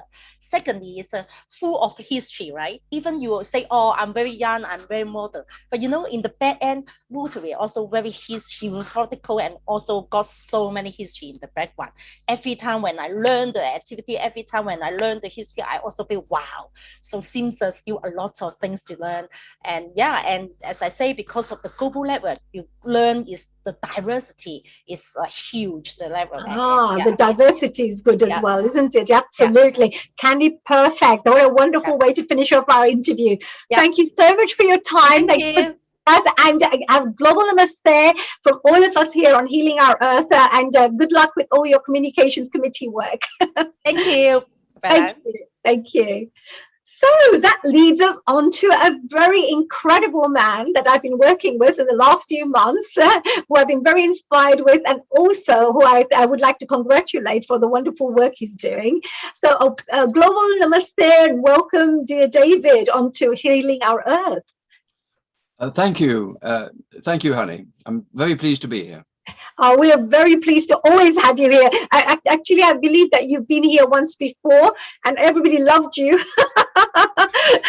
which is great. So we're having you back here again to tell us a little bit more about all the work that you do as well. And I would love to do a little introduction before we perhaps start discussing all the questions that I had for you. Have you had a good day so far? Well, I've been 10-pin bowling on behalf of the club, and I can't say I had a good day. I was not last, but I'm afraid I came away with no prizes. Oh, you're a competitive one, are you? We are all competitive. I don't think we should have anybody in the club who doesn't have a leadership instinct, and that means surviving competition. Wow, I love it. So actually, just to let our audiences know that we're actually going to be talking about the leadership roles within Rotary that inspire powerful change. Now, a quick little introduction about our dear David. David is actually a Shropshire born and schooled, and of course, David Johnson is his second name. I should really say President David Johnson from the Rotary Club of London. He served an apprenticeship at a telecommunications company in Coventry, graduated with a degree in business studies from Coventry University, and also qualified as a member of the Chartered Institute of Management Accountants. Actually, my background's a little bit of accountancy as well. Now, he has served as a member on the CIMA Council and worked as a management consultant in London and Kuwait as well. He's been working with various quite well-known companies like PricewaterhouseCoopers, is it Cooper, I believe, and Deloitte's consulting firms. And David has also worked as a commercial director of a startup robotics company. This robotics keeps on coming up quite a lot with this group. Now, his business experience includes being a joint owner of a consulting business and director of a dental instrument business. He's a freeman of a liveryman, I hope I'm saying that right, in the City of London, and pioneered and managed a successful government apprenticeship pilot scheme in the City of London. He's the past master of the Worshipful Company of Management Consultants and a Rotarian since 2015. His current role as a president of Rotary Club of London at 2020 to 22 has led him to work on many exciting and charitable projects, as well as community-based projects, and as well as offered a chance to display his great leadership skills, which he has plenty of. And he also gives great tips to others as well, just for your information. Now, today, David will be discussing, as I mentioned, the role of the president, and of course the different roles that are there in the Rotary organization, and of course on top of that how Rotary clubs operate. So it's going to be a really interesting session, and he will definitely be enlightening us about how the whole Rotary structure works. Is that right, David? I will try, though there are people with greater expertise on the call than I, but I'm going to do my best. Well, and they always say we're always in a school of life, they say, right? So we're always learning, and there's never going to be a time when we won't, we'll know everything. So it's okay. And David, you're pretty good. To start off with, it would be really good to know, what are your responsibilities as a president, and how does it make you feel being a president of the Rotary Club? Is there a... Well, let me start with the responsibilities. There are 35,000 every year. There are 35,000 presidents in Rotary clubs around the world, because every Rotary club has a constitution, and the constitution requires elements of organization. Our own constitution precedes the standard Rotary international constitutions because it goes back to before 1925, our club being formed in 1911. In that, certain responsibilities are applied to a president. For example, the first one I would say is making sure that the constitution is respected by the club during his year. Secondly, he has to preside over annual general meetings and council meetings, and occasionally on other meetings. So you have a presiding role of the president, which you would expect. In addition to that, presidents are expected to be representatives. So every now and again, one will have to stand up somewhere and say, I represent the Rotary Club of London as president. And within the movement, it is significant, and people do look to the president of the club to actually provide guidance from time to time to members. But the responsibilities vary from year to year. Each president, he is there because the club wants him to be there, but each president could well be quite different in their approach to the role, because the clubs require differences year by year. Sometimes you'll need somebody who's going to play a defensive role, sometimes an attacking role, sometimes a conciliatory role, and it is amazing how clubs tend to find the right people at the right time for what they need. So whoever the president is, hopefully he is doing something that the club want him to do, but those could vary widely. Wow, that's really lovely. That's really nice to know that. And that's a very good answer, actually, because it's very true, because it's good to see that every individual is different. Each individual will deal with the same issue in a different way. So, you will have these different, but of course, the rules, like you said, there are certain rules that they follow. But there is always that little flexibility of bringing in their own character and their own vision of how to take the club in a certain direction. And do you find, from your side, when being a president, because you've had a tough one, because the COVID has been there. It's like in the pandemic, you must have, everything must have been very different, and so many challenges along the way to deal with because of the COVID side. Has it been different, or how has it been for you? Well, of course, my air miles and my road miles are much reduced during COVID. We've had the luxury of staying put and finding people online.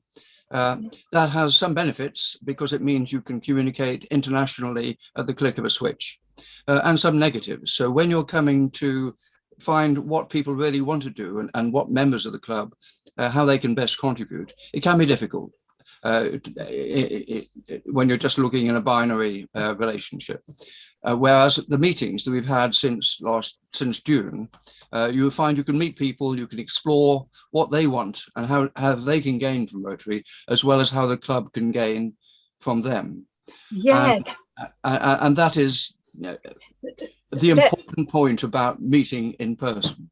I think that's a really good point, what you just said. I just wanted to highlight that to the audiences out there who are listening and who are maybe looking into, finding out more about Rotary, is the fact that it's always, the Rotary Club, I've noticed as well, they're always looking at how you could benefit too and how they can support you to grow to the next level too. It's never about, can you do this for me? Can you get this voluntary work done? Can you put some time into this? They actually really want to help you to grow. I see that, each and every single member wants to see you do better and wants to see, and very supportive, definitely. And do you find that, are there any particular types of, what do you think? Is it important to have a good, of course, everybody knows you have to have good, be a good leader, but are there any types I'm not sure that the word leadership can be a little bit confusing. My view is that every Rotarian is a leader before they become a Rotarian. And so the job, at least my particular interpretation of the job, is to get as much as you can from the leaders to make sure they give as much as the leaders in the club can give to the club. A little bit of direction, a little bit of consideration, but really you're not there. You're only there for a year. You're there for no time at all. And you can't suddenly say, oh, I think our club should be relocated, or our club should have a permanent premises, or anything like this. Those things take years to engineer, and it's not the president's job to do that. That is the club's job. As a club, we're a large club, and we have a lot of committees, and every committee has got a leader for that committee.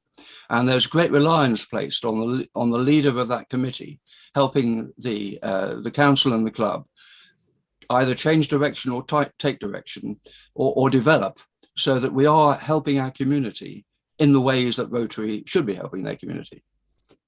Oh, that's really great, because even when we go out there to do good work for the community in terms of charitable work, the same skills will apply. You'll need to bring people together. You'll have to encourage them. You have to guide them on how we're going to do this charitable work together, maybe feed them 10,000 people. This is how we're going to work it out. So in a way, there is team building always going on, whichever level you're working. And every single person, like you mentioned, are leaders in their own right.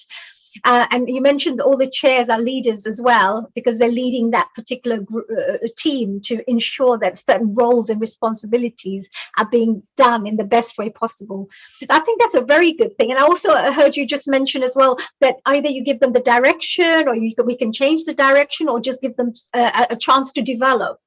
So work can be done in the best way possible. Is that right? I would observe, covering that last point, that some of the biggest steps forward taken by the club have not been taken by presidents.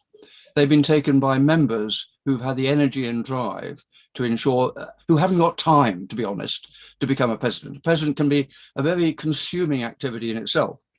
And if you actually want to get a job done, you don't look to the president to do it. You look to people whose mission it is to achieve it. So we've had great recruiters for the club, over 110, 12 years. And the president doesn't do the recruiting. It's the members that do the recruiting. And certainly specific members do a lot of good work. So in terms of developing or changing the nature of the club, it is the members that do that. So we are increasing our number of women in the club. That's not being done by the men, by and large. although there was no resistance amongst the existing members on screen. Yes. We've got a great lady who's been doing that recruiting, who has been a president, but is not a president. And over the years, I'm thinking here, Ian, of Siggy Steinberg. We've had individuals who will tap the very high-profile people on the shoulder and say, join our club. And because of relationships and profiles, we've had very high-profile members join the club or come and speak to the club. People like Winston Churchill, who we were considering yesterday morning when the club did a tour of the Imperial War Museum war rooms. Winston Churchill spoke to our club, not because he was one of us, but because somebody said, "Come on, Winston, time you gave us a talk." That's amazing. And also the event was great, just to share with our audiences that, it's not just about Rotary Club, it's also about organizing events through the community services chair as well. And they organize these lovely events for people to bond, to get to know each other, to learn new things, to enrich our experience of life. And yesterday we had a fantastic time at the Winston Churchill War Museum. Amazing. And he himself was at the Rotary Club of London. That is really amazing to find out. I discover something new all the time about our club, and it's always so good to hear. It's so interesting. We have a signed photograph to prove it. Really? I'm going to have to check it out. I'm going to make sure it is his signature. It'll give me a chance to look at it myself. but perhaps to summarize the actual leadership and achievement, I think the job of the president really is at the end of his year to be able to say that he's encouraged more members to be proud of the club, and he's encouraged more members to join the club. Not necessarily more than a predecessor, but he actually has achieved that, because our objective is for every member to be proud of his or her club and to want to actually bring other members into it. Absolutely. They all need to become ambassadors, for the club. That every single one is an ambassador. And if you can be the right ambassador for your club, that's the best way possible. That's wonderful. And, there are the organization, the Rotary organization itself is a large, huge organization. And coming into the organization, you could sometimes get a little confused with all the different roles and responsibilities and, the structure of the organization. Would you be able to perhaps just give us a little insight into how does this whole work, throw some light onto how the organization is structured? Well, if you come into the club as a member, then the thing is to work certainly with your sponsors and the people in the club who know you, who know your interests, and perhaps who will direct you in a certain area for developing your interests. But one shouldn't, in my own view, and others may disagree, try to take on the whole of Rotary International in your first week, month, or even year of membership. Deal with what's in front of you and get to grips with that. So if you're organizing an event in London, you don't worry too much about the international conference in Houston, Texas. Not this year, unless of course you happen to have great friends in Houston, Texas, and you want to visit them in the summer, but that's another matter. As you've said, 1.2 million members, 35,000 clubs, 200 countries. It is a global opportunity, but we can only deal with, at least I can only deal with one person at a time.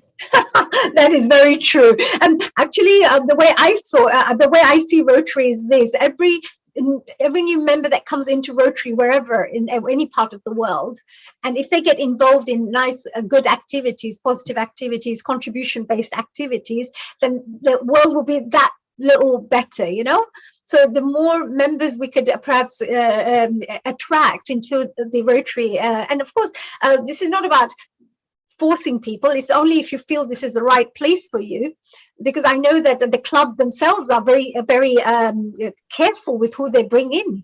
So they have to go through a stringent process as well. There's an application that goes through at the end of the day, and then they go through, they become a member. So all I'm trying to say is that if we had more members around the world in any clubs, it doesn't matter, maybe more good could be done for the world as well, collectively, through our organization. So which is great. I mean, I would say that any prospective member should actually look at the opportunities of various clubs. And if they decide to join one club, to understand what that club is about before they join it, and then support it in its activities. not necessarily just to join the first club you trip over, because there's so much choice. In London, we have so much choice in particular, over 60 odd clubs, over 60 very good clubs in London. Yes, absolutely. That's very true as well. Yes. I mean, I use normally a dance example. You know, if you went to a dance school, you don't just go through the first one. You check 2-3 schools out and you see which one you feel most comfortable with or you connect with, and then you would go through that. Yeah, that's a very good, honey, it's simpler than that. If you find that honey is the teacher, then you join that dance school. That's true. I like that one, David. Now, moving on to another one question. I know because very shortly we'll be moving on to our next interview, but I'd really like to know this. You know, because a club may have to go through challenges as well. It's not just good things that happen. There may be other things, challenges come in, etc. How does the president or the leaders of the organization deal with these things? Is there a protocol? Well, I think a question you have posed in the past was challenges and threats to the organisation, and I don't really see a distinction, because if there's a challenge, then there's also a threat. But we are working with every challenge. I mean, life is a challenge, and what we try to do is overcome the challenges one by one. As we come across them. And the biggest challenge that probably any club, our club would have, is resources. There are always more ideas and more opportunities than there are resources to deliver it. Those resources could be people, numbers, people, time, people, money. And so you actually have to identify what you can do and make sure that what you do deliver is excellent. So you use your resources to actually achieve the best result, perhaps in more limited fields than you would like at any one time. And that is difficult, because somebody has to make that decision as to where the resources should go. And in our club, that is a decision that is effectively put through council. So our council have to allocate our resources. But if through this, your work, honey, as new membership chair, you get more people, we have more resources, we can achieve more. Oh, that's a really good thing. Yeah. So everything will affect the next bit, right? So if somebody does their work well, it will help the other parties and teams as well. So if we have more members or more committees, we'll have nice, good people to work with. And the people who come in as well will really enjoy themselves too as well, you know, because they'll be at the right places, in the right committees, guided, you know, mentored in the right way. So right people are there. But this is fantastic. Were there any last messages that you may want to share, David? Maybe, you know, anything that potential members may be interested in finding out, or your leadership tips or advice that you may wish to give to other club members or somebody wishing to become a president in the future. You know, any tip that you would like to perhaps pass on? Part of the challenge for every volunteer organisation is recruitment and retention. There is an awful lot of work in recruiting, training. And wherever possible, we should be focusing on retention, trying to engage the members we have by giving them more interesting things to do. And that is one of the objectives, of course, of the vocational committee, to find the areas where people could deliver more, would like to deliver more, get more engaged. And then it's up to the committee chairman, really, to make sure they do. Right, that's a very, very, very good point there. Yes, absolutely. It's all not about quantity. It's all about quality of how each person is experiencing their time there, and you know what contribution they can make to the best of their ability, what support we could give them as well from the club point of view. There's those areas of it too.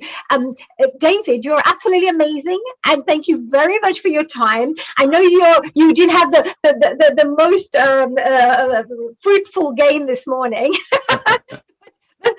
But don't worry, we will try to be a bit more competitive, you know, get that competitive edge, energy in us as well, so we can go out a bit more competitive. Any tips on your sports that you want to pass on to everybody? that you really love a lot? Before yes, we move on to Ian shortly now. You can't beat training. Absolutely, yes, absolutely. David, I just want to say thank you very much. Just want to say one more time to everybody, we've been talking to David Johnson, who is the president of the London Rotary Club, which is one of the oldest Rotary clubs and was the first one to be set up outside North America. Absolutely. 110 years old, right? And I know you get confused by the numbers because in the directory it says something differently, but on our charter we are number 50.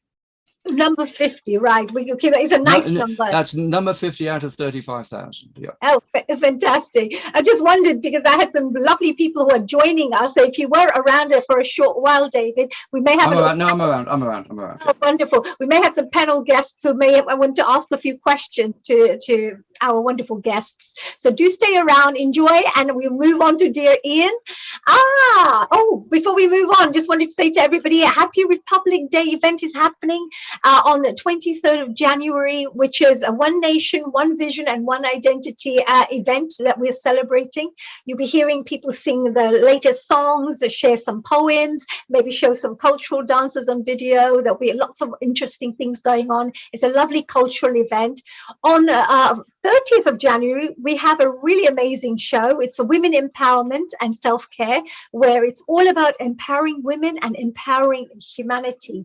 So I think you must definitely, if you're a woman, must join that. And if you're a man, still join that so you can understand your partner better. And as we move on, there's also the vegan and vegetarian kitchen taking place on Sunday, 6th of February, a day before my birthday, just in case you wanted to send the message through to Healing Our Earth, then here you go. But it's a vegan and vegetarian kitchen achieving good health, and it's a really, really amazing program that's done and produced by our wonderful Seema, who's an amazing host. And we've got the Valentine's special for all those wonderful romantic people out there and the lovely couples out there, or even single people looking for a perfect partner. The Valentine's special, you can dedicate a song, you can write a poem, send a message to your loved ones, whatever you would like to do. Sunday, 13th of February is your program where you can come on board and contribute in the best way you want. We move on now to the one and only Vice President of the London Rotary Club. We've just spoken to an amazing leader there with David Johnson there. And global namaste, dear Ian. Thank you for joining us here today on Healing Our Earth. My pleasure. Did you have a good day today? Have you been having a nice, fun day? Yes, had a good walk this morning, yes. You do a lot of walking. Got some more trees planted under Treacle, yes. Oh, wow, I'm so proud of that. That's good. I think I better start doing that if I'm going to be part of this Rotary, Treacle organization. Absolutely. Yes, absolutely. Well, before then, let me just see if I can just do a really nice little introduction, because I know that you've done such amazing work and you've got some interesting hobbies, which are very unusual, very rare, because I've never heard of anybody who has that kind of hobbies. So it'd be wonderful to find out a little bit of an insight about what makes you you.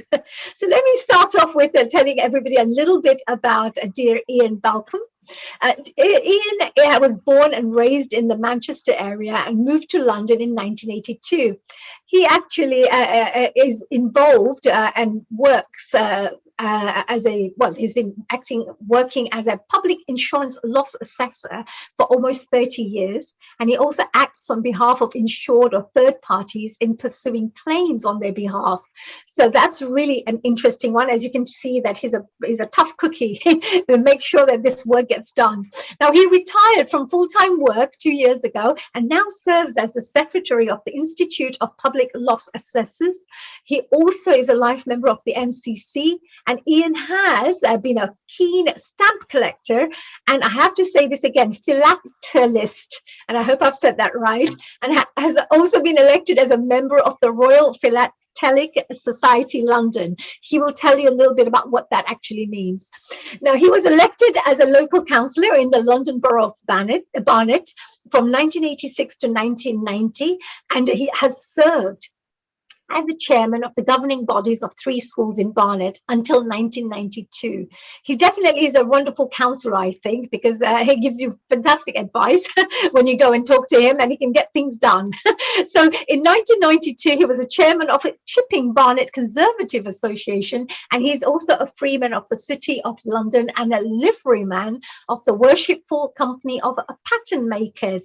Again, I think he may give us a little insight into what that is. So let me tell you a little bit about his Rotary background. Ian has been a member of the Rotary Club of London for 30 years and has also contributed extensively as a chairman of the Rotary Foundation and international committees. He has also been elected as honorary secretary twice, and has served as such as, well, he's been serving all this for 10 years. At present, he's the vice president and president-elect of Rotary Club of London, which means that he will be the next president, and regularly takes part in many fundraising and community activities. He was there as well at our Winston Churchill trip yesterday, so that was great fun. Now, today we will get to hear about the wonderful work he's carrying out as a vice president within Rotary, as well as get an insight into the impactful work being carried out by the Rotary Foundation, especially in relation to various areas like the scholars and the kind of grants and funding that's available. So Ian, I'd just like to say thank you so much. What a wonderful background you have. What is that? What is this? I had to say this again, the name, I have to read this actually. What is Philatelist is a collector of stamps, yes. And the Philatelic Society of London was set up about 150. I think it's just celebrated its 150th anniversary. And King George V, who visited, was also a very keen stamp collector or philatelist. Allowed the club to use the Royal. And we have a letter from King George V in his own handwriting to the club saying, I'm granting you the title of Royal, but because you're based in London, I think you ought to call yourself the Royal Philatelic Society, London. And the Queen is the current patron, and she opened our new headquarters building in the City of London just before, I think it was the last public event she attended before COVID. So. Oh wow! Well, and you're also very keen as is it pattern makers? Pattern makers, yes. That's with shoes. Is that or liveryman? You mentioned last time. Yes, patterns were in the 1500s and 1600s when the streets of London were running sewers. There were undershoes to keep the fine shoes, the gentry, out of all the muck. Right. But then the paviours came along. And that rather did for the pattern makers, because then we had proper streets and drainage, and it's now allied with the modern shoe industry. And we do a lot of charitable work, mainly orthopedic shoes and such like. And we also have a lot of members from the who manage premises. They have a lot of those members as well over the years. Oh. You've gone mute. Isn't that wonderful? Because when you actually help people with the orthopedic shoes, there are so many people who are having health issues, back problems, leg pain, etc. So this is a really wonderful work you're doing. We fund bespoke orthopedic shoes, and it makes a huge difference to the person using them. And the Duke of Gloucester, who's our patron, that's how he got us involved in the rehabilitation of servicemen as well. Wow! So it's a wonderful royal connection because of the historical nature of it and the the traditional aspect. Beautiful, lovely. It's an interesting background. You became a vice president, of course, and at the moment you also took part in being a leader in the foundation side, the Rotary Foundation, as well as the international work that takes place with the Rotary Club as well. So can you tell us a little bit, maybe to start off with, I know your specialist area is the funding side because you've worked on that area for so long, but could you tell us the kind of range of grants and funding that are available within the organization, Rotary?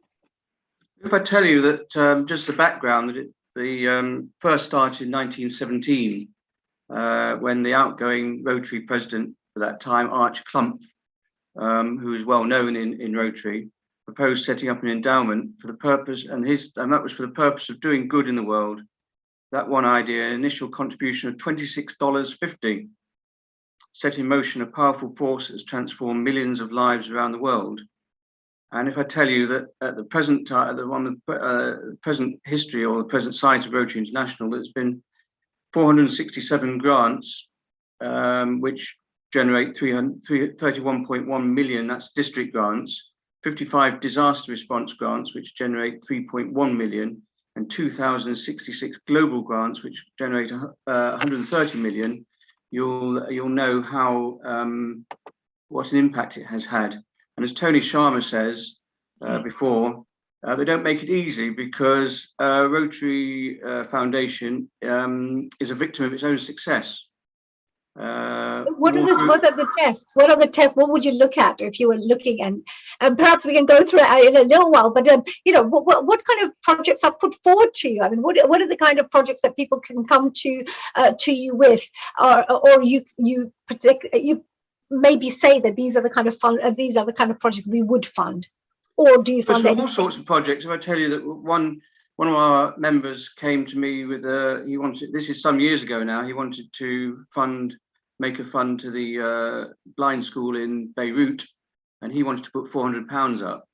So we then, as a club, put £400 up. District then matched that, so that became 1,600. The same thing happened in Lebanon with their district and their club, and then immediately you've got £6,400 out of his seed of £400. So now I know that nowadays the matching is not exactly the same. It's in that sort of area. And then we've had schools in South Africa where we've helped there as well. We had a member, this is post-apartheid, we had a member at the South African Embassy, which David mentioned, Siggy Sternberg. He got a lot of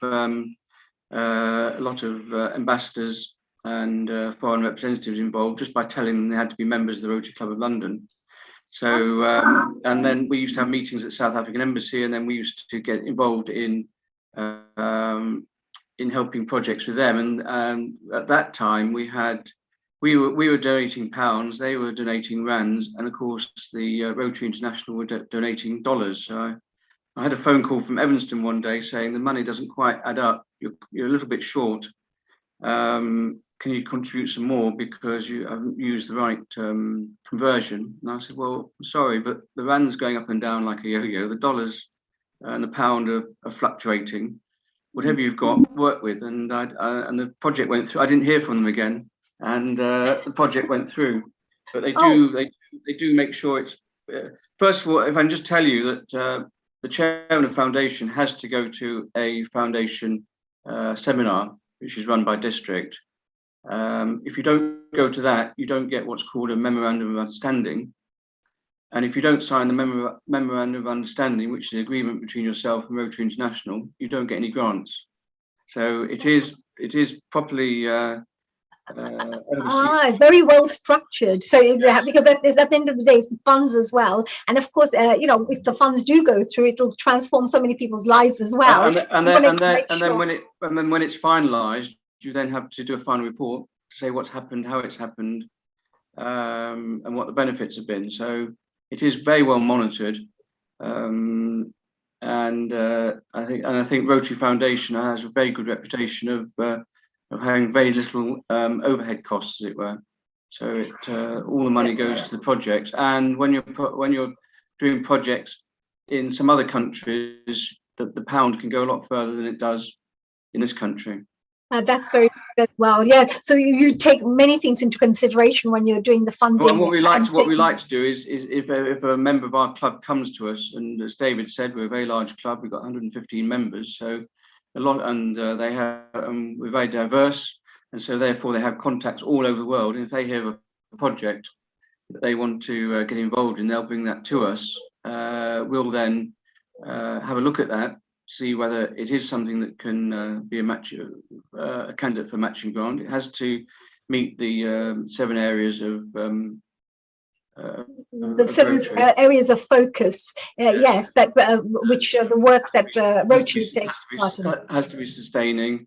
and there's some things you can do it for, and some things you can't do it for, and we then pursue that if we can. And the beauty of it is that you're then getting another Rotary Club in that country involved, and they're overseeing it as well. So you've got a good connection between the two. That's a very good idea, actually, because if I had a friend of mine, let's say they live in a different part of London, so they may have joined that Rotary Club, and I've joined, let's say, the London Rotary Club. Well, we could still work on a project together. The two clubs could be introduced. That look, we want to work on this project. Could we get some support for this? And if they both agree, then so meaning that you could also have friends from different clubs can come in, meaning you don't have to be in the same club to do the projects. You could work as partners from different clubs, different organizations. Is that right? I understand there's also international partnerships. So if you have a project, you could be working on it with your club, and then you may have somebody in Africa that you're connecting with. Exactly, and that's where we know that money's being spent properly and wisely if there's another Rotary Club involved in it.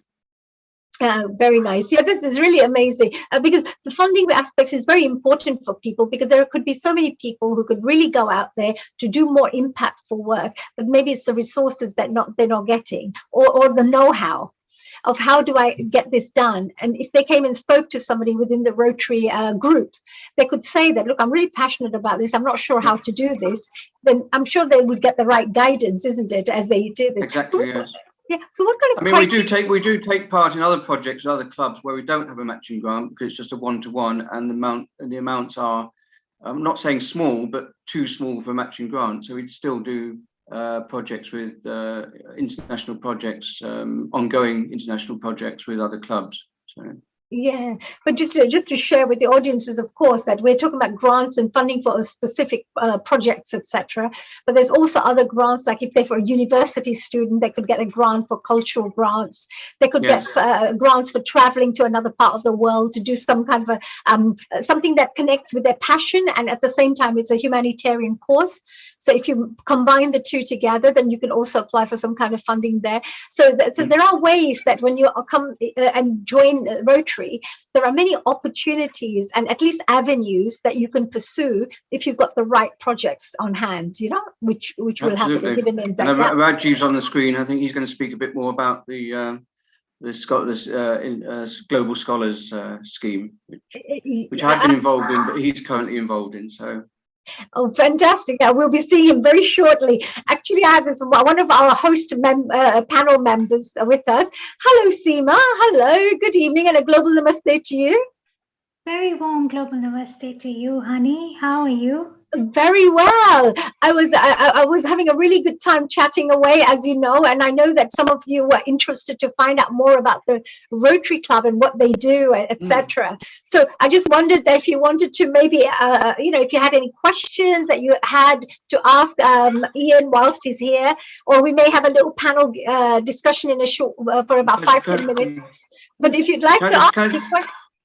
Can I just say, honey, that although I've been involved in the Rotary Club for 30 years, and your enthusiasm and passion energise, I think, all of us on screen, and many congratulations for organising this event today. It's been absolutely fantastic, and you put a lot of time and effort into it. It's incredible. So well done. Oh, thank you very much. I really thoroughly enjoyed it.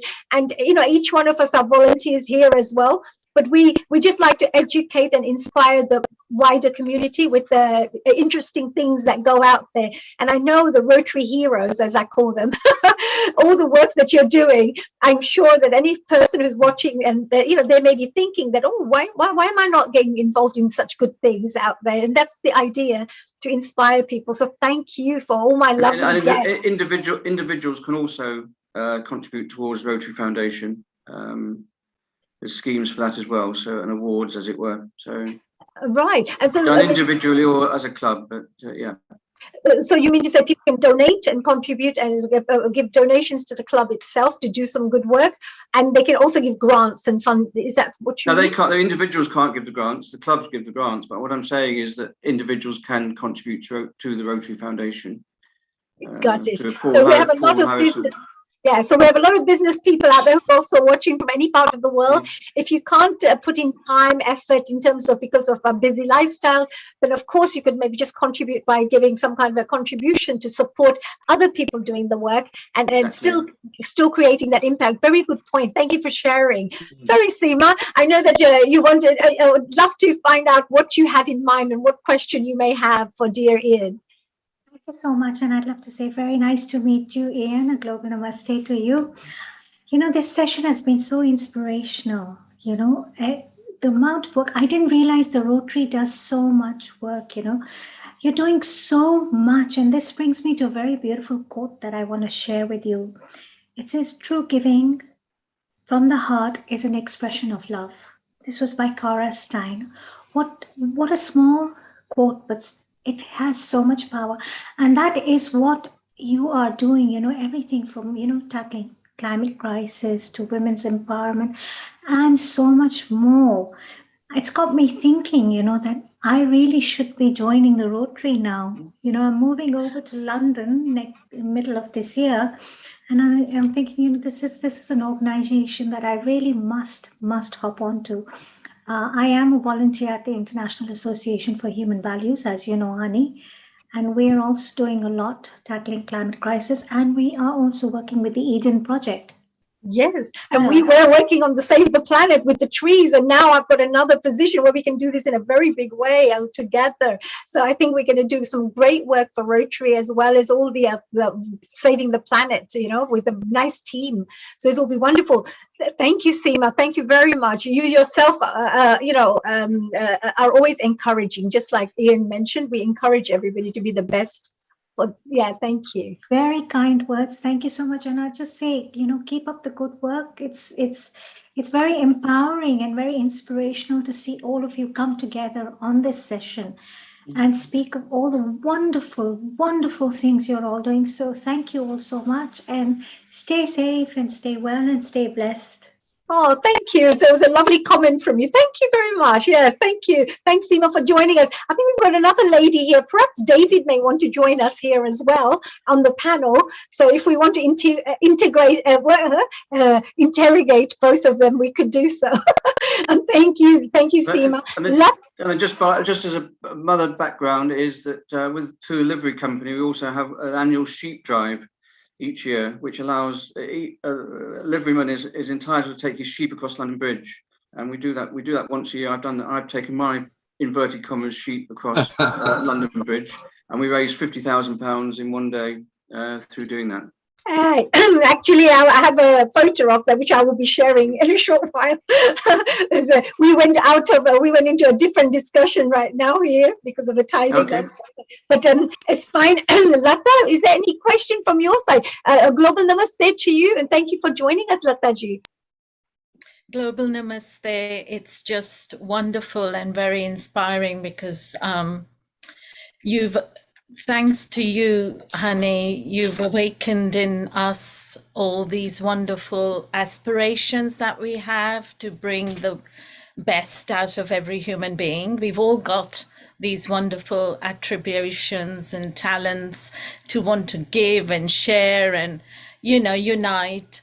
And so I think the Rotary Club has been very low key in some ways, because now their profile needs to be raised, you know, much higher, because they're doing such wonderful humanitarian work, and it's to be applauded. It really does.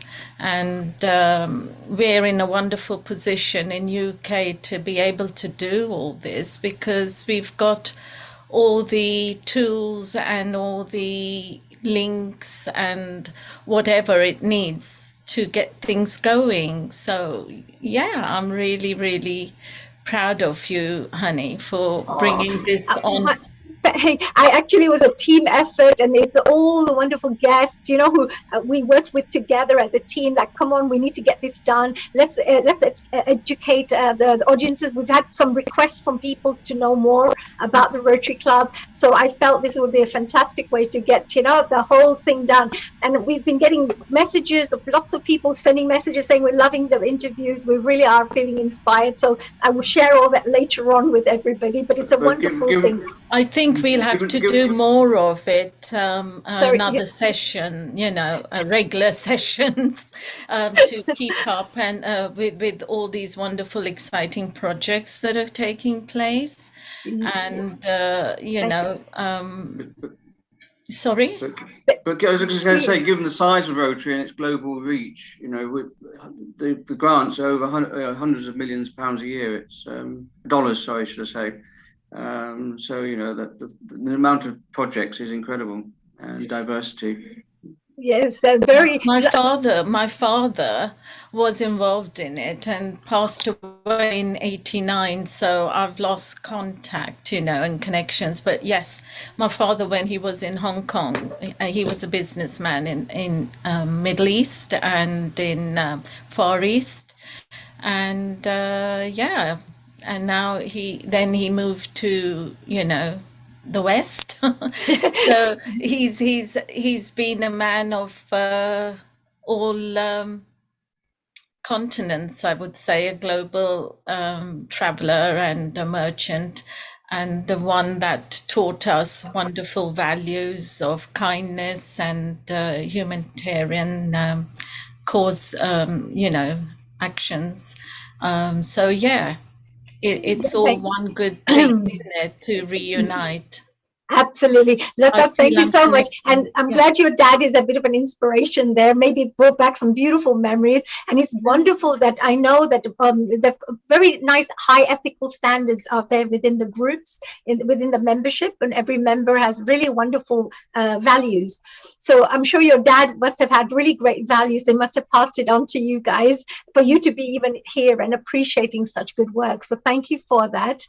I may take one last question if maybe Hasmita wants to ask a question to David or Ian to find out any other information about the Rotary Club, or if you want to mention anything, no problems. So, global namaste to you, Hani. Global namaste, Hasmita. Looking gorgeous. Phenomenal, and yourself. What a phenomenal opportunity to bring Rotary onto this platform and healing our earth. And it's amazing to listen to the fantastic work that you're doing across the globe, really. And also interesting what you've mentioned about the history and how London, you know, all those little bits and pieces that we don't often get to learn about. So that's great.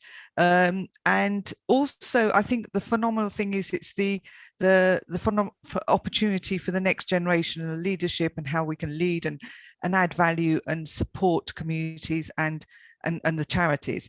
But my question to you would be in terms of what kind of leadership development programs are there for young people? Are we, you know, it's a great opportunity and we're learning about Rotary, but what is it that we bring together the next generation, the youth of tomorrow?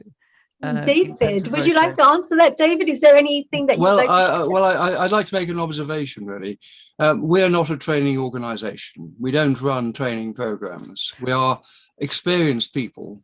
However, by giving younger members the opportunity to lead projects with all the advice and mentoring that is available through the club, effectively there is continuous mentoring for young people who wish to develop themselves, and it's in a fairly benevolent way. In other words, we're not going to let people go over the edge, you know, because they lack experience. People will be helped to achieve more than they thought possible when they started through the experience of the people around them. We need everybody in the organization to achieve more than they thought possible.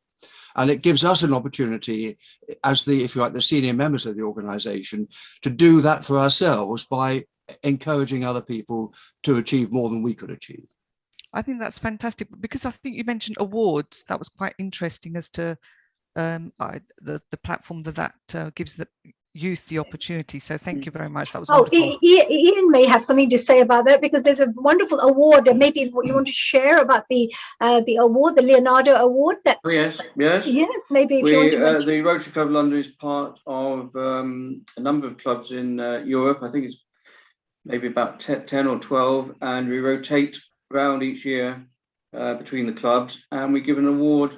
Has been to young people. I think last year in Vienna was to a young musician who was quite incredible, quite outstanding, and we all joined together to have an award, a prize award, which we then give to that person. The young person, yeah. The young person. We've had somebody in London. We've had somebody, goldsmith. We've had a cartoonist. We had Evelyn Glennie, who we gave an award to when she was just starting out, and she's done incredibly well in the music side. And then it gives us an opportunity also to visit each other's city, which we do. So we rotate around Europe, yes. Yeah, it's celebrated. It's like 7-8 countries, 11 countries now. They've all come together and they support. And each year you go to the different countries and they choose one person from there, and they all put money in together to donate it and give it as an award. Like I think it's £10,000 or $10,000 or so to each child, so they can do more of what their talents or their creativity or whatever they wanted to study. So it's a fantastic way to encourage, people to do more and things. Well, but it's a very good question. Apart from going to Houston, we'll also then be going to Copenhagen for the Leonardo Award, yes. Yeah. If I may, I'd just like to add that Rotary in Great Britain and Ireland and Rotary districts also provide awards to heroes, if you like, in the community who are Rotarians can recognize each other through various award structures, but we also want to recognize non-Rotarians who are doing fantastic work in their community and to provide them with additional support as well as perhaps a little bit of money so that their achievements are expanded and leverage is applied so that people can get more from what they do. Yeah, well, thank you very much, Smith. Those are lovely questions there. Thank you, and very appropriate questions, because I know there's a lot of parents out there watching as well, and it's a really great way to start younger people to get involved in this kind of area. Just like I'm a firm believer of getting them on board with Duke of Edinburgh Awards and things like that to develop young people at a young age. So this would be a really great way to get involved in such activities. Thank you, Asmita. And I should also say thank you to Neil Kumar as well, who's been a real pillar of strength and encouraged me as well from this side to be able to do and take over for today. So thank you very much for that as well, for supporting and serving the community in the best way possible. David and dear Ian, thank you for your answers as well. Really wonderful answers there. And thank you, Hasmita, and everybody. If you have a few more questions at the end, we've got two very interesting guests who are going to be joining us. You'll hear a little bit more about the work of Rotary, and you will also get to learn how you can use your talents and skills in the best way possible to do good for the world very shortly. And we will have Clive Amos joining us literally in a minute or so. Ian, any final messages to finish off your wonderful interview for today? No, I don't think so. Other than you've said before, why do people get involved in Rotary? And I'd say, A, to do good. And I think, as Clive has said, and it's so true, that you meet people you wouldn't otherwise meet, make friendships, and you visit other places which you wouldn't otherwise visit. So, for instance, in Leonardo, we had it was in Florence, which has always been one of my ambitions to go to. And we had a very good meeting there, and the Rotary Club there meets in a palazzo, which is we had dinner in, which is incredible. And then the same year we also teamed up with the Rotary Club of Capri and went there, and I achieved another ambition, which was to visit Pompeii. Pompeii! Oh, that's wonderful. And then when we went to the Rotary Club of Pompeii, I was sat at lunch with an Italian professor of Roman history who didn't speak any English. And I didn't speak any Italian, but we were still able to communicate because we had Google Translate. There's always a solution for those people who know how to find solutions. So well done, you, Ian. Thank you so much. And really, it will be only right for me to say to, of course, our dear President, David Johnson, to maybe finish off with our little, with any message that you may want to finish off with for today. Keep in touch.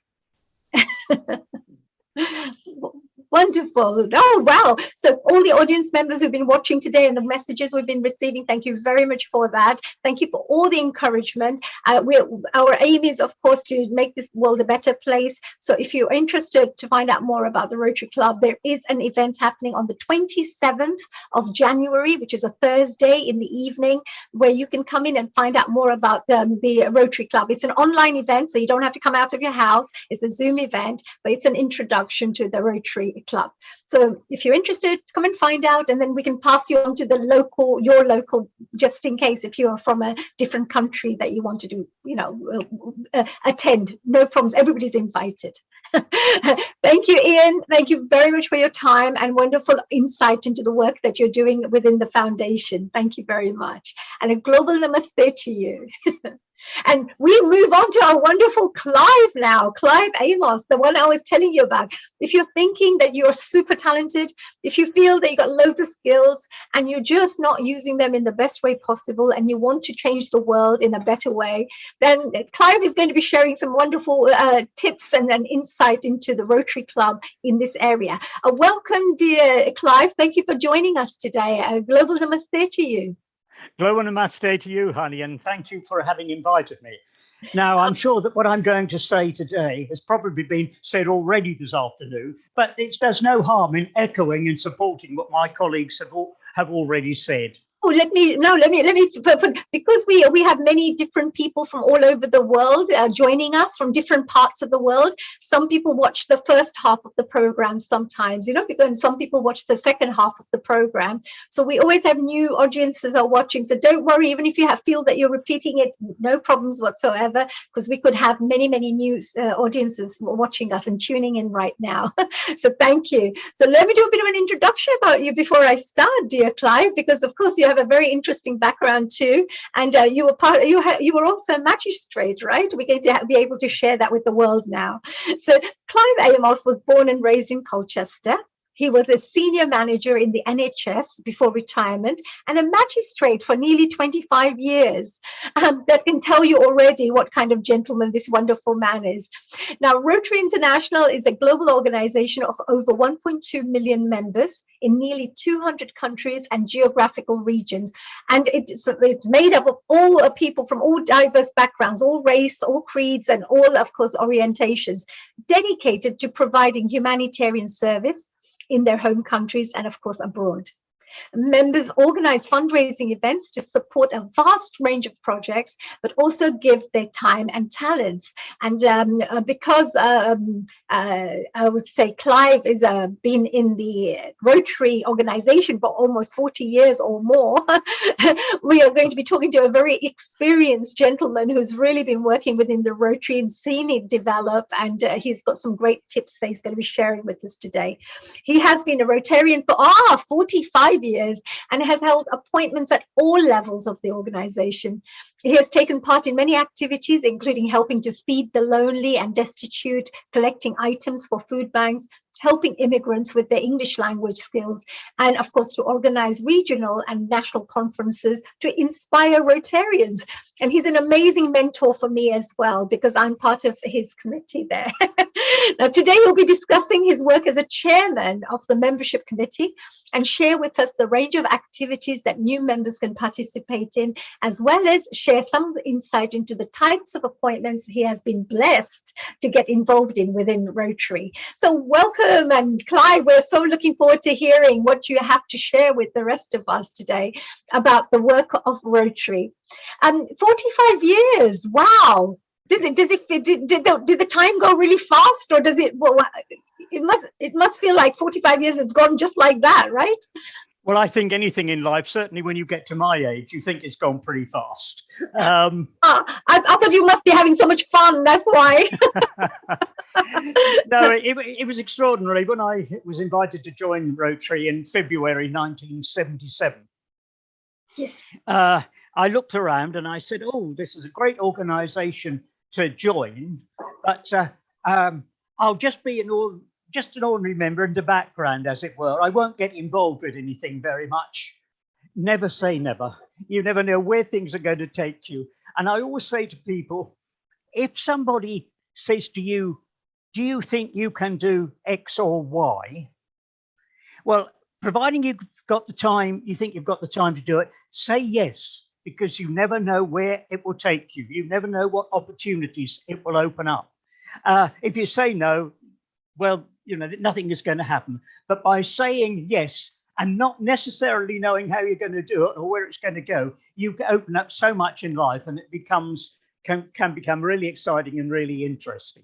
Well, very wise words, extremely wise words. That is, yeah, that is absolutely, I totally agree with that. And it's a very good wise words there. And they also say that if you try something, you may fail 50%, but you may succeed 50%. But if you don't try at all, then 100% you failed already before even starting, right? So it's really important. Now, I just wanted to ask, Clive, you've been involved in the Rotary Club for a very long time. But could you share with us, why do you think it's so important for an organization such as Rotary to be in this world? Because, I mean, I know, as we all heard, they're doing such impactful work, but why is it so important for someone, you know, an organization like Rotary to be there? Yes.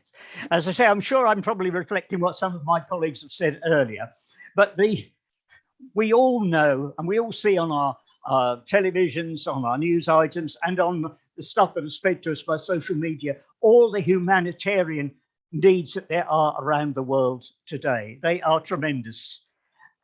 The great thing about Rotary is a very large organization in nearly 200 countries with over 1.2 million members, and in 36,000 Rotary clubs, that we can reach out and we can give that humanitarian service across the globe should it be needed. We always work, whatever we do, we always work, if we're working internationally, with Rotary clubs in those areas. And we do that to ensure, A, that what has been asked for is really needed, because there have been so many instances over the years that people well-meaning have raised money for all sorts of things that have been, when they've gone on site, are really not appropriate. So we always check that out. And then we always say to people, okay, if we raise funds for this, if we help with this, will you supervise it and make sure it's spent properly and it does? And we do that with the Rotary clubs, and we can do that, as I say, in about 200 different countries. So that's one good reason why we need a large international organization that can give humanitarian service. Wow, that's really true, because we don't even see the engine, the huge engine that's behind everything, because we may just say Rotary. But Rotary, like you said, it's got this many, almost 40,000 clubs, 36,000 clubs. It's got this many members, 1.2 million members. It's a huge, and you've got friends already.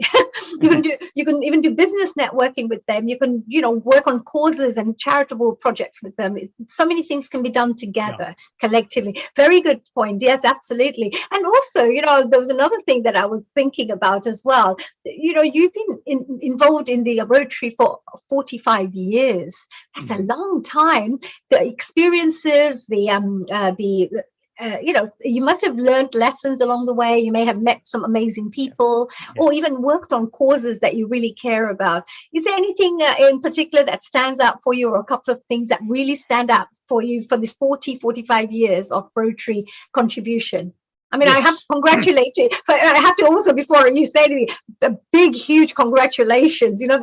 That's service, complete, full, selfless service. And I just wanted to say, very well done. Congratulations. Really, really honored to know people like yourself.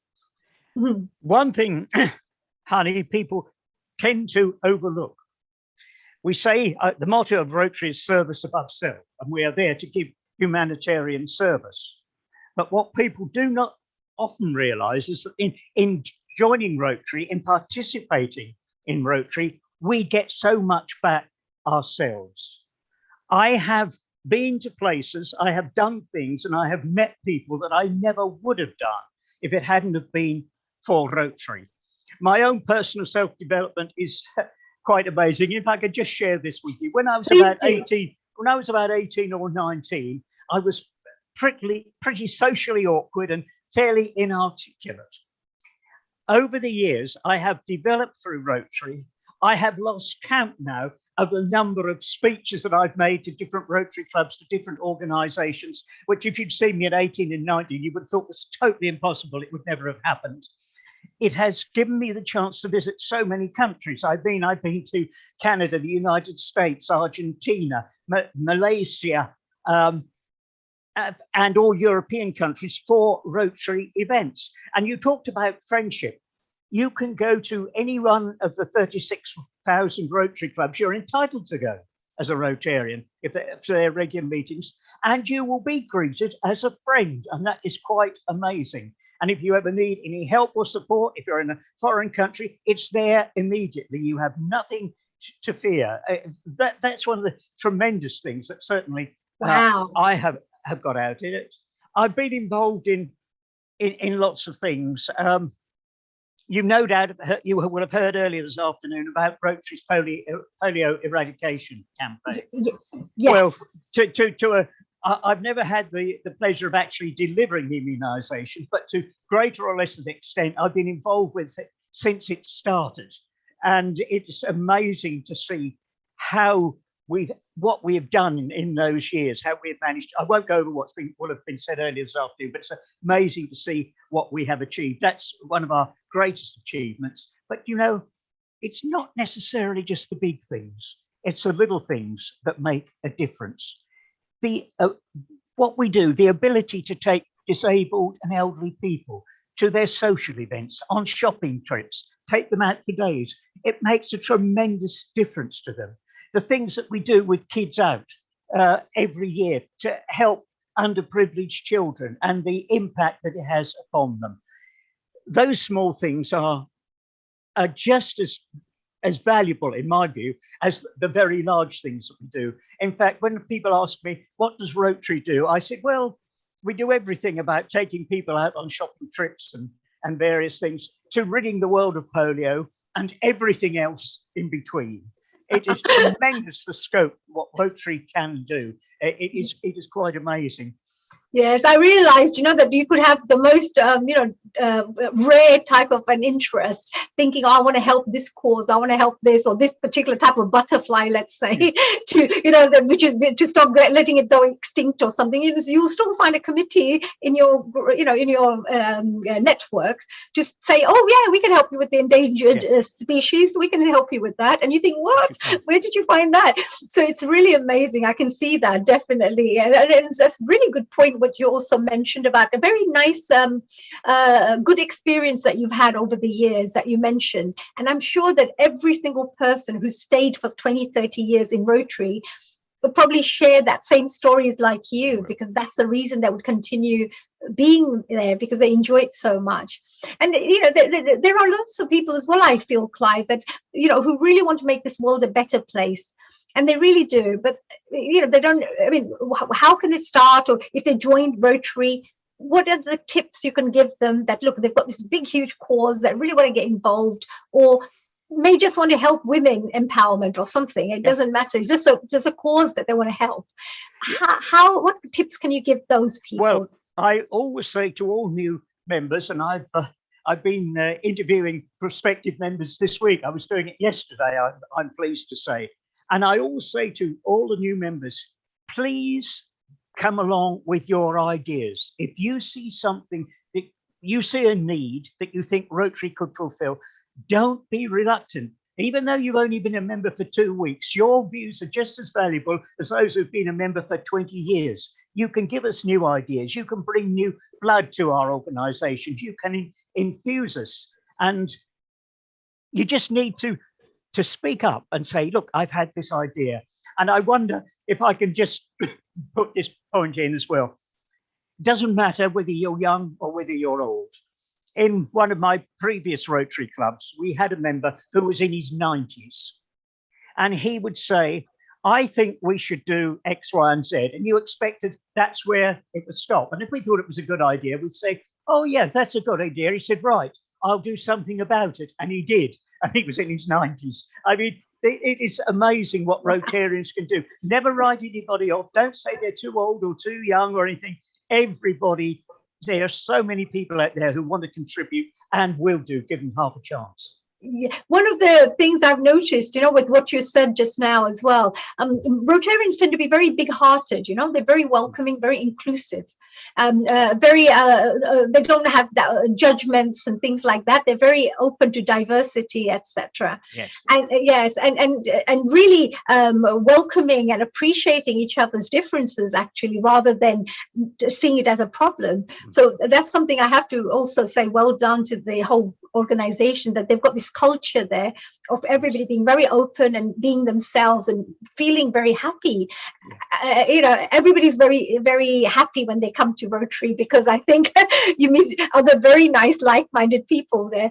And I just also wanted to ask that there are a lot of people very, very skilled, very talented, have lots of knowledge, maybe real experts in their field. What kind of opportunities could you perhaps, as a new members chair, be able to advise them about that? Look, how they can use these skills and talents. Well, apart from using them in our club and using to help organisations in the community. I mean, you mentioned that I was a magistrate for nearly 25 years. I only did that because of the encouragement by my fellow Rotarians who were magistrates. I hadn't thought of doing that. And, they kept on at me and they kept encouraging me. So I eventually applied. And I also helped for 16 years with an organisation that provides accommodation. It's not a care home, it's not a residential homes or nursing homes for elderly people. Because having worked working in the NHS, helping to run hospitals, I fully understood how you had to run various organisations. But Rotary has also got what are called action groups.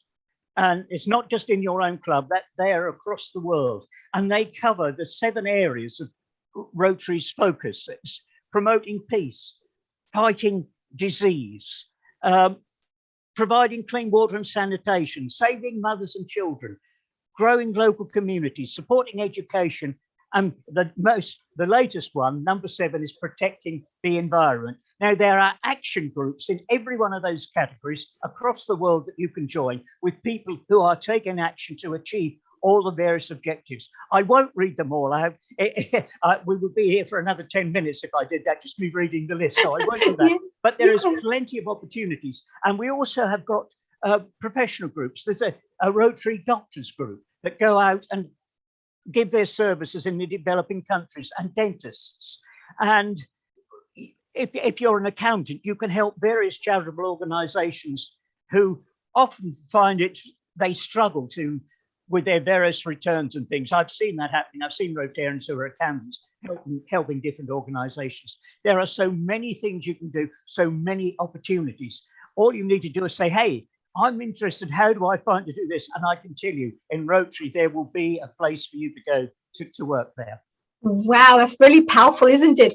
Can you imagine how many different areas there are in the whole of Rotary that you could be placed in? Any place that there is, there's always something for you to be connected to, which is amazing. Isn't that great? And I also had this one last question here, Clive. I know we're coming to the end of our time, because we've got our next interview with Rajiv, who's going to be talking to us a little bit more about these scholars and all the awards, and of course the foundation that he's a chair of.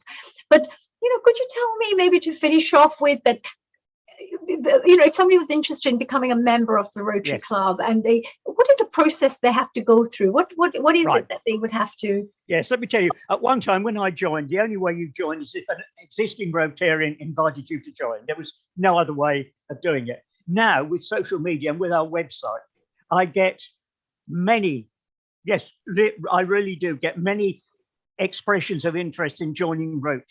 Some of them are suitable for our club, some I point to other clubs, but basically get in touch via our website with me. I will send you an information sheet telling you about Rotary, because not everybody fully understands it, and telling you about our club. And then if you say, yeah, I'm interested, then we go through the application process, and I will have a talk with you. We will talk about what your aspirations are, what you expect from Rotary. see if that is really what you want to do, and then we take it forward and we give it to our executive body to approve it, and then just see if any of our members have got the objection. And I say this now, never have I known anybody object to anybody joining, and I'd be most upset if they did. So yeah, get in touch with us, and we will always welcome people of all ages, of all ethnicities, of all political persuasions, of all faiths and no faiths. We are a very inclusive organization. We welcome everybody.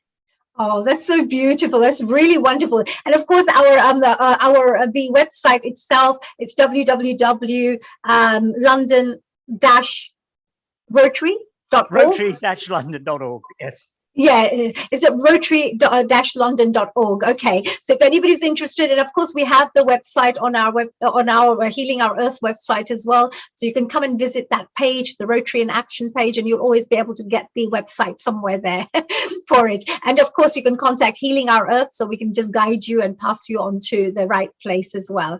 Clive, you've been absolutely amazing, and I love that. If you don't mind maybe staying over for another 15-20 minutes, I have these gorgeous ladies like Hasmita, and we've got our beautiful Sharon all the way from U.S.A. who's just joined us, I can see, and I've got Seema again as well, so they may have a couple of questions for you.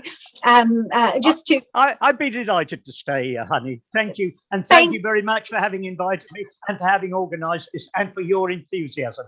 That's what we need above all, enthusiasm. Well done. Thank you so much. Oh, here's our Rotary Club as well. There you go. Rotary Club of London is where we have to go. But it's www. It says Rotary-london.org. It's at the top there. Just in case, yeah, just in case. Right. Yeah. So I just wanted to also say to everybody that Clive has also been a really great mentor for me.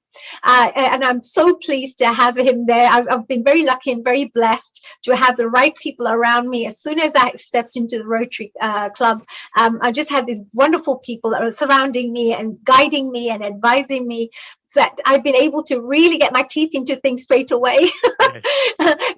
And I really, from my hand on my heart, say that I feel at home in Rotary. It feels like the kind of people I love being with. And it's very much like Healing Our Earth. Every single person, as well, Seema, Sharon, Hasmita, they will all mention to you that we all feel like a little family, like a little one family here, but Rotary feels that way too. So thank you, Clive, for making me feel so at home there. Invited me. And enjoy your evening, and I know we'll get you back in for a couple of questions again, and we're moving on to this wonderful smart looking gentleman. Oh yes, hello Rajiv, a global namaste to you, Rajiv Sabharwal. We have global namaste to you, and I'm delighted to be with you today, and thank you for having me. Oh, we're so, and you're looking very smart, I have to say, and you're always looking smart anyway, but you're an accountant. Your background is in accountancy, right? Absolutely, yes. I qualified as an accountant many, many years ago. Indeed. Yes, we what you call it, we always find that the accountants are so particular. They normally have a pen on on the pocket. So anytime you're rushing around looking for a pen, they just take a pen and give it to you. They're so well organized, I have to say. I admire them for that. So Rajiv, today we're going to have a really good discussion about the work that you do. But before then, I just would like to just do a bit of an introduction and just let people know a little bit of your background, so that people are aware about what kind of people come together into the Rotary Club, and how many varied backgrounds and experiences and cultural backgrounds do we have within our group. It's amazing. So with our dear Rajiv, he's a highly motivated finance professional with a breadth of experience in property, consultancy, retailing, and accountancy management. Rajiv has created forward-thinking management systems which support business objectives and provide swift and accurate financial information. With extensive knowledge of financial control systems, he has the ability to manage their practical implementation. And Rajiv also possesses strong people management skills, which is very good, especially in our Rotary. We all love having wonderful communications there. And as an excellent and energetic communicator, I think he's been doing amazing work. I've seen him in action. He's a fellow of the Institute of Chartered Accountants in England and Wales, and currently works at Sutton's, based in Pall Mall, I should say, as a commercial chief executive Executive Officer, and providing accountancy and property-related services, together with acquiring commercial properties with strong covenants, including retail, offices, and warehouses. Whoa, what an amazing background. So all finance, real estate, properties, etc. But look what he does on the other side. As an active member of the Rotary Club of London since 2015, he's currently on the Board of Trustees, helping in the management of the funds held by the Rotary Club of London. In addition, Rajiv is the foundation chair, looking after the global scholars who come to study in London, and he's also looking forward to continue in that role, contributing in his usual lively way. And today, Rajiv will be sharing about his Rotary work and involvement within the fields of global scholarship programs, global grants, and any kind of funding programs that he may want to share with us. So Rajiv, that was a really impressive background there. And no wonder they ask you to be a trustee and they ask you to look after this area, because you seem to be very good with your money management skills, right? Well, absolutely, that is right. Absolutely. We have a committee who manage all the finances for the Rotary Club of London, and we actually employ an outside body to look after the funds for us. So it's not too onerous a task. But we keep look at you. You're very modest. but definitely, but you've been an amazing mentor for many people who've been coming into the club and sharing your knowledge, guiding them, getting them into the right paths as well within the Rotary. So that kind of coming back to this wonderful scholarship program, and of course the work that you do. I had a few questions actually. I had just made a little list on, so I thought, let me see if I can perhaps ask these really interesting questions that I would love to find out more from you about. So I just first of all wanted to ask is, why did you join Rotary? Because this is a very intriguing question for everyone. Everybody seems to have a different story why they joined. So I would love to hear your background. How did you join Rotary? I'd love to tell you about it. I'm basically a Rotarian because we are actually a global group of 1.4 like-minded people in over 200 countries. And we work together to improve the lives of people worldwide. Now, being a member allows me the gratifying opportunity to be able to give back to society. The motto, service above self, resonated with me, and that's the main reason why I joined Rotary.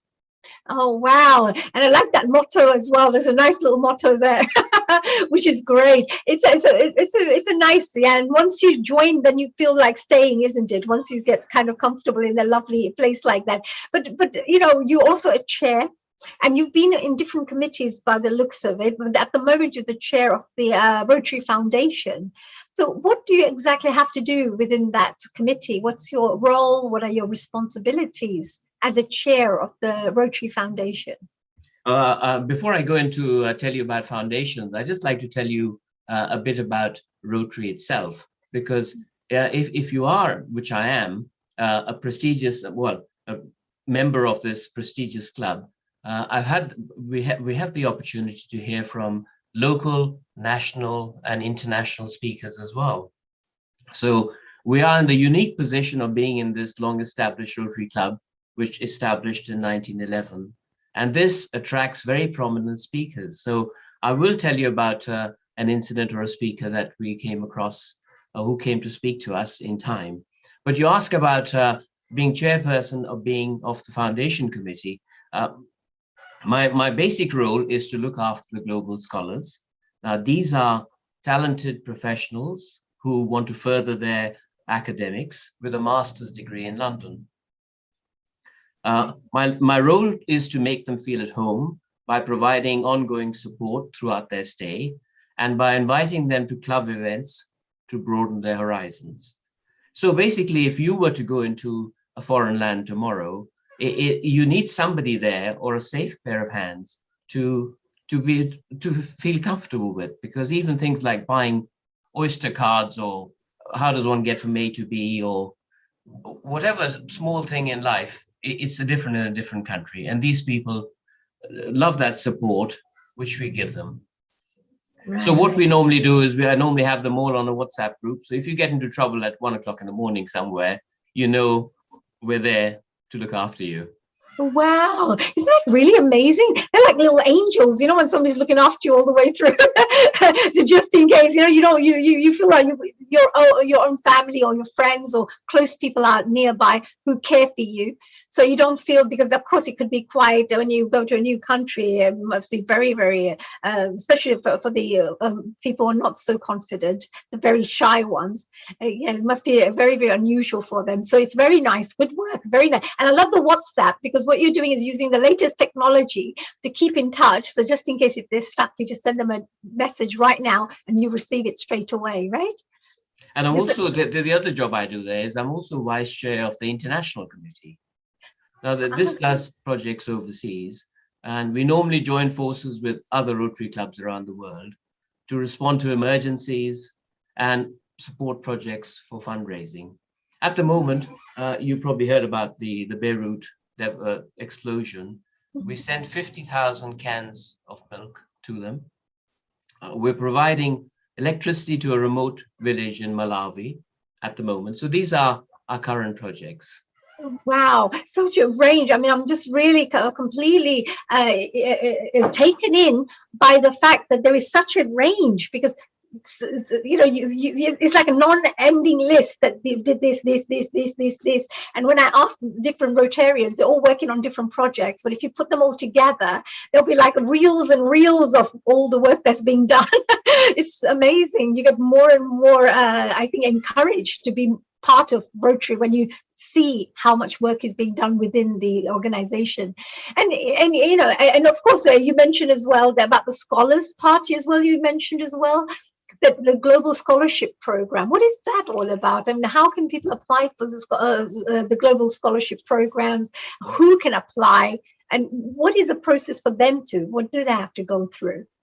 So the Global Scholarship Program is a program run by Rotary clubs to invest in future leaders by funding scholarships for graduate study abroad.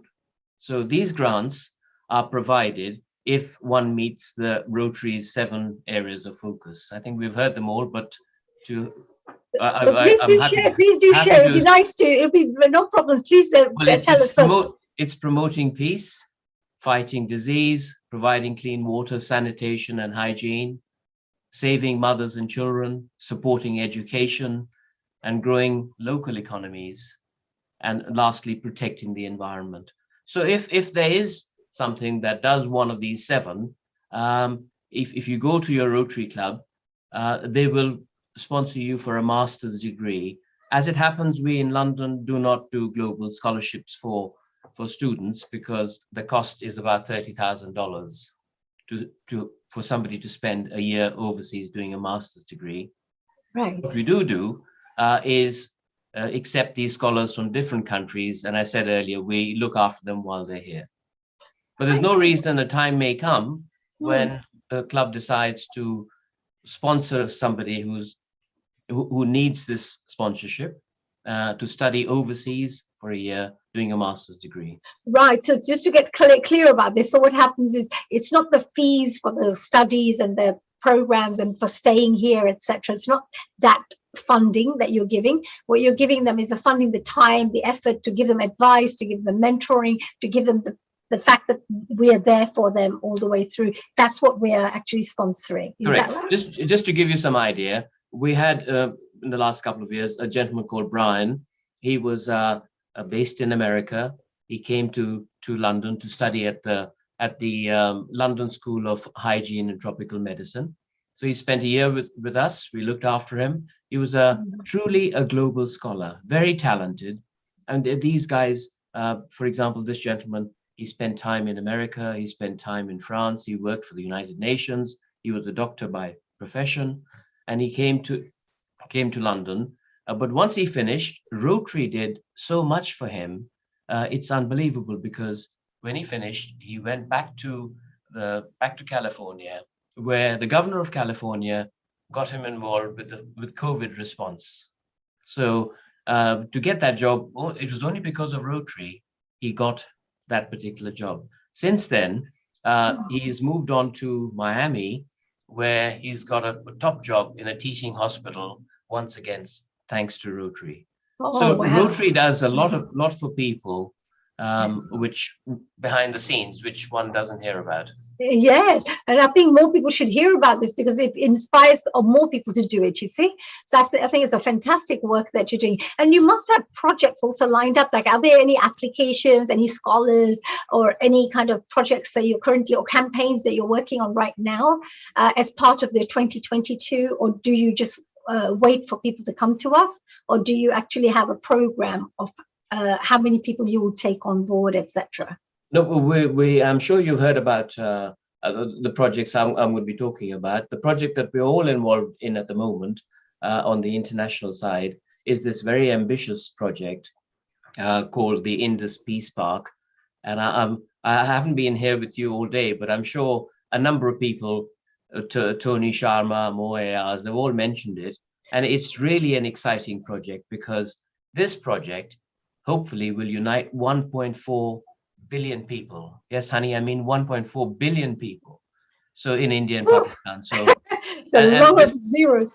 Yes. We've had a number of high-profile meetings, and the governor of Punjab is progressing our application, and he thinks he's very confident that they will give us the 250 acres of land that we required of him to start building this peace park. And I'm sure Tony Sharma has mentioned to you, we intend to build schools, teaching hospitals, maternity facilities for women, and a lovely peace garden, amongst other things we haven't thought of. Wow, everything sounds so good. And I heard, yes, everything sounds, I heard from Mohammed, who's sharing as well, that they're also bringing in the women empowerment side, that even some of the security people, you're not walking around and things like that, will be women as well. It doesn't, it's not like segregation, only you can do this. And they're empowering women to also be tough and look after the area. And of course, it's going to be a peace park, so I don't think there's going to be that much fighting. Hopefully, then we really need to think twice about what we're doing. Yeah, but it's amazing. It's really good, Rajiv, and good luck with that. That's a really, when projects come that really means something, this one is one of those that really touches everybody's hearts. So it's great. Is this the land that you've just been able to get? So we've requested 250 acres of land. But it hasn't been sort of given to us as yet. So we're not sure where it's going to be because there's some debate on where this land may be. But it's hopefully with our patron, who's Lord Rami Ranger, who you know quite well. Yes. He's progressing this application with the governor of Punjab. So let's see. Right. But the other thing I want to tell you about is my passion, which I want to do this year. You mentioned what we're going to do this year, is an eye project, i.e. doing cataract operations for people in villages in India. It's as you may know, if you have cataract in India, in a village, they put you in a corner and you're left there to rot. Yes, yes, so, it's terrible, yes. An operation for 25 odd pounds can restore the sight and make this person's life again. So you get a new lease of life with this operation. Now, how good is that?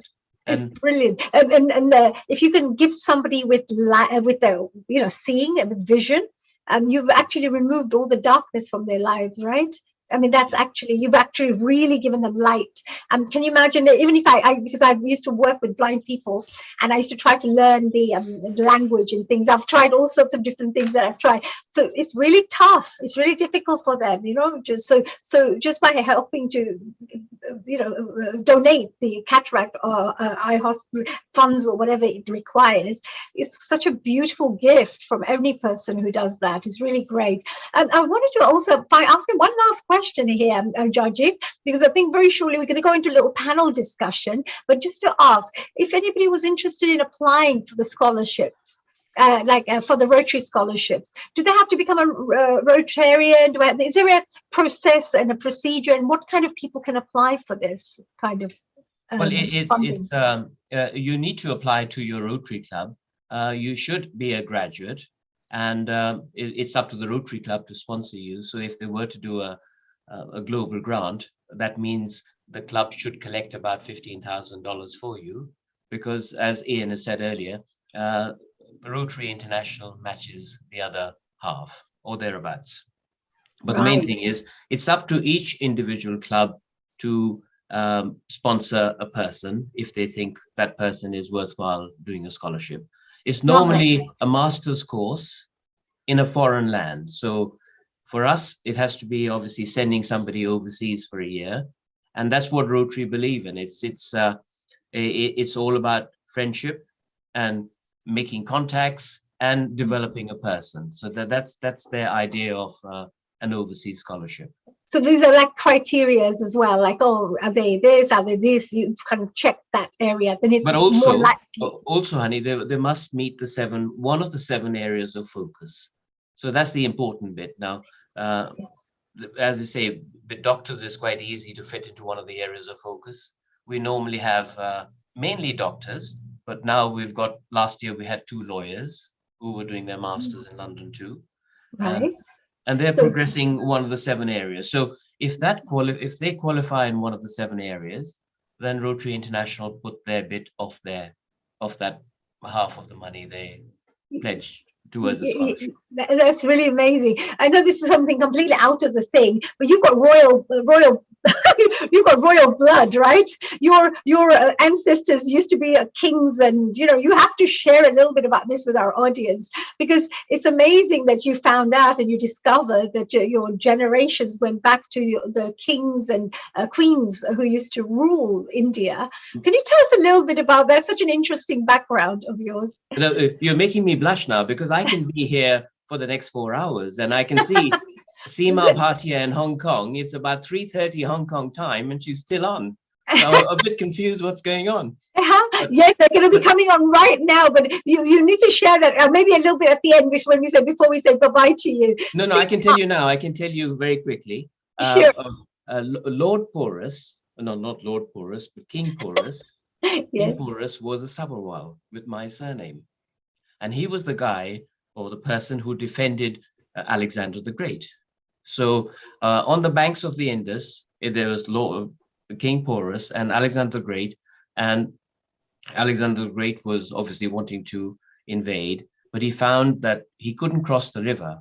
And there was a time, 2-3 months down the road, he did cross the river and he conquered King Porus. And basically anybody conquered by King Alexandra is killed. I mean, there's beheaded.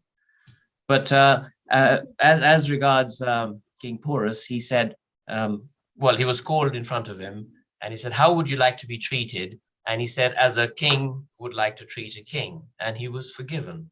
So it was one of those things. But the important bit was we come from we have the same surname. So there's 8 families who are descendants of King Porus, and they're called Cochrane.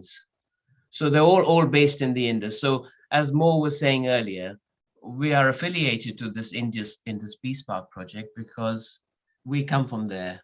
That was our homeland. And right. Now we're somewhere else.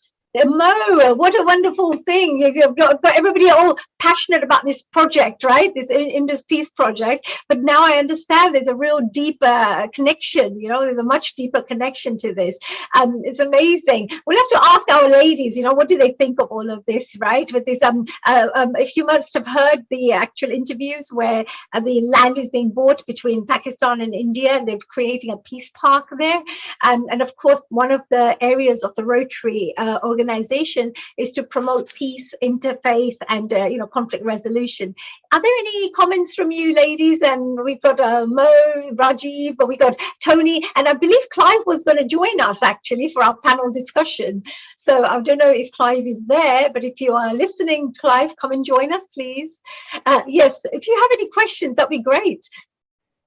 So, firstly, I'd like to say a very warm global namaste, Mr. Sabharwal and everybody, Mohammed Ji and Tony. I am actually in Oxford.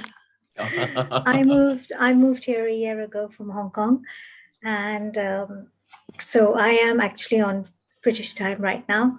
But I think the vision of this Indus Peace Project is just fabulous. What a huge vision, And it takes a lot of courage to work towards something like this, and a lot of strength and inner will. And I think this, if getting the land and bringing this forward with education and everything is just phenomenal. Kudos to all of you, each and every one of you, through this Rotary Club, what you're doing, this global organization worldwide. I mean, I'm so inspired today.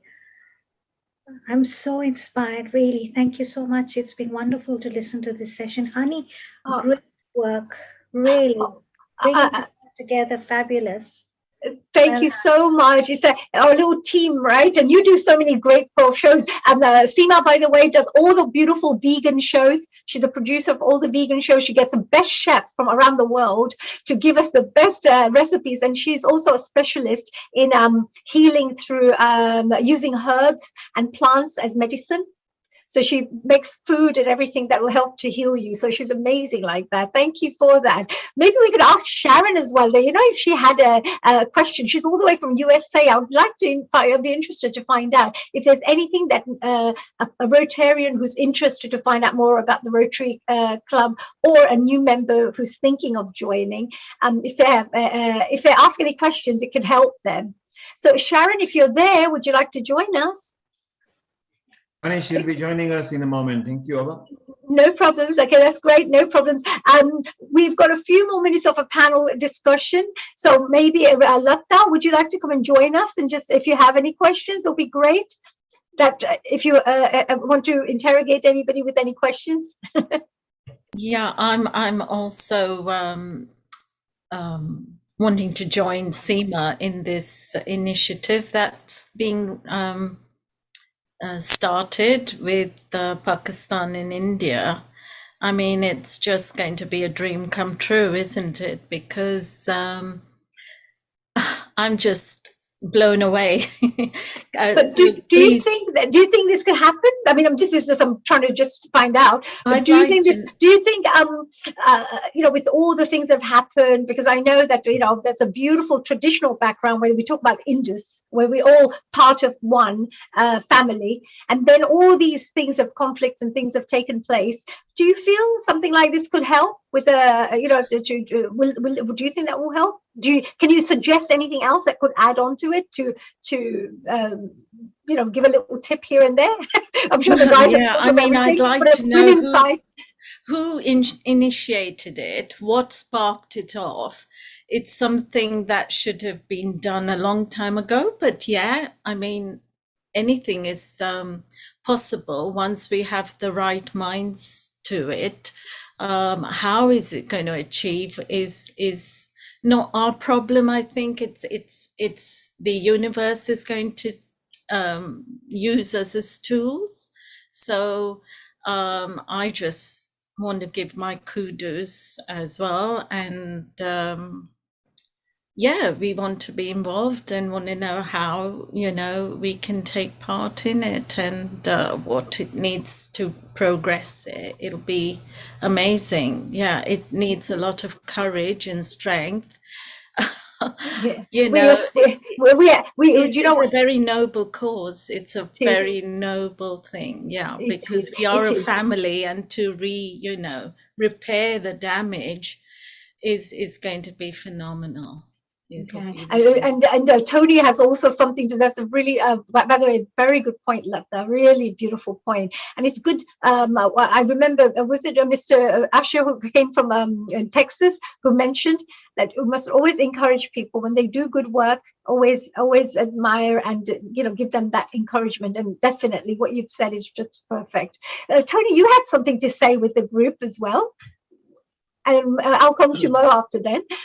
I just wanted to answer Lata who started it and where we're at, and I'll keep it very brief. Basically, a Rotarian from Canada went to Pakistan on a Rotary mission to end polio, and whilst he was there, he was hosted by Pakistani Rotarians, and one of the things he wanted to see was the Wagah border ceremony. Because of the tensions, he was not allowed. He goes, what do you mean there's tensions? He never understood the politics of India and Pakistan. He's a Rotarian from Canada. And he's also a member of the Waterton Glacier Peace Park, which is a peace park established by Rotarians on the border of Canada and America back in 1932. You may remember or recall or know that back in that time, America had gained independence and Canada was still under the British, and therefore they had their tensions and they built the peace park. So when he went to Pakistan and when he found out there was this problem, he suggested, as the director of the Waterton Glacier Peace Park, that India and Pakistan should have this peace park. Now, he was not aware of the politics and the deep-rooted hatred, I have to tell you, between two nations. Anyway, he started this idea then. I then went to Pakistan 6 months after him, and it was put forward to me, he goes, well, you're a Rotarian who understands the politics, but can you help? And that's when I became involved, and I got the Indians and Pakistanis to work together. That was 2015. Many things have happened. Many other people have come on board. Rajiv brought Lord Rami Ranger to the party, let me put it that way, and he facilitated, along with Mo Ayaz and David Johnson, a meeting with the governor of Punjab. Now, Mo had arranged one 2 years earlier where we had met him and he agreed to give us the park, but COVID got in the way. So we've lost 2 years. And the meeting that Rajiv and Lord Rami Ranger had with him had a different angle. Because Lord Rami Ranger is a very close friend of the governor of Punjab, Jagdish Sarwar. And as Rajiv mentioned earlier, he has made a commitment to give us the land. So getting the land is the hardest part. Then comes the question, what do we do in the park? So we're going to cover all areas of focus. So there'll be opportunities for all the local people to better their lives. That's the opportunity Rotary wants to give them. So in a nutshell, that's where we're at. We have committed support from many international organizations such as Kew Gardens, such as the Aga Khan Foundation, plus, of course, Rotary's backing it through all the leadership. So at this point in time, what can you do? As an individual, you need to go to our website and sponsor and support our petition, which we want to gather pace so we can get over 1 million signatures. We're about 4,000 or 5,000 or whatever it is. So Rotary, induspeacepark.org is what you can do right now. More than that, just keep in touch with us, be a part of our conversation. Once we get the land, that's when more people can get involved. And you can get involved by donating money. You can get involved by donating your talent. So if you're, let's say, whatever line of profession you're in, there is something that you can add with your professional background to enhance the park. So the vision is we get the first park in Pakistan, then we will get the park, the land in India. We will build 2 iconic peace parks. When the barriers break down, it will become the 8th wonder of the world. Many have said that we're all mad and we should be locked up. But whoever thought the Berlin Wall would come down? Whoever thought apartheid would end? So if that can happen, if Rotary can initiate the United Nations back in 1945, it's only Rotary that can do this project because governments spend too much time fighting. And I have to tell you, as an Indian, going to Pakistan was not the best move in the world. They thought that I would never come out of it alive being Indian. And I have to tell you, I was pretty scared going there. 5 days in Pakistan, I left there with probably the best friend on the planet. So hospitable, full of love, and they can't understand why we're at war, because once upon a time we were all one. So Rotary transcends the politics, and therefore this can happen. I hope that answers your question, Lata. Very nice. Thank you, Tony. Thank you so much for that. Very nicely explained as well, because the whole, you know, you can understand the project now. You can understand what has happened. So, Seema, I hope that's helped to get a bit of an understanding. I had a suggestion in the group here, because when we talk to friends, I'm sure that we've got a lot of lovely Healing Our Earth family members, and we're joining, some more are joining now. Oh God, they're now all coming through. Oh, David's there. So, you know, could we not, when we meet people, have something on a mobile where we say, okay, I agree with this. You know, we want the million signatures. So could we not have somebody just signing with some kind of like a QR code or something, saying, yes, I agree with this, and he goes straight as a signature. It'll be very quick. And, you know, some people may not sit there maybe writing a petition and signing things up, but they don't mind doing that. Could that be something that could be acceptable for a petition? Well, we could certainly look at that. However, I have to add, at this point in time, all you need to do is go to the website and press a button. Oh, is that all it is, right? Okay, right. So you've just got, okay, fine. But I'm just saying that when we meet people or something, can you just go, come on, say, sign up, come on. Let's get everybody signing up. Okay, come on. So it'll be easy when you meet people all the time, right? And talk to them about it so they get a bit more informed about the project. Maybe with the Tweetly one, I can try that. See how it works. Now, well, Mo's our expert with the QR code, so we'll get him on the job. Oh, that sounds good. So I see already you've got a wonderful team here. But, you know, from Hasmita, if she wanted to, Hasmita, did you have perhaps a question here before we go on to our next interview, which is actually Anastasia, who's going to be talking about women empowerment, by the way, ladies. You may enjoy this one. To finish off our little session. Okay, Hasmita's gone. From our special guests who are here with us right now, Rajiv, Mohammed, Mo, Tony, or Clive, are there any particular messages you'd like to give to our Healing Our Earth audiences while you're here, of how they can be of service, how they can support the good work that's taking place in the Rotary Club? Maybe if they didn't want to become a Rotary member, but just support through volunteering and helping out or something. Is there anything they can get involved in that way? Clive, perhaps you may want to answer this, please. Yeah, you're on a mute. You're on mute, Clive. We can't hear you. Clive, you're muted. That's right. I was clicking unmute, and it wouldn't unmute, but it has done now.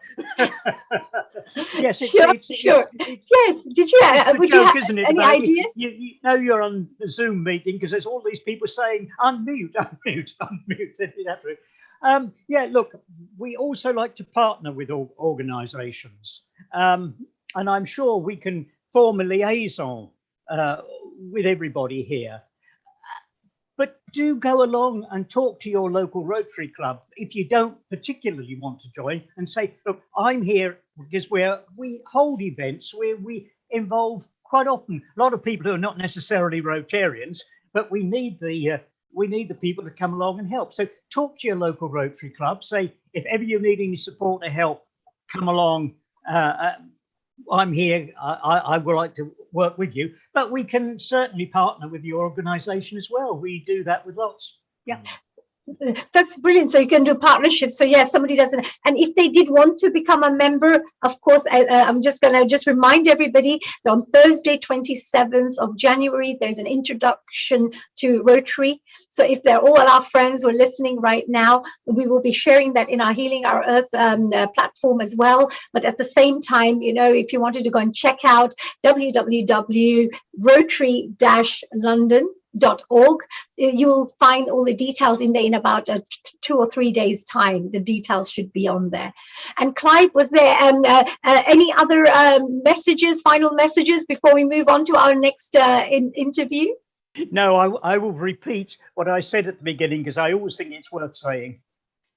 It was one of the best decisions I ever made in my life to accept the invitation to join Rotary. And I would urge everybody, if you are invited or if you'd like to join Rotary, please do. It will make an enormous beneficial difference to your life. Absolutely. Thank you. Thank you very much, Clive. And Rajiv, can we finish off with a little message from you? Because we were finishing off your interview as well there. So is there any messages you want to finish off with the rest of us? And Mo has, Mo, we will come to you just now. Sorry. Can we go to Mo, please? And then we can finish off the session with our dear Rajiv. The thumbs up was for what Clive said was so important. Yeah, if you're invited, try and attend events that Rotary are organising. But on a smaller level, if you feel the same way we do, you can always write a letter directly to your local MP or representative and just say, we've heard about the Rotary Indus Peace Park. We want to support this. Would you support that? That would help as well. And in London, we're lucky enough to have the Friends of the Indus Peace Park. So anyone can join that. I'm sure Tony would echo that and Rajiv would echo that. The more involvement you have, and then you might decide to join the Rotary Club, but at least you're involved with something you're passionate about. Absolutely. I would go a stage further and say, pick up the phone and join us today. Yes, no wasting time. We've got an accountant on our books right here, right? Absolutely. The people who join Rotary, they will definitely speak from their heart saying that, look, you should join, because everybody will say it's a fun thing to do. And Seema noticed that straight away. Lata also saw that straight away, because you feel the energy. And plus, we all like-minded people. The value system is similar. And that's why I think we all people who want to contribute. So it's a really great thing. So thank you, Rajiv, for your time. A global namaste to all of you. Thank you for all your contributions, sharing your knowledge, pearls of wisdom, etc. We will now we'll be finishing off with our 1 or 2 interviews that are left. These are pre-recorded interviews because unfortunately our wonderful guests couldn't make it here. And so we felt that we didn't want you to miss out on this wonderful interviews. So we have 2 interviews left that we would like to perhaps share with you. And I'm like thinking, why am I somewhere different right now? Oh, where's my sharing screen? There you go. Right. So this is a very, very interesting for all the women out there. So if you are there interested in women empowerment programs, we had a lovely lady called Anastasia who joined us and spoke to us about women empowerment. That should be coming up on just right now. Let's move that out of the way. That's it. Enjoy.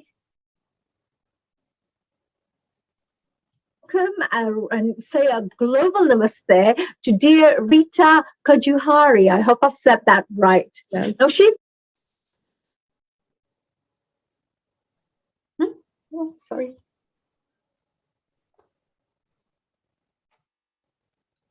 Okay, so you're going to have to see it smaller, everyone, but you will still hear her lovely interview. Welcome.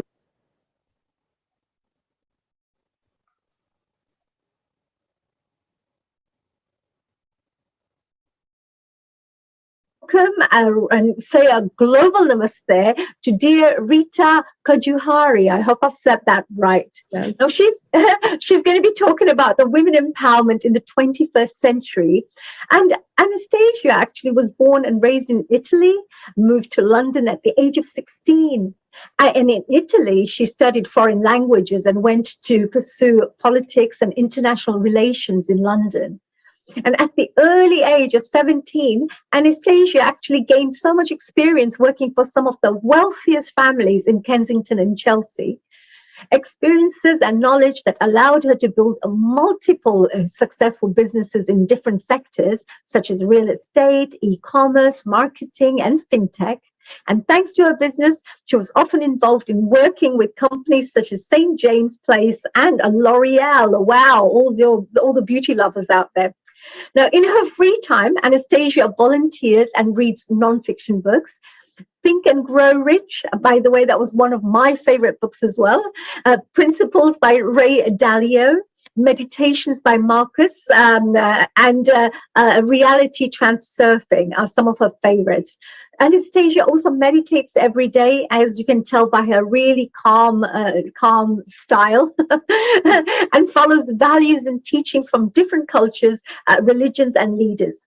In 2020, Anastasia was involved in supporting a startup AI software company driven by the mission to assist in the fight against domestic and sexual violence.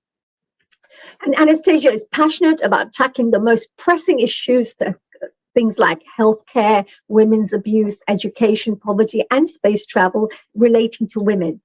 And today she'll be discussing her work as a community committee vice chair of Rotary Club of London, and of course the importance of women's empowerment in the 21st century. Wow, what a list of wonderful talents you have. Welcome, Rita. A global namaste to you. Namaste. Thank you. Pleasure to be here, honey. Oh, it's such a wonderful, you have such an interesting and varied background, Anastasia. You know, it's all ranging from studying foreign languages, you've pursued politics, you've built so many businesses as well, and successful ones too. So as a multi-talented woman, what actually inspires you and drives you in life? That's a really good question. I like it. Well, the first thing, or, let's better say the first person to inspire me in, doing what I do is my mother. And of course, some of the nuns that raised me as well. As you know, I grew up, with a single mother, and while growing up, seeing her being very brave and very strong, I think that that was the beginning of everything for me. Pretty much everything I do, whether, related to business, philanthropy, giving back, charity work, or, even the day-to-day life, it's thanks to that.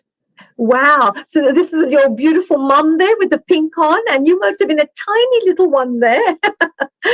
So since that time, you've been interested in these kinds of areas, have you? Yes, correct. And you got empowered with this particular area. It's interesting, isn't it? Because there's so much connected to women empowerment, isn't there? And you're also actually the vice chair of the Community Services Committee. So what does your role entail, and what do you actually enjoy most about becoming a Rotary member or being a Rotary member? Yeah, so I really love the fact that, members of the club, first of all, they're amazing people, and they bring years and years of experience in different fields. And of course, they add value one another. Now, as a vice chair of the Community Service Committee, we always try to support charitable projects. For example, last December, we partnered up with Karma Bank, and our members gave away, I don't know how many clothes, I don't have the exact number, but there were, a lot of pieces to refugees from Afghanistan. Next month, instead, for example, which is going to be in February, we're going to be supporting a fencing project for people with disability. So as you can see, it really varies, but the main thing is, the charitable part. Wow. So this Karma Bank one that we just spoke about, so it's like collecting clothes, is that right? So you must have so many people. This is a humanitarian work that we do in Rotary, isn't it? So if you can see somebody cold in winter time, the most humanitarian thing to do is to go and find clothes and nice coats and blankets or something to help others. And it's the least we could do, isn't it? So this is wonderful work. And do you do this as a group? How does the Rotary or do the voluntary work? Is it like a group of members come together, or do you create partnerships, or what do you actually do? Yeah, so really depends. Most committees, they decide which projects to support. In this case, we came together, decided to support Karma Bank for, the fact that they're supporting refugees from Afghanistan. And each member of the club gave away, some of their pieces. There were a lot of clothes that helped for this, project. Oh, what a wonderful way. You can also clear your own cupboards too. And some people keep their, clothes for ages and ages, put them in boxes, etc. At least you can put them into good use here, isn't it? So that was really nice. And you're also extremely interested in working on pressing issues that affect women, such as healthcare, abuse, poverty, education. And as a Rotarian, what kind of action are you taking or planning to take, especially to deal with women empowerment issues? Yes. So as you know, I'm pretty much a new Rotarian. But for example, in the community committee, we're going to be looking into different projects. As I just mentioned, the causes that we are supporting are different ones. But we are planning to work on a few ones that are going to inspire women, especially young girls. We would love to inspire more women to join, for example, the club or to join different career paths, especially the ones who are male dominant. And also business. I mean, why not? Very often, I personally speak with many girls from universities here in London, and they're terrific. They're so talented. They're really amazing people. But oftentimes, I mean, they're just afraid to take action. And I think, we, especially because we are women, Rotarian women, we can inspire them in different ways. Of course, me and my club, we are currently working on that. But the club itself, it was only a gentleman's club once, but then started allowing women. So that, to begin was a great change as well. And for example, the proposed president for this year, is going to be a woman that we are going to, talk about later on. Yes, absolutely. And you mentioned as well that educate, there are various different areas. You talked about abuse and domestic things and all sorts of ways. How do you tend to empower the women? What are the tools and techniques you use to help to bring out the best in these women? Yeah, this is related to the fort. It's like, because I believe that you do a lot of education work as well, don't you? Yes. Yeah, so I believe that there was some kind of thing that I heard you speak about, that education and life, it's something different. What is that quote that you normally share with other women? Yeah, sure. So, Elon Musk, as Elon Musk says, being educated and going to school are two different things. Now, most women, for example, they don't know how to take care of their finances, which is sad. They don't know anything about money management, savings. I was looking actually today at one article, and it said that women, they have less money, or pretty much nothing in their savings compared to men. And of course, because of that, most of the times they're dependent upon someone else, and oftentimes it's either father or husband. I think especially today, being self-dependent, it's such a very important thing for women. And another thing, for example, it's salaries in the workspace business. Women are oftentimes compared to men, they're underpaid. They're paid less than men. And we are expected to do more, to give more, to be more. So it's a very long topic, and but I hope that I've given you a quick idea. Oh yes, of course. I mean, and can you imagine that one day, if things are equal for everybody, I mean, what a wonderful thing it would be. All this hard work and all this effort and dedication, the passion to help bring change through the Rotary clubs, through the members, who work within the Rotary organization. Such powerful, profound changes are taking place step by step, which is fantastic. You also spoke something about, there are like some projects, for example. Your topic normally you are very passionate about women empowerment in the 21st century. So can you expand perhaps on what areas you think are most important to consider when discussing and educating others about women empowerment? Yes, sure. As I said before, this is something I really care about. And again, I could be here talking for hours, but I don't think we have much time today. So I'm just going to cover a few things. Women empowerment, it's a very broad argument and covers many, many aspects. But to begin with, if you look at the history, women have been always, they've always been undervalued. We have lived, and I think we are still living today, unfortunately, in a very male-dominant society. And again, as I said before, I think one of the main factors that we can do is basically to help them understand not necessarily, the fact that school is important, but education, which, that they're very different from one another. That's brilliant. Yes, I totally agree. I totally agree. Such great work to be done in this area. And of course, it'll bring such transformation into the lives of women who can also give more and be more as well, and feel more confident, and be valued for who they are as individuals, for their gifts and talents. And how does your role within the Community Services Committee help you to support this important area? Because there must be many case studies and examples that you may have worked on, but can you maybe share a case study or some examples of projects that you may have been involved in, especially to support the women empowerment side of things, and maybe how this has changed the lives of these women? Yes. Before going into case studies, let's just say that I believe the club itself has made good moves in the past couple of years, considering that before it was just a gentleman's club only. I think the fact that now there are many, many women, amazing women, and the fact that we also have the opportunity to join the boards is a good case study itself.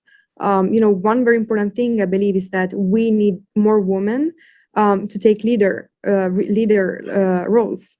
If you look now, for example, at the current situation, economic crisis, well, it's also because there are too many managers and people who like to be bosses. But, when crises such, the ones that we are living now happen, managers fail because, being a manager and being a leader, again, it's very different. So we need more women to pretty much join and take responsibility. But that's hard because, who wants responsibility, right? So I believe, again, more people need to join, become responsible, take leader roles. For example, Jennifer Jones, she's a Rotarian, and this year, she's going to be the first female president, starting, of course, from this year, if no other candidate is going to challenge her. So I believe, this itself is going to change a lot of, lives. Oh yes, Jennifer Jones has been doing amazing work within the Rotary, hasn't she? So, oops. Oh, where are we going here? Oh, there she is. Yeah, Jennifer Jones. Yeah, this is brilliant. It's first, I believe she's the first woman, female president, or international president. That means a worldwide, global president of Rotary, which is probably 1.2, 1.4 million members, right? What a huge organization to lead. Is that right? Yes, correct. Yes. So, and you had also some case studies maybe you wanted to share with us about what kind of work is being done at the moment, because I believe that there was a really interesting case that you had worked on, and that was about a lady who had been shot in the head. I believe it was in Afghanistan. Is that right? Pakistan. Was it in Pakistan? All right. And it was Malala Yousafzai?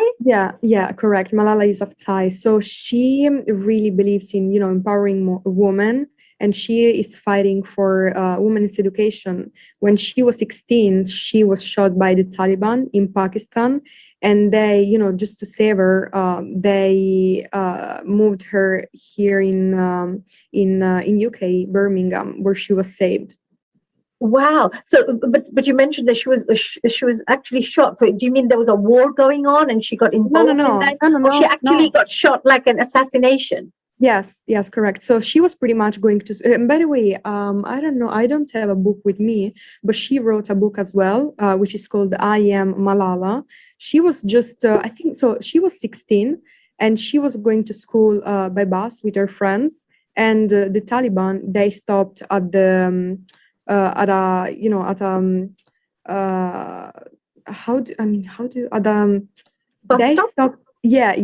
stopped the bus and pretty much entered and shot her and some of her friends.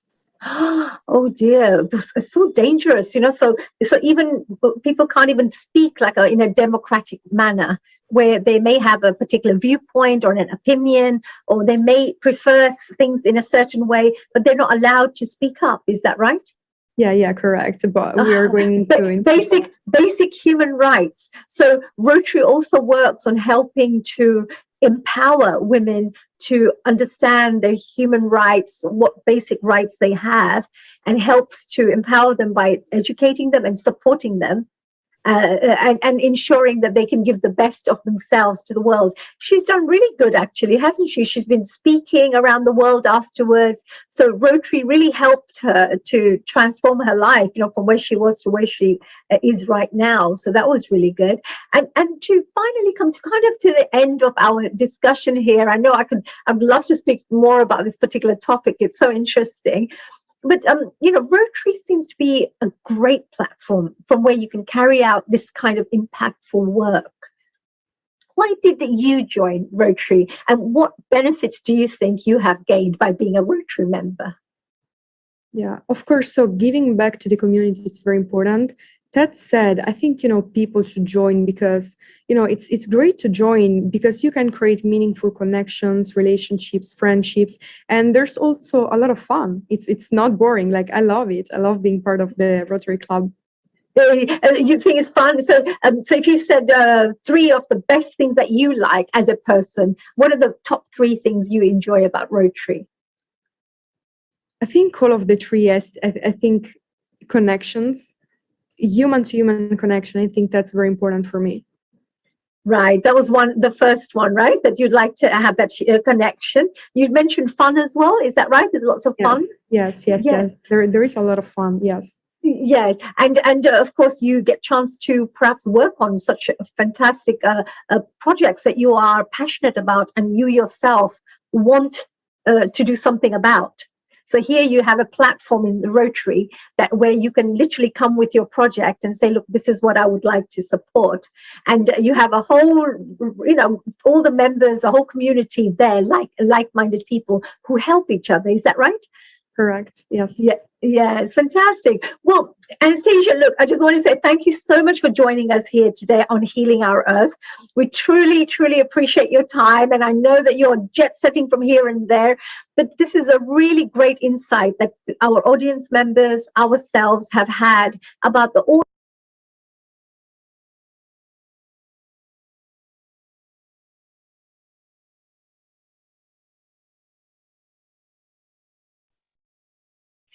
There you go. I'm a bit lost here, and I hope you can see me right now. Where is everybody? Oh, there I am. Oh gosh, yes. Oh, Sharon, hello. A global namaste, my gorgeous goddess, and my dear sister. Namaste to you all. I'm here for my birthday at the Pacific Ocean. Yes. Thank you, Neil G. Thank you so much. It's today. Your birthday is today. I think it was tomorrow. It's today. Oh, wow. A happy birthday. Should we be singing you a happy birthday today? If you'd like, I've always... I don't know, something different is looking on my side. I can't stop my PowerPoint thing. I can hear it in the background, so I'm trying to finish it off. But if you would like me to sing you a happy birthday, I'm sure we can all sing it for you right together. Where is my Seema and everybody? If you're there, Hasmita, come on, you're a little Antakshari lady. We're going to do it together. Come on, unmute yourself. We're going to finish off with a happy birthday here. Come on, we're going to say 1, 2, 3, 4. Happy birthday to you. Happy birthday to you. Happy birthday, dear Sharon. Happy birthday to you. Wow, I love Clive's voice. It's great down there. Oh, thank you, Asmita. I can hardly heard that little one there, a little mouse like that's really good. And Sharon, happy birthday, my dear. Look at you. What a gorgeous photograph. You look stunning. Wow. I've been through a lot, believe me, but I'm here. Can you see my granddaughter? Oh, yes, she's gorgeous. Hello, little granddaughter. Hello, enjoy your birthday. We're playing in the sand. Wow. And which place are you at the moment? Where are you in America? San Diego, Mission Beach in San Diego. Wow, look beautiful. It looks beautiful. Next time, if I am with this COVID thing at the moment, I can't jump on a plane. But if I didn't have all this COVID thing, I would probably jump on a plane and say, I'm coming to see you, my dear sister. Oh, I would love that. Yeah, I'm sure Neil has a special message for you as well. Neil, would you like to mention anything to dear Sharon? Because I know you were also hoping to give her a special happy birthday, right? Honey, because you can't see your screen, we have been actually sharing the message to her. You are not able to see your screen. We have already done that. And let's remind people that Sharon Rose is our coordinator from United States of America for Healing Our Earth. And Clive, I loved your singing. Doesn't actually rule. It was wonderful, wasn't it? Thank you, Neil. Thank you. And I loved hearing about all the wonderful things that you've all done with the Rotary Club for so many human beings. It's so wonderful. So the shift of power went to England and the East India Trading Company. We need to get you joining a Rotary Club there, you know, and then we can do some partnership work, right? Yes, well, we have one near us, a center in Colorado. Yes. Oh, wonder. What did you remember from it? So you were listening to some of the interviews. I know you must have been with your little grandchild, but was there anything that stood out for you from what you had heard that, you know, would create a bit of an impact, or any comment you would like to make about it? Well, what I really enjoyed was hearing about all the people all over the world who have been doing so much, you know, coming together. I wish that, you know, this could be a model for all of us. You know, this coming together as to help children and elders and scholars and people who really want to have the same kind of message as we do at Healing Our Earth, which is love and community and really, really, really helping one another, especially through these strange times we're living in. So I'm very grateful to everyone that's come on today for bringing their wisdom and knowledge and experience and visions. And thank you, honey, for bringing this all together. I would say thank you for all your support, everybody. I know that I've had really amazing support from Clive, Ian. I should say very big thank you to David as well, you know, who gave me a little bit of guidance of what to get on with. But, you know, with Clive and Ian, I have to say a very big thank you to them. I'm very grateful for their support. Thank you, honey, for all the work you've put into this. It's been quite amazing. Well done. I know. We still have to start. This is how starting, isn't it? And Hasmita, look at her lovely thing. Her lovely comment was so amazing, what she had shared previously. So Hasmita, I just want to say thank you for your lovely comments. And if you could perhaps, if you feel this way, share this with your friends as well, and anybody that you know, that if they're looking to do more work, more voluntary work, they want to get involved in such organizations, even ourselves, you know, our team as well. If they wish to also get involved, there are some beautiful things we can do together. I think that's wonderful. Thank you, honey. And I think thank you everybody for your insight into the whole the experience of becoming a member, on the good work that you do. And I think it's very inspirational, and it's a fantastic opportunity, and it's great for you to share this on this platform. Thank you so much. I was just trying to get to my PowerPoint presentation because I think that video is still running. So I could hear something in the background, so I think it was sorry, like it's like in the back of my head as well. So sorry. Yes, I'm trying to come out of this. If Neil allows, he's the controller here, not being able to get in there. But I was just wanted to say, is Sharon with American, all the things you're doing in America. What's the most impactful work you have done charity-wise that we should all be working on, considering? Honey, if you can hear me, look at the bottom of your screen where the taskbar is. You are still running some of the videos. Yeah, it's not. I think someone else has gone on top of me. They've taken me out of my share screen, so I can't get in my share screen. No, honey, if you can listen to me, If you look at the bottom taskbar, Yes. and right at the, not in the Zoom, but on your computer, you will see, just browse over, you will see what is on, just click on it and click the cross so it stops. I understand. Or alternatively, go back and press screen share and stop again, please. Okay, so I'm going to stop the sound, so you should not be able to hear it now, right? Correct, it's gone now and you're able to screen share again. Thank you. See, it would be so good to have so good to have you around. Thank you very much. Now I need to just come back to. Yeah, if you just stop screen share now, honey, and Yeah. you can just chit chat. All done. Thank you so much. Thank you very much. So we're coming to actually the end of our little sessions, but I had actually two more interviews that I thought would be really useful. One is about compliance, and one was about the community services. They had to pre-record. So I was going to say to Neil, perhaps should we add that on separately and close it with a nice, lovely prayer to finish off today? With pleasure. Let us first of all thank every member from the Rotary. We did try to raise Shekhar, the international president. He is actually tied up, but I was trying to bring him on as well. But nonetheless, the most beautiful part is Ian, Clive, Tony, Mohammed, David, who are all here. What a wonderful contribution. You opened our eyes. We want to bring you back again. You are now all part of Healing Our Earth. And whenever you go to projects, just send us the flyer and we will plug you. So honey, if you could thank everybody once again, let's go for a prayer. And yes. The interviews, we will plug them into the social media. Once again, Rotary in action.